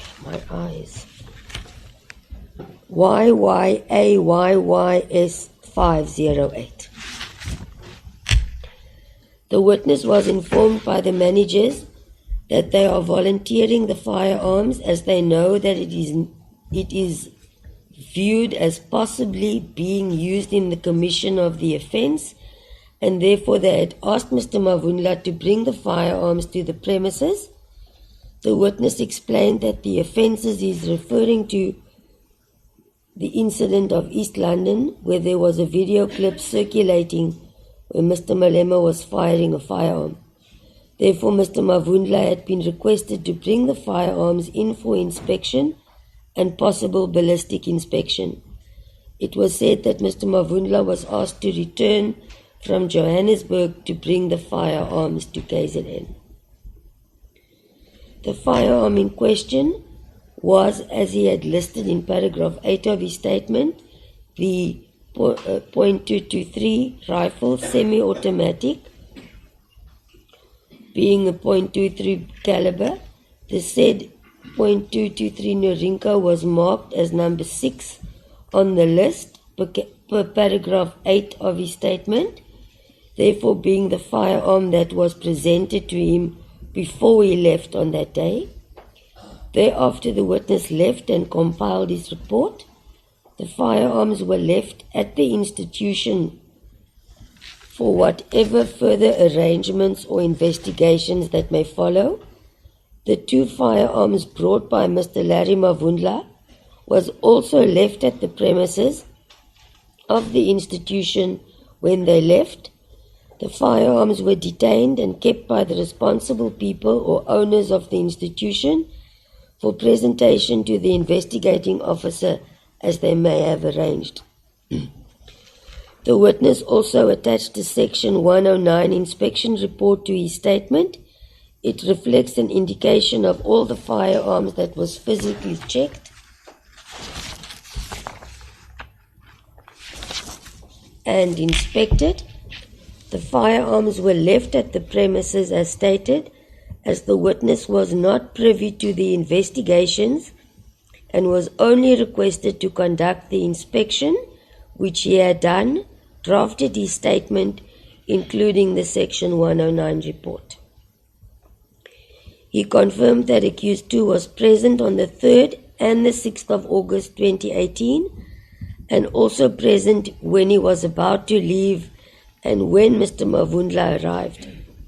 He was told by Mr. Snyman that Mr. Malema's personal protector had just arrived from Johannesburg to bring the firearms and to present it to SAPS for inspection. Cross-examination by Advocate Hodes on behalf of accused 1. The witness confirmed he is not a ballistic expert and is familiar with the administrative component of firearm licenses. He also confirms that he has recently been made aware of the fact that replica or look-alike firearms are available on the market, which does not require a license. The witness confirms that some of the replica firearms are available on a website, and I hesitantly quote the name mentioned by the defense and the witness under the search engine, no license needed, end of quote. And that they are also available in a gun store. Some resemble a pistol and others resemble a rifle, even to the extent of it having an extendable butt and that it shoots or fires blank shots. The following statement was put to the witness by Advocate Hodes, and the court will quote from the record verbatim following the above issues. It was placed that these rifles stroke firearms are very authentic. They look exactly like a rifle or a pistol or whatever they are designed to look alike. Do you agree? Will one tell the difference if you look at them in a store? To this statement, the witness replied that obviously he would be able to differentiate based on the fact that it has a gas cylinder, and a pistol is a bit difficult, he must admit, but not the rifle. There's a bit of a possibility of a defraying attribute, if I can use that word, he quotes on page 3 of the record. It is further placed before the witness that even when one fires those pistols and rifles, one gets what is known as a muzzle flash. The witness replied that he himself has not witnessed it, unfortunately, but he cannot dispute or agree that it may emit muzzle flash.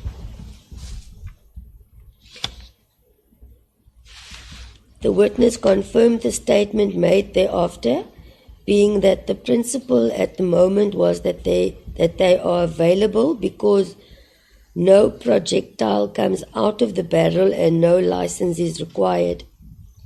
The witness, however, explained that he has seen this on a website, but has not had any personal interactions or dealing with such a weapon, and had not worked on the reconstruction of such a weapon before, weapon being the replicas found. Cross-examination by Advocate Matthews on behalf of accused 2. The witness confirmed that the inspection he had conducted showed that all the registers were in order on inspection of the institution. He also confirmed that he is aware that the company cooperated and called all the firearms that were booked out in, but that the investigating officer was in communication with the company as to how the firearms will be handled or dealt with. It was put to the witness that indeed they had all come to an agreement that batches of 10 rifles will be handed over for ballistic testing at a time. The witness stated that he was not part of the agreement, but he was aware of such an agreement. He also confirmed that on the 6th of August 2018, as he was about to leave, he was called by Mr. Snyman as a motor vehicle pulled in saying, I quote, here is one of our guys bringing in firearms all the way from Johannesburg. Unquote. It was put to the witness that Mr. Snyman told him, here are the firearms. Do you want to take it for ballistics? And that the witness replied to Mr. Snyman, no, it is not his job. The witness replied that he honestly cannot recall if that was said. However, he can confirm that the male arrived with a pistol and a rifle and that he was there for compliance inspection. It was further put to the witness that it was said in a joking manner that this is the particular firearm that belonged to Mr. Mavundla, and that it was not in East London on the evening the incident happened. The witness referred to paragraph 10 of his statement, and the witness confirmed that it is recorded that they were told that the firearms were brought from Johannesburg. After several questions about the airline and rules, the witness replied by saying that he does not know if or how the firearm got to East London or not. Relevant in the cross-examination is the witness confirmed that the firearm in question, CN-SPA 249, the registers of the institution reflected that it was in Johannesburg. It was put to the witness that the specific firearm has a butt that pushes in and not a butt that folds.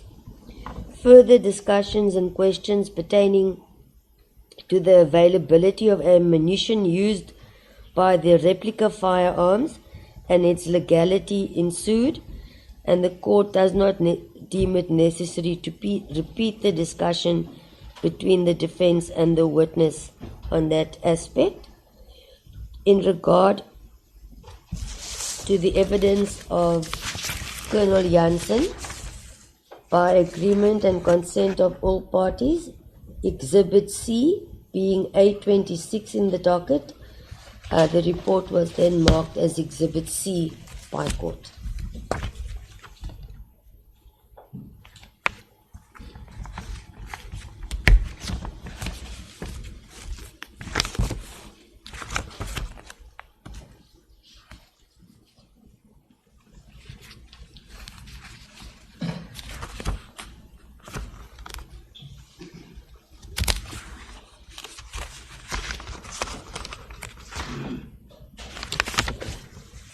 Yourself, I like it. Okay, let's go. Sip of water, then I'll be ready to go with the next one.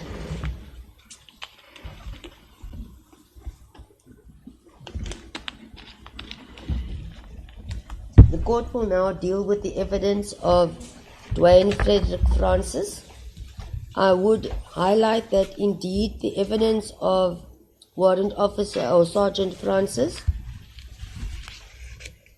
was a lengthy process, but in essence I will summarize as best as possible without leaving any detail or important factors raised by either the state or the defense and place them on record. He testified he was a sergeant in South African Police Service in 2018 and attached as an investigator to the Directorate of Priority Crimes Investigations in the Digital Forensic Investigation Unit in the Eastern Cape. He joined the unit in 2013 and received several training concerning computer forensics, mobile phone forensic, and also CCTV footage.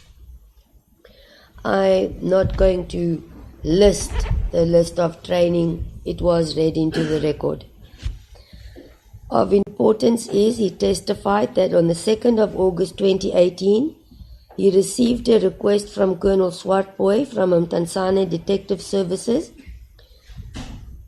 to assist him in extraction on a particular phone, and he was also requested to compile a report in that regard.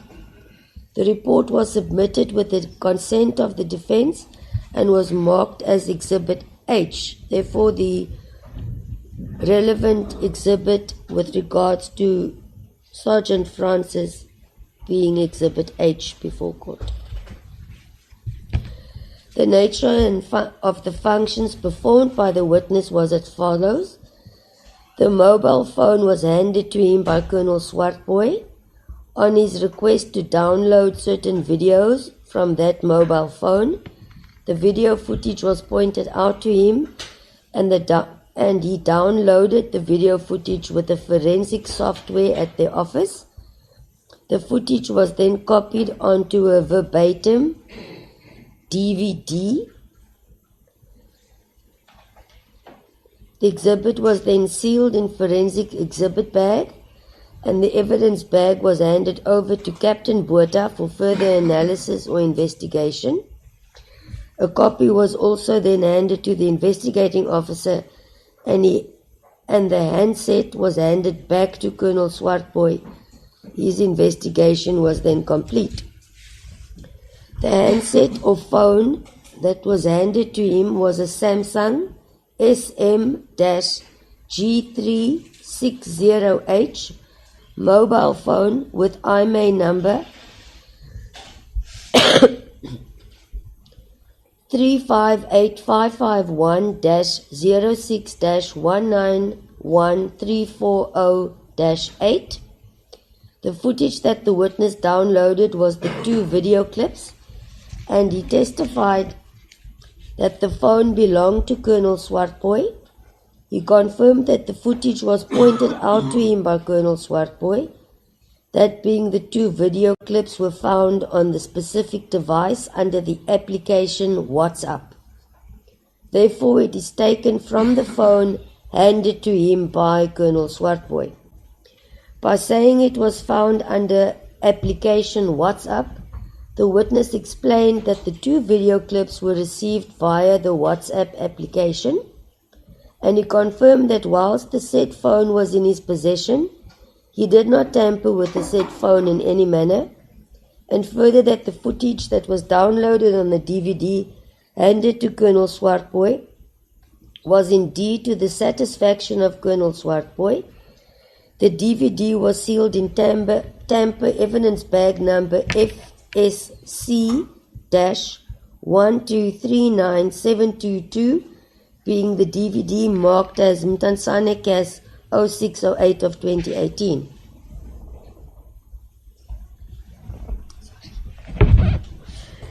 He further testified that the report he compiled consists of 21 pages in volume, as it explains the procedure that he followed at the office, or the procedure as to how he conducted the investigation on the specific mobile device.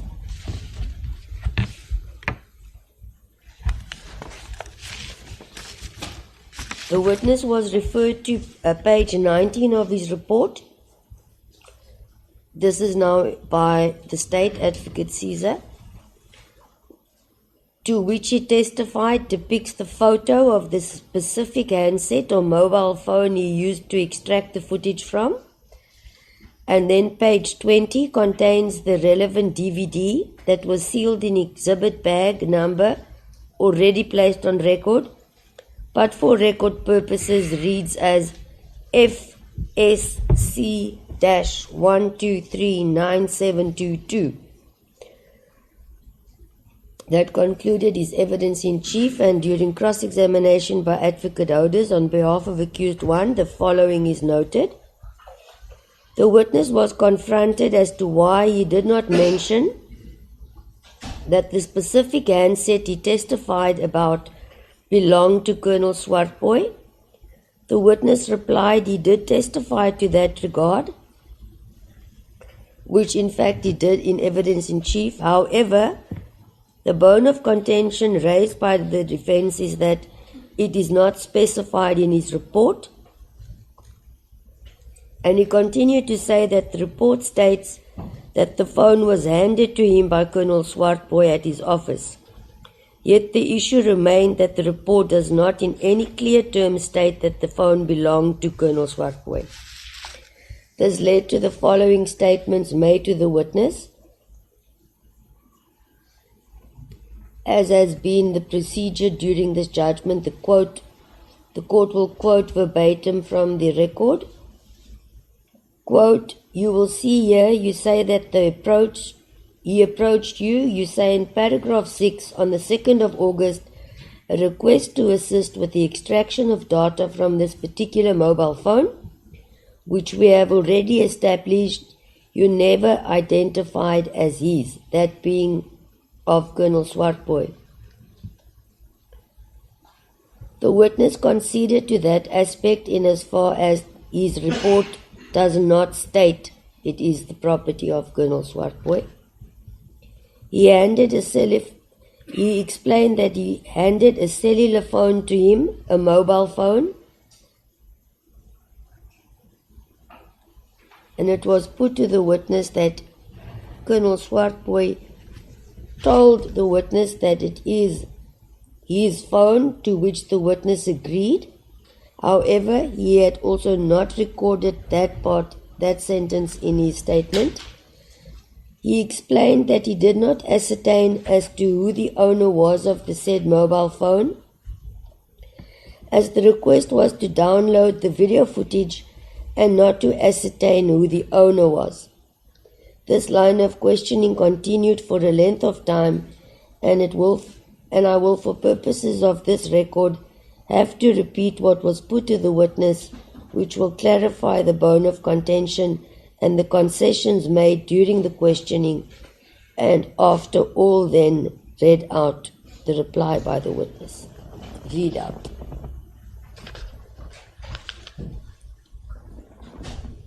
The following statements were made to the witness. You see, if one reads your statements and your report, you will see here that you were approached, and you create the impression that you were approached on an objective basis to download all the data from the mobile phone. Nothing could be further from the truth. Do you agree with me? The witness did not have the opportunity to respond, as it was further put to the witness, and the court quotes, "You say that the downloading of all data from the mobile phone was done as set out in your report attached as Exhibit D1. You did not download all the information on the phone, otherwise we would know from your report whose phone it was." The witness replied the request was to download video footage.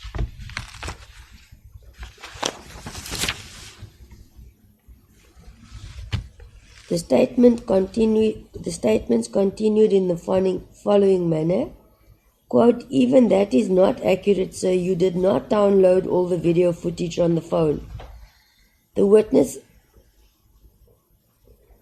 now, for the first time, replied to these statements made and answered and explains that what has been clear from the onset, the request was received, whatever that may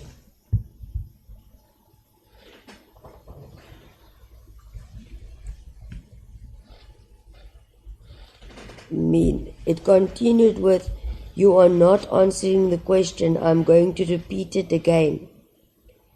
Nowhere do you compile a report where you downloaded all the video footage on the phone. Do you agree?" The witness replied, "Yes, but the meaning, yes, meaning it does not reflect in the report, not that it was not done."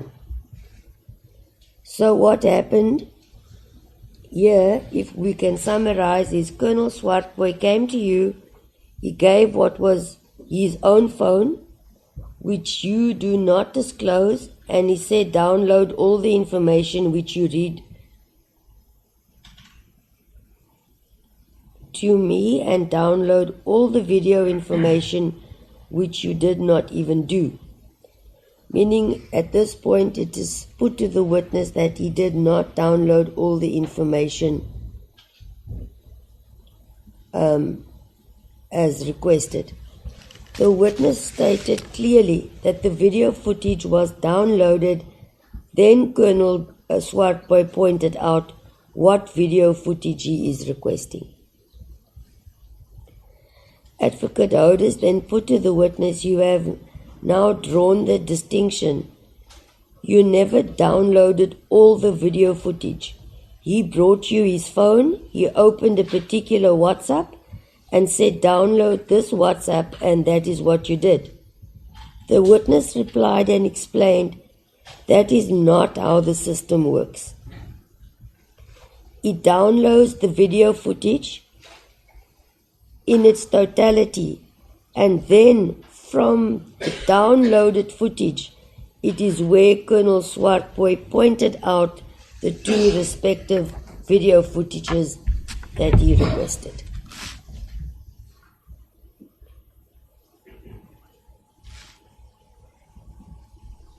The witness was then questioned on if he says it downloads or the system downloads the video footage.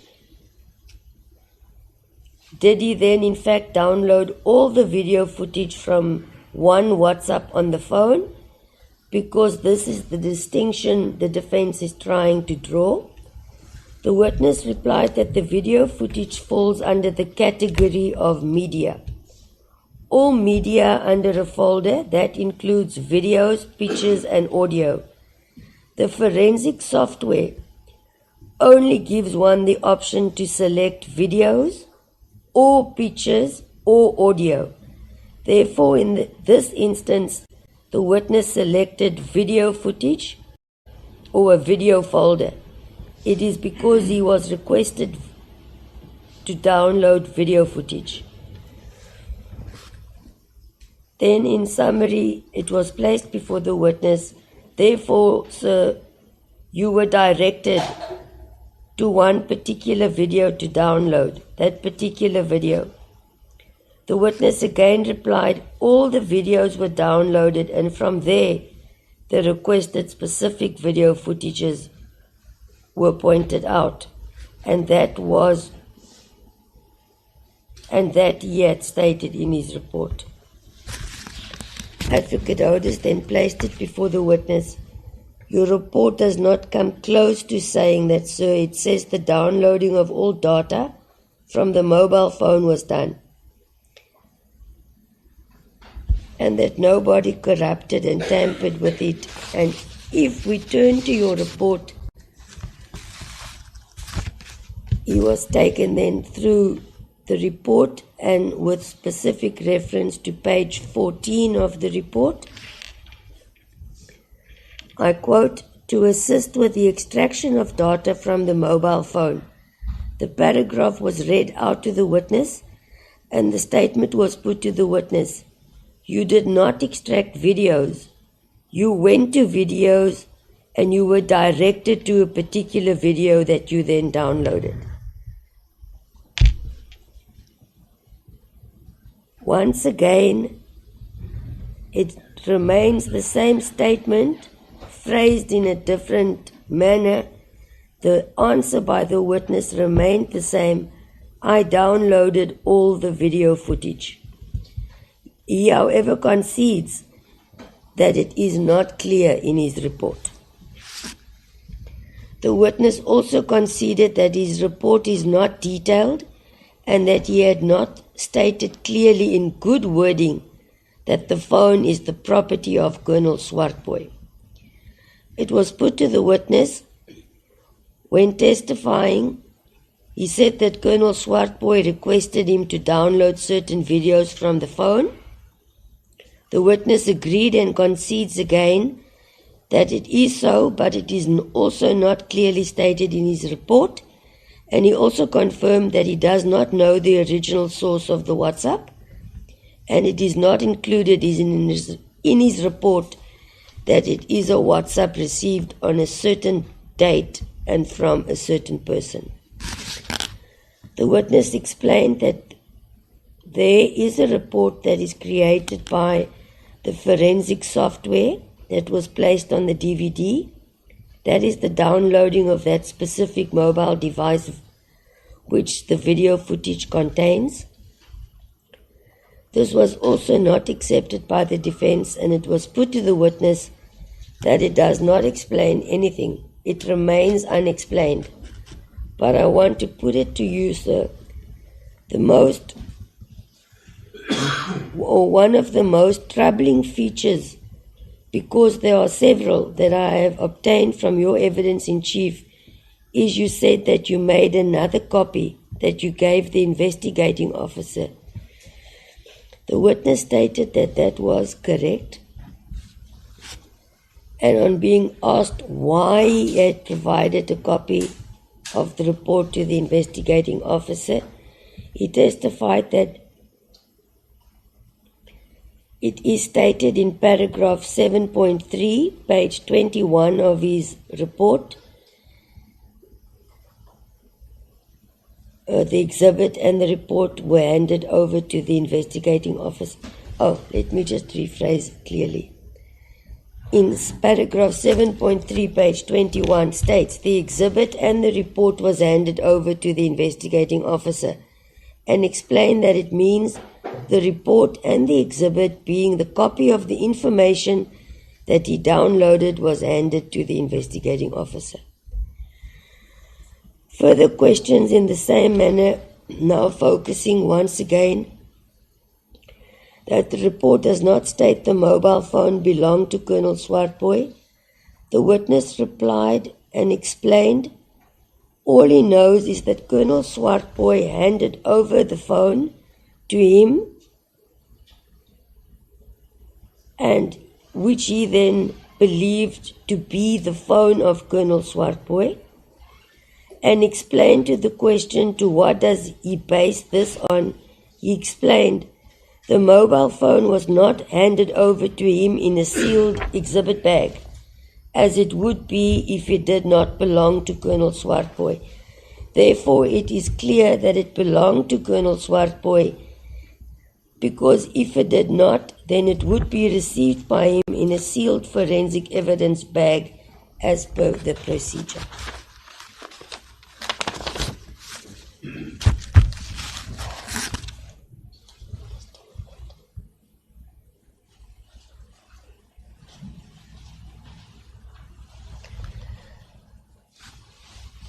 Questions return to the fact that when it comes down to the analysis, Colonel Swartboy was present with him because he directed him to a particular WhatsApp.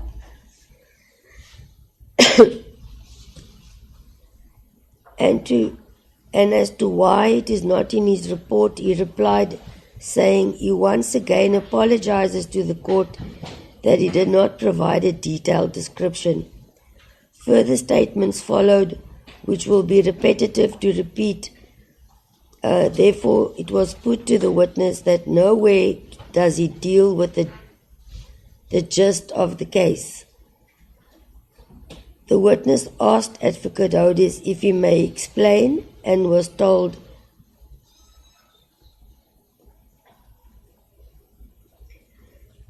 which then followed, he was told that the CD that was handed to Captain Botha that was sealed contains the video footage that was downloaded with an additional report of what is used to download the video footage and what type of footage it was, which is the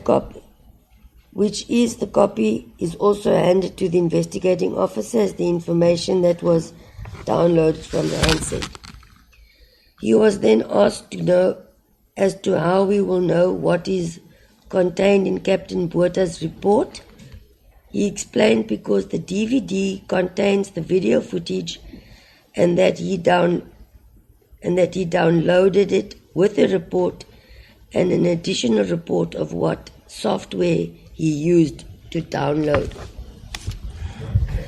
the recording. The witness was asked if he is aware of the value of hashtag, which he confirmed he was, and confirmed it is like a fingerprint to authenticate the forensic information, and he was asked as to where the defense would find that. The witness replied it is found on that CD or DVD that was handed to Captain Botha, and confirmed that it is not contained in his report but in Captain Botha's report. The witness was referred to his report, again paragraph 7.1, stating, I quote, all data found from the above-mentioned exhibit was exported in PDF format on documents to a CD-DVD marked Mtansane CAS 0608-2018 and sealed in a new tamper evidence bag with seal number FSC 1239722, which the witness agreed with. The issue, however, raised by the defense is, if it says all data, the witness explained all data should have been said to be all video footage. It was put to the witness, no, that this is an incorrect and false statement. The witness replied that it is the data that was downloaded, as the system does that automatically.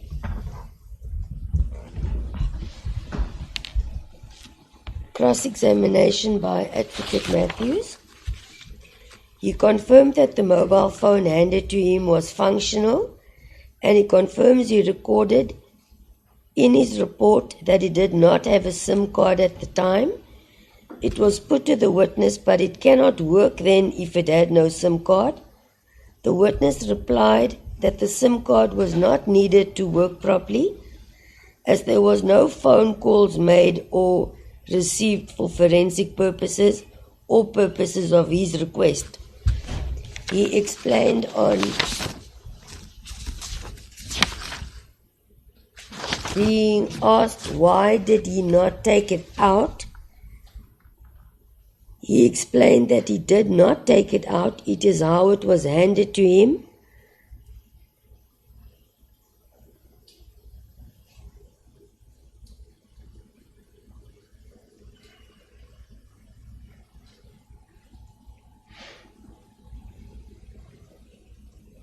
He also testified he did not place or insert a SIM card in the mobile phone, and it was put to the witness. He recorded in his statement it had no SIM card.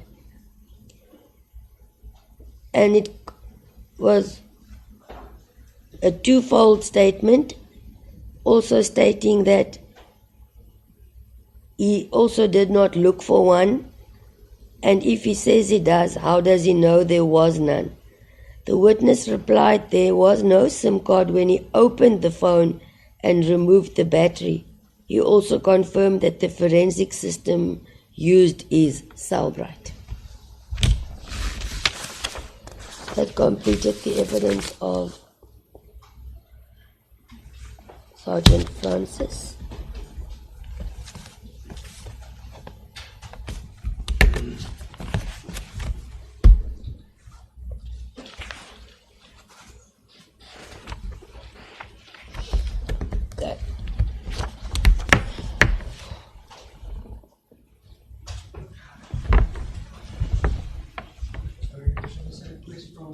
One of the accused for a 5-minute comfort break.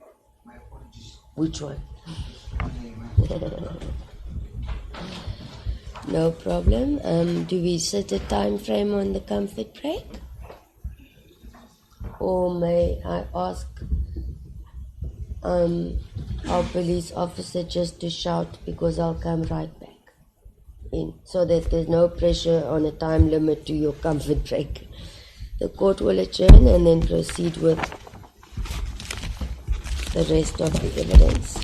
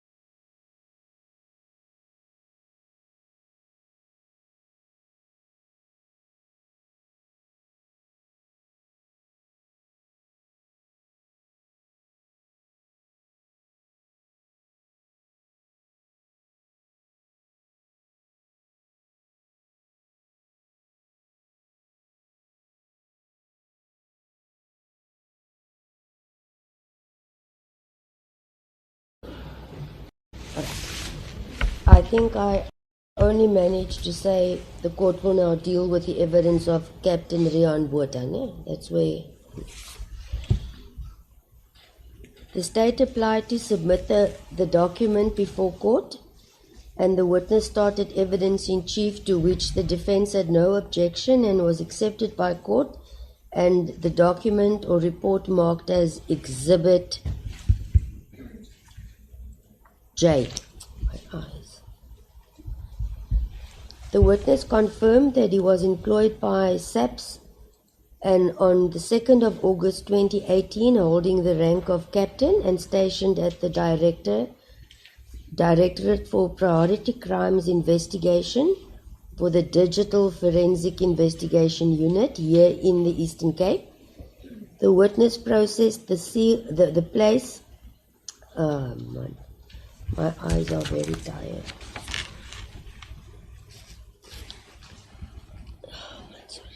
The witness proceeded to place his qualifications and training on record, and the court is of the view that there is no need to repeat the same, as it is on record at this point and is also contained in Exhibit J.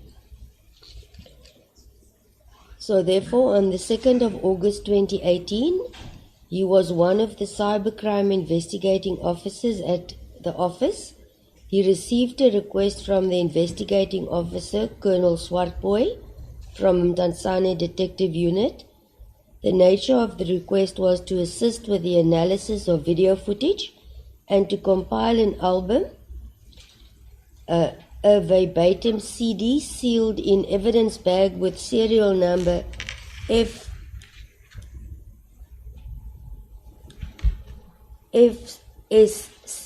1239722 was handed to him by Sergeant Francis. The witness was required to do an analysis on the video footage on the CD and to make still photos, compile a photo album thereof, and if possible, to enhance the images on the still photos.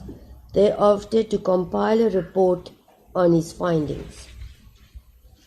The witness referred to paragraph 9 of his report, where he stated that he opened the undermentioned or the tamper evidence bag and removed the following from evidence bag number FCS 1239772 and removed one verbatim CD R marked as Mtansane CAS 0608 of 2018. The said CD-R was placed in a forensic computer and all data on the CD was copied onto a 2 terabyte hard drive, HP hard drive, with serial number WCAZAC 779077 for the analysis of the data. The forensic program MP5 was used to do the analysis on the data. The witness then referred to page 10, paragraph 42 of the report, explaining he had done hash values on the CD, meaning he took the CD and went back to the hard drive on which the cell phone data was stored. He then conducted the hash verification from the CD, data on the CD to the data on the hard drive, and it gave him an exact match.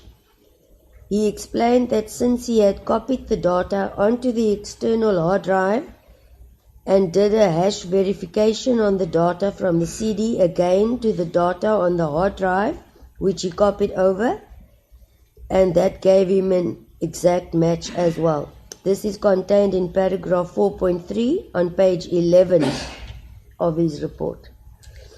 The witness then went back and referred to page 9 and testified that the CD, together with the previous tamper evidence bag with serial number or seal number FDC, that must be a typing error,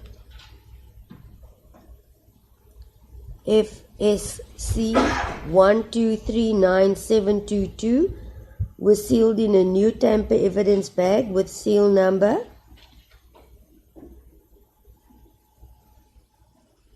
FSC 1239723 and placed in the safe for safekeeping.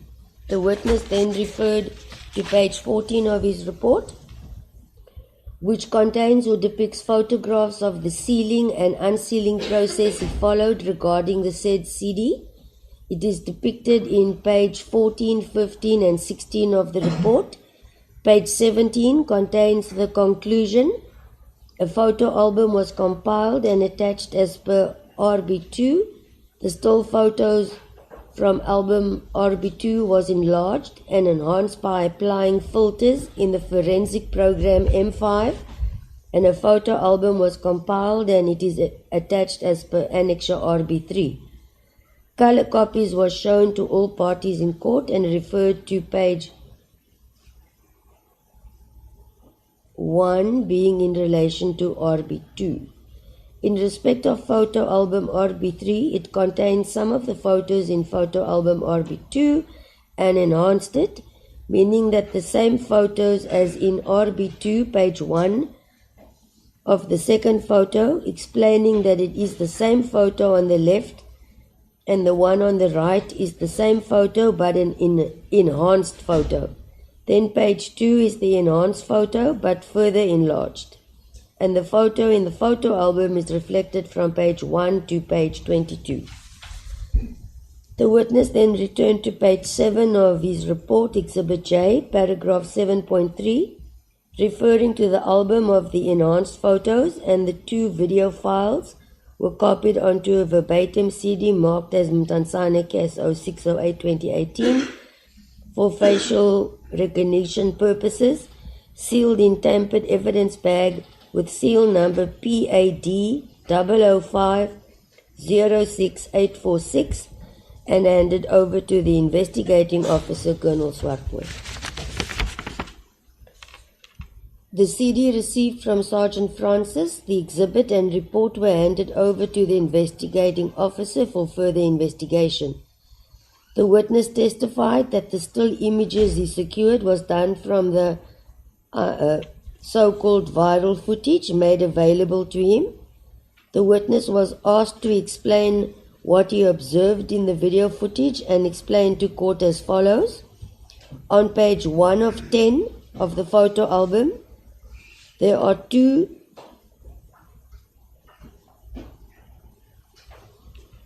well, let me put it in this way. The first photos are 2. On the page, it depicts a person and appears if there is a firearm in his hand. Page 2 is still depicting the same person, but now the firearm in his hand is pointing upwards, and it appears as if when looking at the top of the bar, it is going sideways, and it appears as if there is muzzle flash from the firearm. The witness stated he is not an expert in the field, but understand muzzle flash to mean a flame that is seen coming from the front of the firearm. Page 3 still reflects or depicts the same person with the firearm in his hands, pointing up. Page 5 is the same person that had the firearm in his hands. He turned around and walked backwards. Page 5 still depicts the same person. Page 6, the same person that had the suspected firearm in his hands, and he is now talking to somebody. Page 7 shows the same. Page 8 shows a male walking away from the first person shown on the first few photos. Page 9 and 10 is the same person that is walking away. The witness was asked if he is able to identify the persons on the still photos and the enhanced photos, and he replied he is not a facial expert, but from a layman's eye he is able to say that the 2 persons depicted in photos 1 are accused 1 and 2 before court. The witness further testified that page 10 of his report refers to the hash values, and in paragraph 3, the last paragraph, it is the created time. He explains that when one takes the first 2, it is a logical report, that is the Cellbright report. downloaded by Sergeant Francis, and the last 4 rows is the 2 video footage folders that was downloaded. If one looks at the first one, it was downloaded onto the external hard drive by Sergeant Francis on the 2nd of August 2018 at 01:18:17 seconds p.m. and it was created on the CD on the same day at 01:21:33 seconds p.m. Then page 11 of the report, he copied it over onto the external hard drive and the same day at 01:42:17 seconds, he also explained that the seconds will differ slightly as it takes a few seconds to download or copy the files. He testified that he had followed the procedure with regards to accused 2 as the person depicted on the photos, who had also interacted with the first individual he had testified about, and in his view, it was accused 2 before court. He continued to say that in his view, the person who fired the shots as depicted in the footage and image was accused 1 before court. Cross-examination by Advocate Holders on behalf of accused 1. The witness confirmed he was not a facial expert and also not a firearm expert regarding explanations pertaining to muzzle flash, and also cannot venture on whether it is indeed a real firearm or not, including whether the individuals spoke to one another. The witness confirmed that he had received a verbatim CD from Sergeant Francis for analysis, further that he had then downloaded the CD contents onto an external hard drive. He also confirmed that he then determined the hashtag values which he found to be an exact match. The witness was referred to page 9 and 10 of his report, being Exhibit J. It was put to the witness that on page 10 it states, and the witness explains what is phrased as follows: you took the hashtag values of the files from the download of the mobile phone and copied, and files copied to the CD, showing that it is an exact match. And onto that statement, the witness confirmed that it was indeed correct. It was put to the witness that he did not have the mobile phone. All he had was the product of the mobile phone on the CD. So therefore the chain begins at the CD. The witness explained that his chain begins at the point of the hard drive. The investigating officer and when Sergeant Francis copied the data onto a hard drive, and he first then did the hash verification from that hard drive to the CD, and then from the CD to his own hard drive again. The witness was handed a report being Exhibit H, and it was put to the witness, I'm challenging you, sir, to show us where you found that he downloaded the information to an external hard drive. The witness confirmed that it is not contained in Exhibit H, which was also confirmed by Sergeant Francis. A further statement was put to the witness.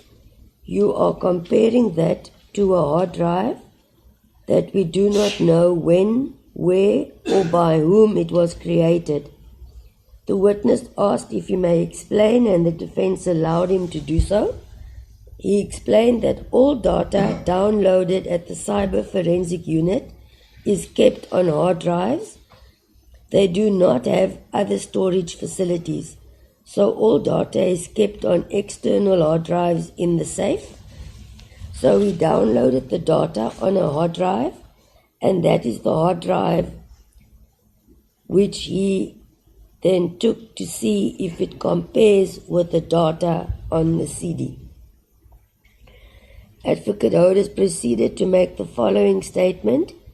So you match the hard drive to the CD, and that we have in pages 10 and 11, and the hashtag values match, and you have got the specific times there, and you can see they are only minutes apart, that they were created minutes apart, and it was quoted 01:18 to 01:21 p.m. as per page 10, and when looking at page 11, was quoted to be 01:21 to 01:42.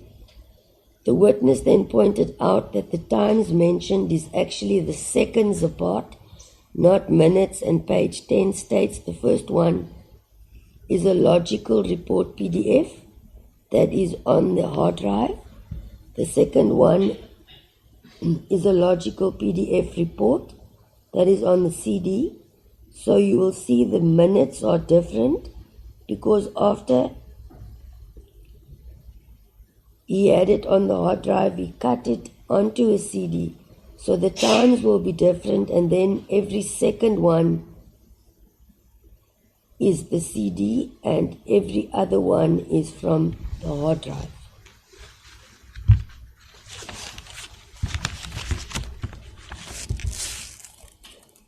The further statement to the witness is the crux of the issue is you define what the hashtag value is and the significance of it, and yet I'm going to give you the reference, Captain. It is in paragraph 5 of your report, page 16 of the record and the court quotes. And you say here, what is MD5? An MD5 message digest algorithm was developed by Professor Ronald R.L. Rivets at MIT in 1991. MD5 is an algorithm that is used to verify data integrity through the creation of 128-bit message digest from data input, which may be a message of any length that is claimed to be as unique to the specific data as a fingerprint is to the specific individual. In other words, that is your guarantee that that is the exact same information which the witness confirmed to be a correct statement.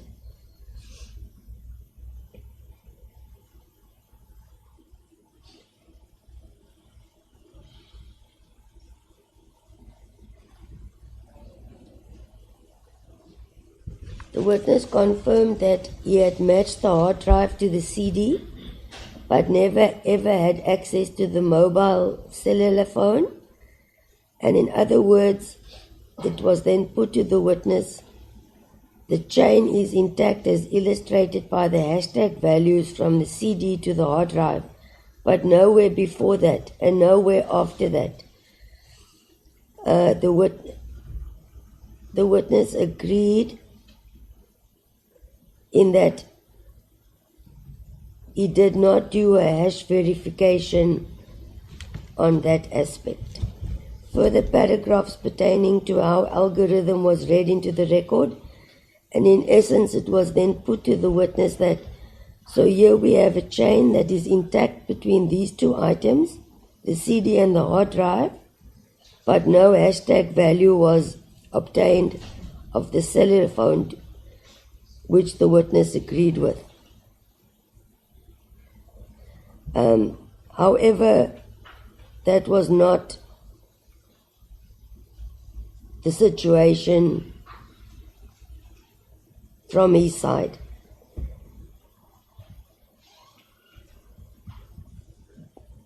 What followed was statements dealt with during the evidence as testified by previous witnesses, to which the witness had no comment and was not within his knowledge.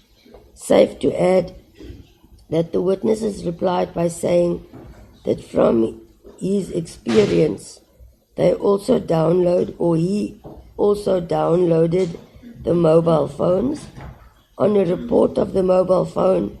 If we download the data onto a hard drive, you cannot change any of that data, and there must be a hash verification on that report from the Cellbrite facility. We all know that is not available in Exhibit H.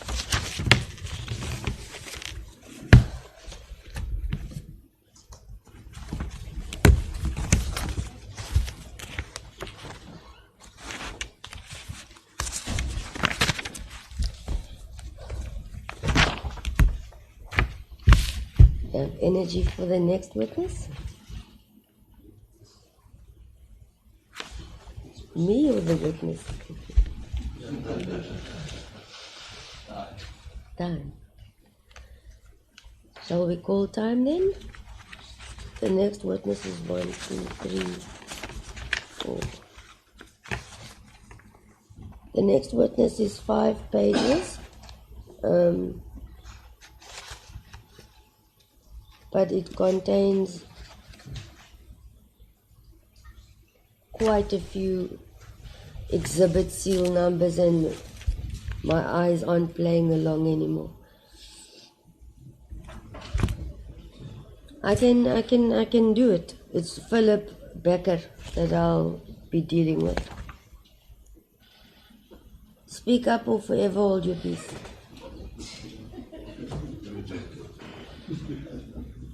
Okay, you have not held your peace, Advocate Odeth? No, I.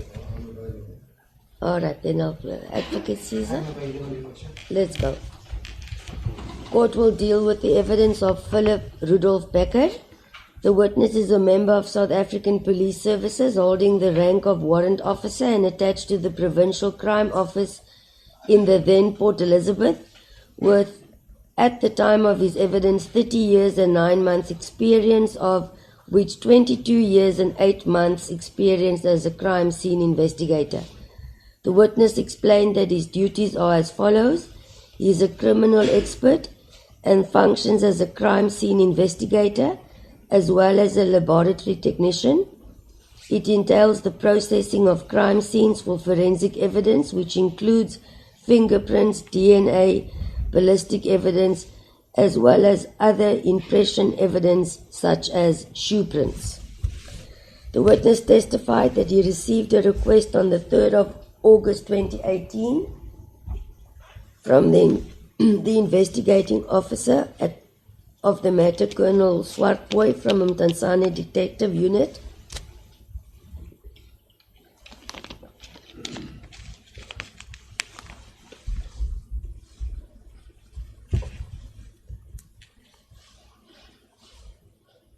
to process a single exhibit regarding a case he was investigating.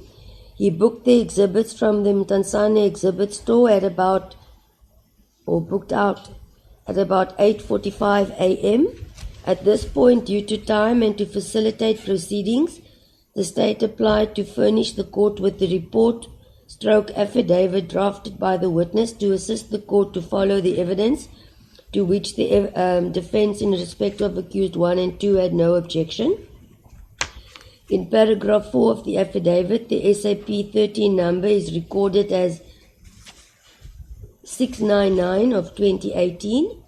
The exhibit the witness booked out was a single cartridge case sealed in evidence bag with seal number PA 6001796-106. He proceeded to process the exhibits in the crime scene laboratory at his office and compiled a photo album documenting the different steps that he had taken with the exhibit. He further confirmed that the photo album is correct and, according to his knowledge, unaltered. Photo 1, 2, and 3 depicts the exhibit bag as testified, and visible in photo 2 as PA 6001796-106. Photos 4 and 5 depicts the single cartridge case, and 6 and 7 shows a fingerprint that he had recovered on the cartridge case. It is noted that the fingerprints are tested against the SAPS database and against the set of fingerprints that he received from the investigating officer. However, no match was found. Photos 8 to 17 show the acting DNA collection from the cartridge case, which according to his understanding was also not linked to any person. After completing his processes, the witness resealed the cartridge case in an evidence bag as visible on photo 19 and 20 with serial number PA 600-232-1818. On the same day after completing his processes, the witness delivered a sealed reference bag to the Forensic Science Laboratory in North End, Port Elizabeth, and testified that whilst in his possession it was kept safe and not altered in any manner, and all processes he used were non-destructive and visual. The bulk of the photo album was submitted, being photos 1 up to photos 270, and as to photos 1 to 20 was submitted earlier during the evidence, the balance being then 21 to 270 to 270 was submitted and accepted by court. With reference to paragraph 11, 12 and 13 of his affidavit, he was requested by the ballistic section of the Forensic Science Laboratory to process these firearms and ammunition for fingerprints. The witness confirmed that most of the firearms did not retain any fingerprints. The few prints he recovered did not match any person. This aspect does not require any further discussion by court, as the finding is clear. The witness continued and referred to the court to photos 126 to 131 of the photo album. The photos depict a firearm that he investigated. Photo 126 and 127 reflects the seal exhibit bag which the witness received and visible as PAR 00238-256, and photo 128, the actual firearm removed from the exhibit bag, and 129 reflects the serial number visible on photo 29 as CN SPA 24914. Then photos 130 and 131 shows the resealed firearm into evidence bag with serial number PAR 000-125-2427. The witness testified that the selection of photos depicts the processes that he followed with each and every one of the firearms, where only this specific firearm was relevant to the case, being the said CNSPA 24914. It was processed under Mtansane CAS 0608 of 18. The said firearm was also marked with the following reference: Brighton Beach SAP 13/890/2018. As a point raised by the state, the witness testified that the cartridge case was delivered by hand by himself at the Forensic Science Laboratory in North End, Port Elizabeth. The witness confirmed that all the examinations performed by himself were conducted in room 608 at the Forensic Science Laboratory under supervision of a ballistic expert, Lieutenant Colonel Mgwadleka. The witness received the seal exhibit from Colonel Mgwadleka and left it sealed again with Colonel Mgwadleka. From the side of this witness, no further examinations were conducted with regard to the cartridge case or the firearm as mentioned. However, the witness received a request from Colonel Mgwadleka on the 22nd of January 2020 to assist him to video record a shooting demonstration. The witness tested the muzzle flash of the said firearm. He started the recording at 10:36 a.m. at a distance of 2.3 meters from the firearm at an indoor shooting range at the Forensic Science Laboratory. The recording had a digital file number P2U00371 and was approximately 2 minutes and 56 seconds in duration. After completing the video, he was requested to make screenshots or still photos from the videos and each one of the shots fired. The witness then completed a compiled photo album with the images.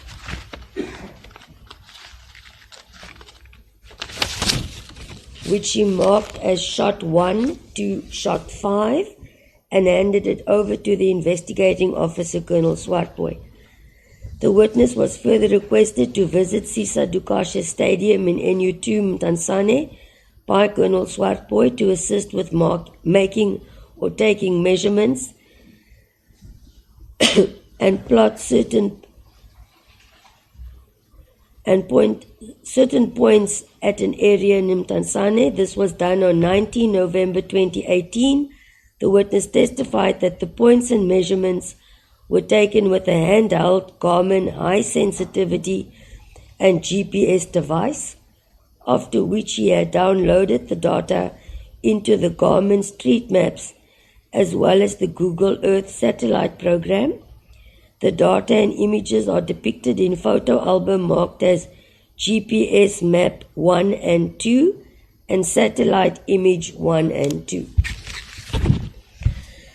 With regards to satellite image 1, it depicts a yellow, more or less in the center, 2 points A and B, whereby A is the area that was pointed out to the witness where the podium was approximately located during the incident, and B the area where the cartridge case was recovered. The distance between the 2 points measured 23 meters. The witness informed the court that these are not accurate measurements, as the precise location of the podium as well as the precise location of where the cartridge case was found is not known to him and was pointed out to him by Colonel Swartboy, and also requested that it should be viewed with caution. He also obtained measurements to the nearest house located from the area and which was visible, marked as reference point 7, and the distance between point 7 and the point A was plus minus 113 meters. The second point was also recorded and visible on satellite image 1, right hand side of the stadium, marked with a black dot marked as Funulwazi SP School.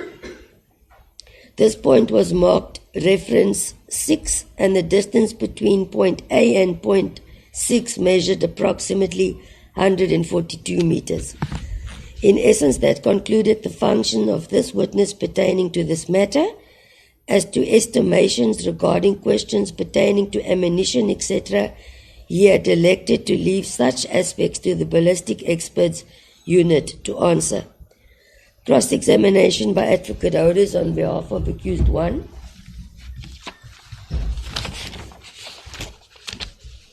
Confirmed he received a spent cartridge case on 3 August 2018, sealed in exhibit bag marked PA 60001796106, and that after he examined the spent cartridge and photos were taken, it was placed in a Ziploc bag and then resealed in exhibit bag, evidence bag, PA 60002321818. As to what he had done with the original bag, PA 60017966106, the witness explained that it was stored in their dockets and it is still available in his docket with him in court. He explains that it was done in this fashion as there was a possibility that further examination may be needed. He confirmed that all fingerprint comparisons were negative, and again explains the purpose of the Ziploc bag was to preserve possible evidence. When they start processing an exhibit like the one in question, they do not have all the knowledge of the case or investigations. Therefore, the proper procedure after the DNA was lifted is to store it in a Ziploc and from there into an evidence bag. Further, that resealed means it is a new evidence exhibit bag that is used as a bag can only be used once to secure tamper-proof. Therefore, once the bag is sealed and opened, it cannot be used again. It ensures that the seal remains intact. It was placed before the witness that it is normal practice to seal the old,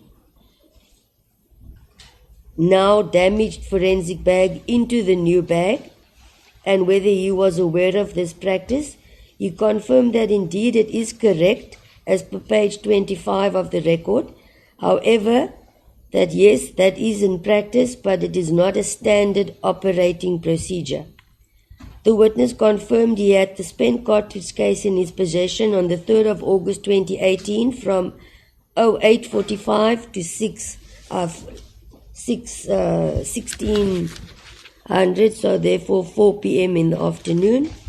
With regards to paragraph 14 of the statement, the witness testified that he had not had sight of the photos of the stage or podium and relied on the investigating officer to point out the points to him.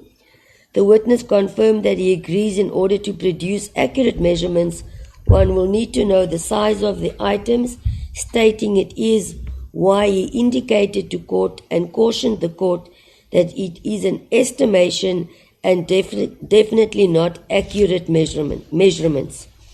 On further questions, the witness confirms that the stage shown to him depicted on the photos are indeed large in structure.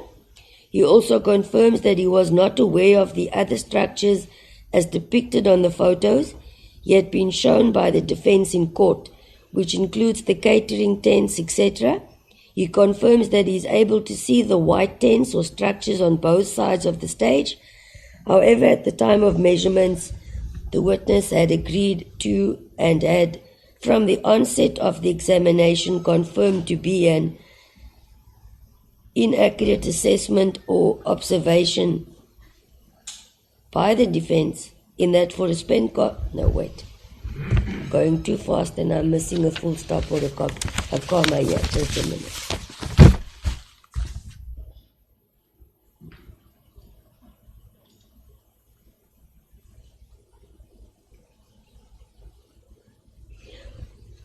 The observation by the defense placed to the witness is that for a spent cartridge to travel from a stage to where it is said to be found would have had to travel through several items, and the witness had confirmed that indeed that would have assisted him in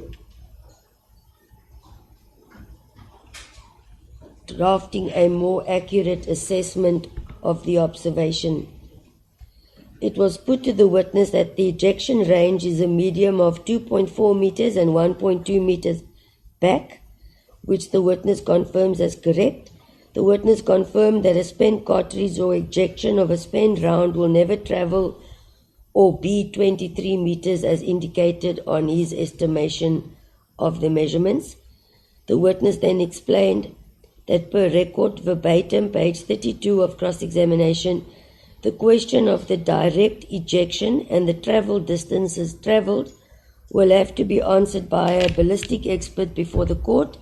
As a crime scene reconstruction expert, he would like to point out to the court that a direct ejection from the firearm to the surface it was found is not the only way that it is possible in this case.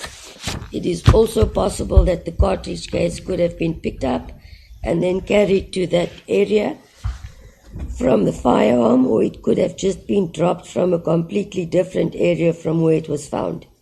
It was then placed before the witness that if he concedes anything is possible, it could have been placed there 6 months before the time. Cross-examination by Advocate Matthews on behalf of accused 2. The witness was requested to refer to photo 4 of the photo album, and it was put to the witness that it displays a very unique mark on the cartridge case, which the witness confirms and referred to as damage to the cartridge. It was further put to the witness that Exhibit A, photo 4, does not reflect or show any mark on the cartridge. The witness replied and confirmed that the section visible on the photo The ejector mark is not visible there. The witness also confirmed that he referred to the mark as damage or a scratch mark, even a prominent scratch mark. The witness was referred to photo 129, which depicts the firearm CN SPA 24914, and photos 128. The witness confirms that photo 128 is a photo of the complete firearm and photo 129 is a close-up photo of the serial number already placed on record. It was placed before the witness that the firearm in question does not have a fold-up butt, to which the witness replied, "It is best answered by a ballistic expert." Advocate Matthews put to the witness that it does not take a rocket scientist to establish this fact.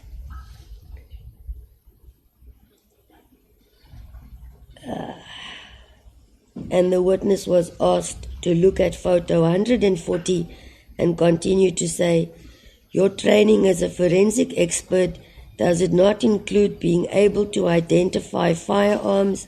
The witness replied, "Identify?" And it was put to him, "Yes, firearms." The witness explained that is a discipline on its own.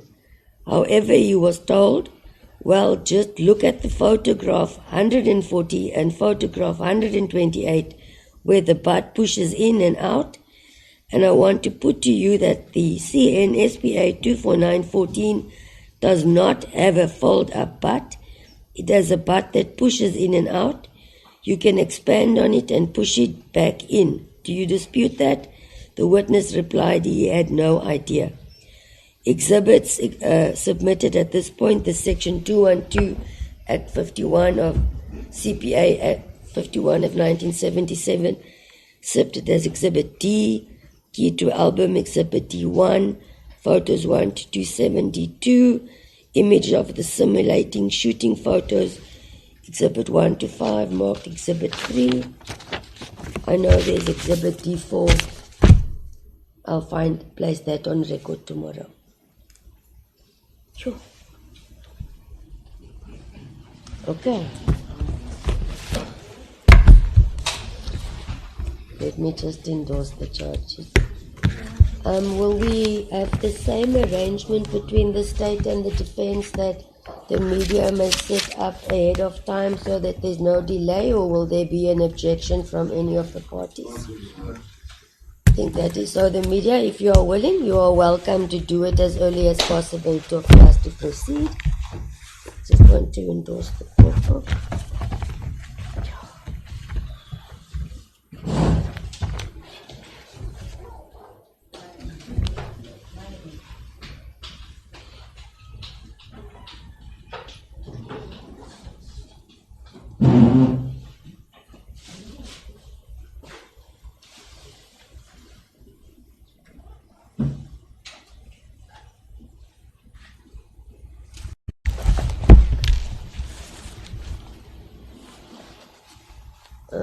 Accused 1 and 2.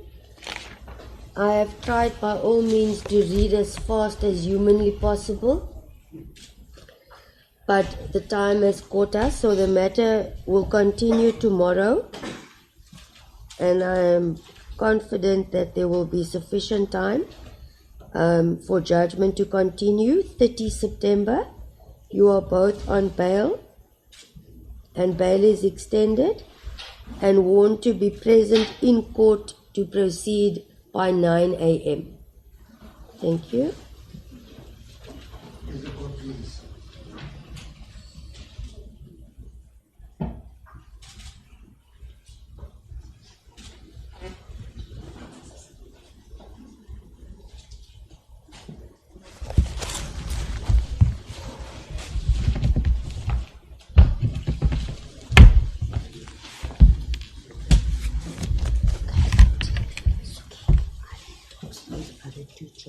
Oh, please, sorry. You are excused, and please stand up. The other 2 charge sheets, I'll endorse in my office so I can sign it for the court. Okay, I'll just endorse the court for so long it's fine. Yeah.